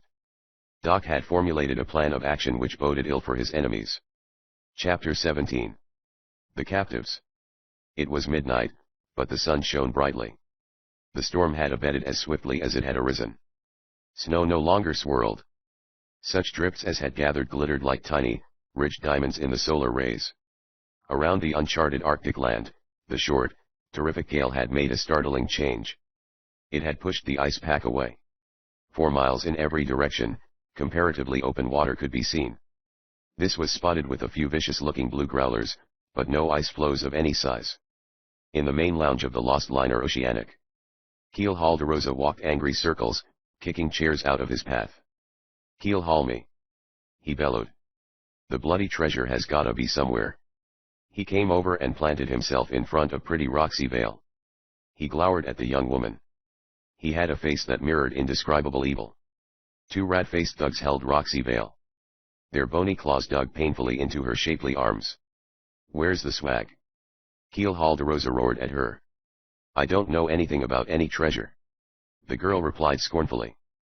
It was perhaps the 50th time she had told her captors that. You and your ma swiped the gold and diamonds. Snarled Keelhaul DeRosa. Roxy Vale made no answer. The Eskimos told me all about you and your ma, the hulking pirate chief informed her. Where's she hidin'? The young woman gave him a look of scorn. If she had practiced all her life squashing mashers on New York streets, she couldn't have done it better. Come on, cough up. The man hissed in her face. Where's your old lady hangin' out? I'll bet she's sittin' right slap dab on the bloomin' treasure. Keelhaul me if I don't think that. You're wrong. The girl snapped. Then where is she? Roxy Vale tightened her lips. That was something she would never tell. No horror they could inflict upon her would bring the information from her lips. You'll spill the dope, sister, or I'll cut that swab of an old man of yourn to pieces right here in front of you. Gritted Keelhaul DeRosa. I'll start by puttin' out the old geezer's bloody eyes again. Roxy Vale said nothing to this. What could she say? Her cheeks became pale as damask, though. Keel Helldiver kicked over a couple of additional chairs. He picked up a book that had lain on a table for more than 15 years, and threw it at a greasy Eskimo. Coming back, the pirate chief tried softer arguments. Listen, sister, he purred, gimme the swag and I'll see that you and your old man get safe passage back with me and my crew. How can you escape? Roxy Vale questioned curiously. Your plane is destroyed. You have no submarine. I'm making the Eskimos haul the swag to Greenland for me. Then you'll kill them, I suppose, the young woman said coldly. The way Keel Helldiver gave a guilty start showed the young woman's guess had been close to the truth. Will you spare the life of the bronze man, also? Roxy Vale asked tentatively. Keel Helldiver scowled. That swab is already dead, he lied, hoping it would help break the nerve of the beautiful girl. The statement had an effect exactly opposite. Roxy Vale sprang forward so suddenly that she eluded the pair holding her. She clawed Keel Helldiver's villainous face. She handed him a haymaker that completely closed his left eye. Lay aboard her. He howled in agony. Pull her off, you swabs. Keel haul me, but she's a bloody wildcat. His two men secured fresh hold on Roxy Vale, but not before one of them collected a flattened nose. Her Arctic life had made a very hard young woman out of Roxy Vale. The pretty girl now broke into sobs. The reason for her grief was easily understood. She believed Doc Savage was dead. It was incredible that the bronze man, mighty as he was, could cope with such odds as confronted him now. Suddenly a bellowing voice filled the lounge. Boarders! It roared. Ben Ogard and his swabs. They're comin'. Aboard by the stern. Every eye in the lounge went toward the source of that roaring voice. It seemed to come from a small companionway which led off in the direction of the purser's office. It's Ben Ogard, I tell yer. Crashed the voice. They're crawlin' up some lines danglin' near the stern. Any doubt which might have been arising was dispelled by the loud clatter of a machine gun on deck. The sound came from the stern. Another rapid-firer joined it. A white man, one of Keel Helldiver's small gang, shrieked a warning. Ben Ogard, the howling of Eskimos drowned out the rest. Ben Ogard was indeed making his attack. One of you hold her. Rasped Keel Helldiver. Keel haul me, I gotta look into this. He sprinted out of the room. One of the pair who had been holding the young woman followed him. Roxy Vale promptly engaged in combat with the single rat who now peeny-won her arms. She stamped his toes through his soft mucklucks. She did her best to bite him. Although strong and agile for a woman, Roxy Vale would have been overpowered by the man. But from the spot where that great voice had first roared a warning, there glided a form that might have been liquid bronze. Nearing the struggling man and girl, this became a giant, Herculean man of hard metal. Hands floated out. They were hands which could have plucked the very head from the rat now belaboring the poor girl with his fists. Yet those hands barely stroked the man's face. The thug fell senseless. Roxy Vale stared at her rescuer. It was apparent she could hardly believe her eyes. Oh, thank. Listen, here's what you're to do. Doc interrupted. He didn't like the tearful business of receiving thanks from young women whether they were pretty or not. You are to go and get your mother.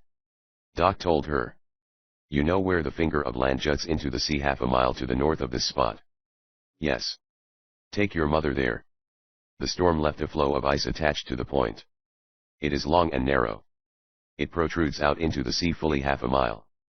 The tip is rather rough where ice cakes were piled upon it by the force of the gale. You are to hide, with your mother, among those ice cakes. Roxy Vale nodded. But she wanted to know more. What? No time to explain. Doc waved an arm in the general direction of the stern. A bloody fight was going on back there, judging from the bedlam.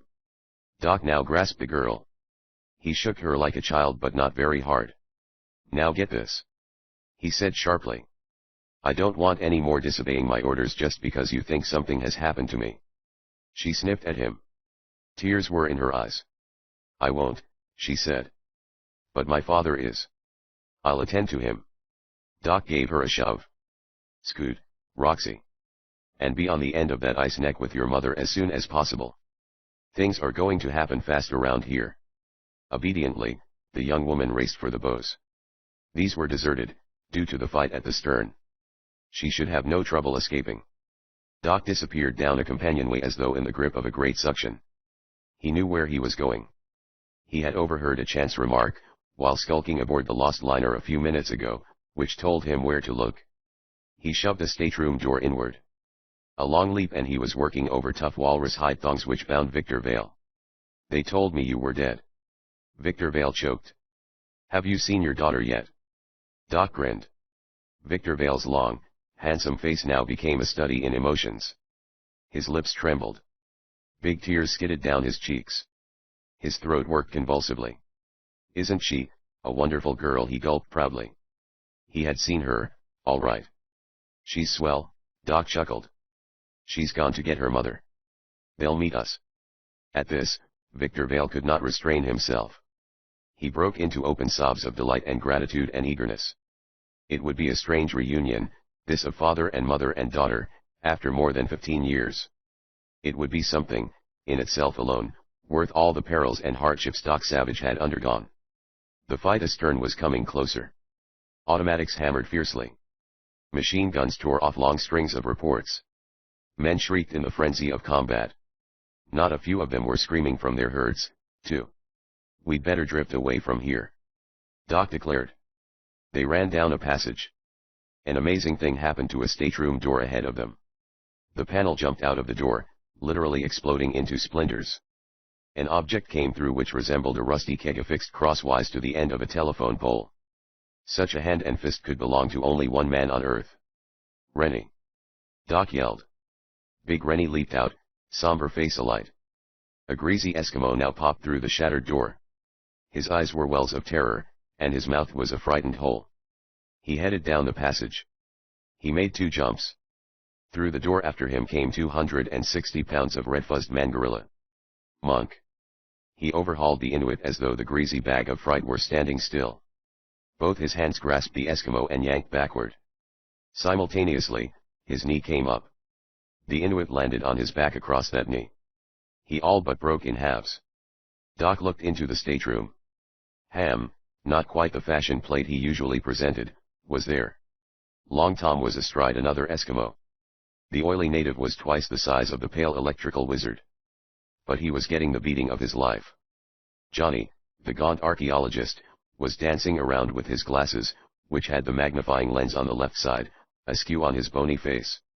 Doc groped for something that would express his happiness, for he had given these 5 friends of his up as dead men. The proper words refused to come.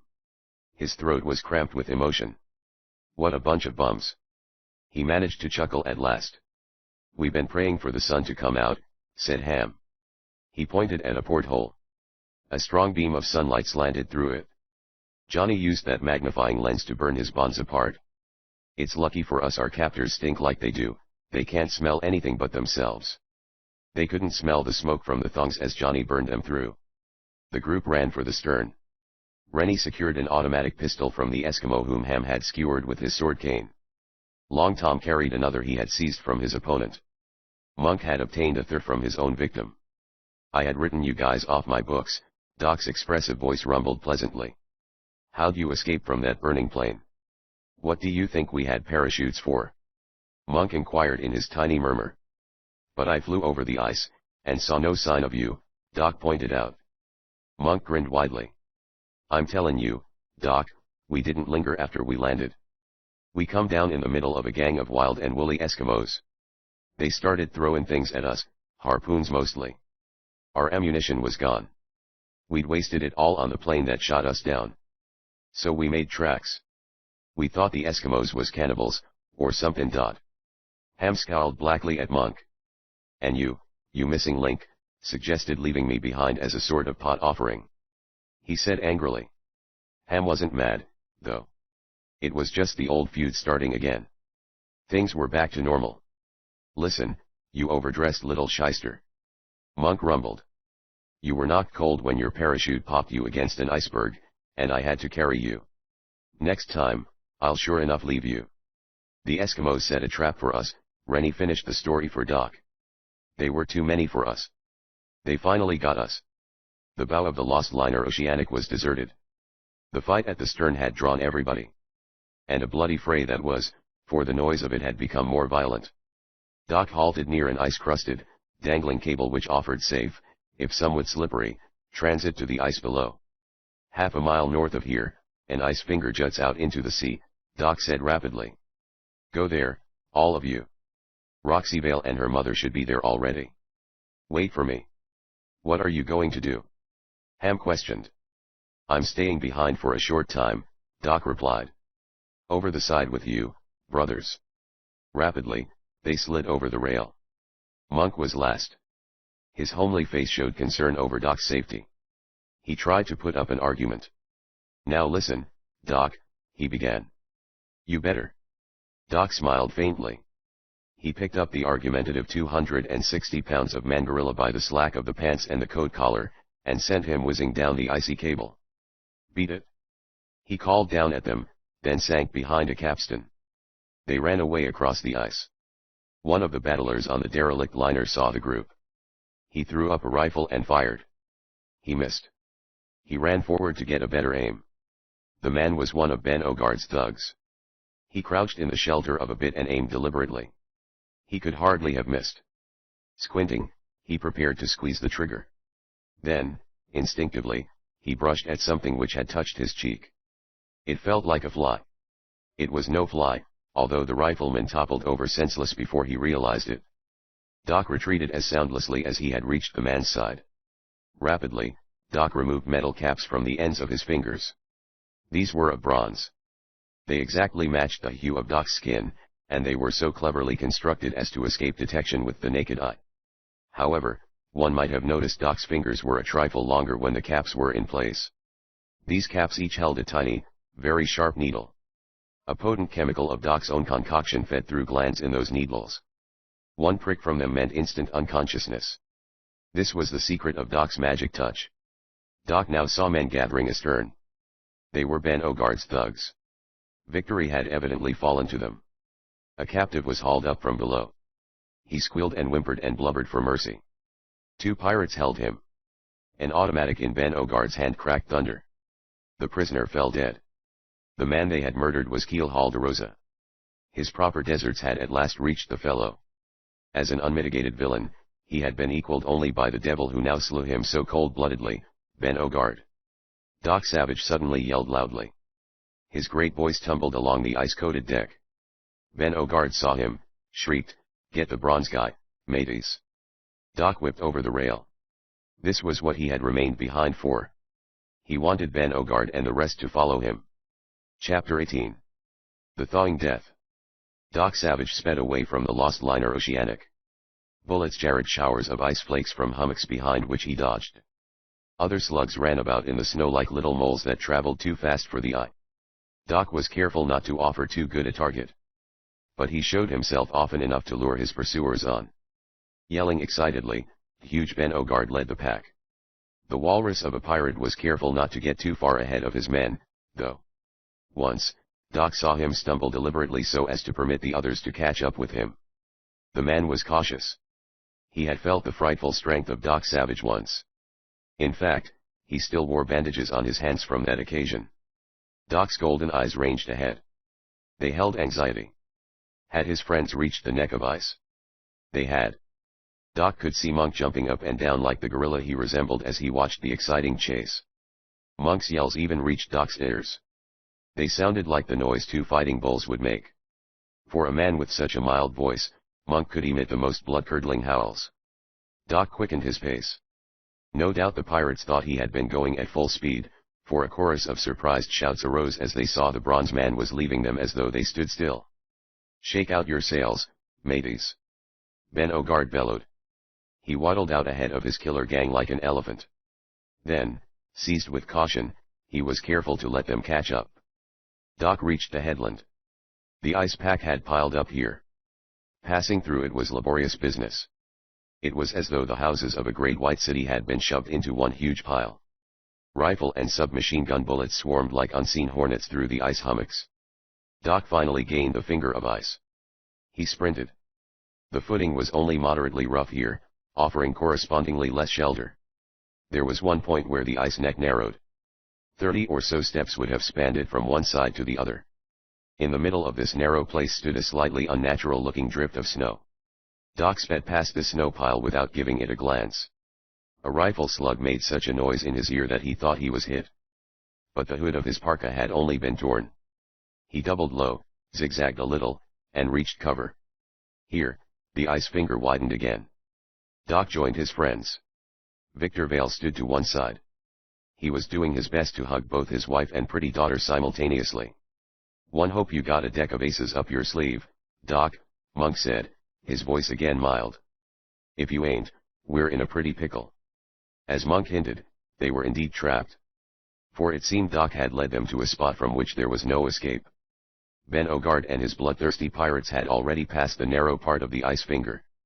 Regaining the shore was now impossible. To continue their flight in boats, even should Doc have a craft concealed in the rugged ice nearby, was also unfeasible. The pirates would have a perfect chance to riddle them with their machine guns. Doc Savage showed no concern. "Keep your shirt on, Monk," he suggested. Then, as a burst of rapid-fire slugs all but parted Monk's bristling red hair, he added, "And your head down. Let the missing link get a lead haircut. Ham clipped. He needs barbering." Monk leered at Ham as if he was trying to think of something, got it, and made his inevitable hoink. Hoink. Of a porker grunting. Ham subsided. Doc was now introduced to Victor Vale's long-lost wife. The introduction lacked something in courtliness, considering that it was made with all of them lying as flat as they could, with flocks of bullets passing but a few inches over their backs. Mrs. Vale was a tall woman, fully as beautiful as her entrancing blonde daughter, although in a more mature way. She showed little effects of her long years of isolation on this barren Arctic spot. Doc turned hastily to his men to avoid the heartfelt gratitude Victor Vale's wife sought to express, as well as the adoring look in pretty Roxy's eyes. "Let me have a pistol," Doc requested. His friends were surprised. It was rarely that Doc used firearms on his human foes. Rennie handed over an automatic he had taken from one of his Eskimo guards. Doc left them. In an instant. He was lost completely to their sight, so expertly did he conceal himself. They heard his automatic crack once, then 4 times more. They stared at the oncoming pirates. Not a man dropped. This was little short of astounding to the 5 who knew Doc well. Doc was one of the finest marksmen they had ever seen, even if it was seldom that he fired a shot. They had seen him toss up 12 pennies in a single handful, and using 2 pistols, touch every one with lead before it fell to earth. Yet he seemed to have missed the easy targets the pirates offered. "Hey, look!" Monk howled suddenly. Behind the pirates, where the finger of ice narrowed, a surprising phenomena was in progress. The ice was melting at great speed. Monk was first to comprehend. "My chemical mixture for dissolving ice." He chuckled. Doc put a supply of it under that snowdrift. He simply punctured the containers. Ben Ogard and his pirates came to a stop. They had discovered the melting ice. That worried them. But their thirst for blood got the better of them. They resumed their charge. "Come," Doc called. "And keep down low." He led them for the end of the ice finger. It became noticeable that the whole formation of ice was now in motion. Enough of the narrow neck had dissolved to permit the rest to break free. The whole thing was now an ordinary floe, plaything of the currents of the polar sea. Doc reached his objective. He pointed. "How does that look?" he questioned. Monk grinned from ear to ear. Heaven will never look any better to the sinful soul. The under-the-ice submarine, Helldiver, lay before them. It was moored to dead-man anchors which had obviously been sunken in the ice by depositing a bit of Monk's remarkable chemical concoction. They threw off the moorings, then dived down the main hatch. Doc started the electric motors. There was no time to get the diesels going. The Helldiver surged away from the floe. "How'd it happen to be here?" Monk questioned. Doc smiled faintly. "I'm afraid I stole it," he explained. "Ben Ogard kindly helped me out by leaving no one aboard. But I must say I never put in a busier 20 minutes than I did running the tin whale here single-handed." A sporadic burst or 2 of bullets rattled on the submarine hull.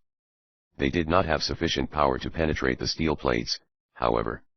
The shooting stopped abruptly. Rennie took a chance and thrust his head out. He was not shot at. "If any of you guys are interested in stark drama, come here and watch," he suggested. Doc, Long Tom, Monk, Ham, and Johnny crowded up beside him, along with Victor Vale. Roxy Vale and her mother, after one glance, could not bear the horror of the sight. Grim fate had at last grasped Ben Ogard and his pirates. They knew that to drift on the floe did of a certainty mean slow starvation. So they were making desperate tries to reach shore. Some had already plunged into the frigid water, and were battling the strong current. Others, who could not swim, were fighting those who could, trying to make them serve as unwilling pack horses. A few faint shots rang out. Those swimming began to go down, overcome by the deadly chill of the water, for some distance now separated the floe from land. Their fur garments handicapped them, yet to remove them was to freeze. After a while, the last man sprang wildly, hopelessly, into the numbingly cold sea. Two actually reached the ice-rimmed shore. One of these was the walrus-like Ben Ogard.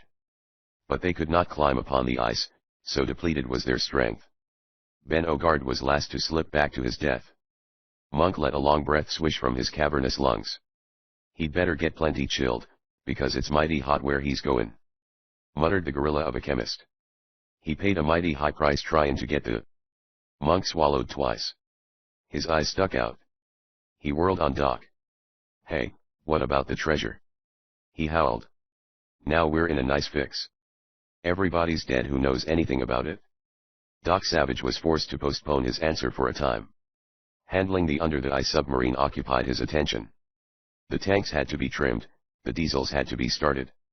He and his 5 men would have only moderate difficulty piloting the Helldiver southward, although they would be very short-handed. Monk got his mind back on 50 millions in gold and diamonds. "Say, Doc, we ain't goin' off and leave all that money layin' around on that bleak land somewhere, are we?" he asked plaintively. Ben Ogard and his gang moved the treasure from the strong room of the Oceanic when they mutinied more than 15 years ago, Doc said dryly. "In other words, they filched it from their pals, headed by Keel Halderosa, and cached it in a hiding place of their own." "Holy cow!" groaned Rennie. "Then we have no way of finding that hiding place. Ben Ogard and his men are all dead." "We don't care about the hiding place," Doc assured him.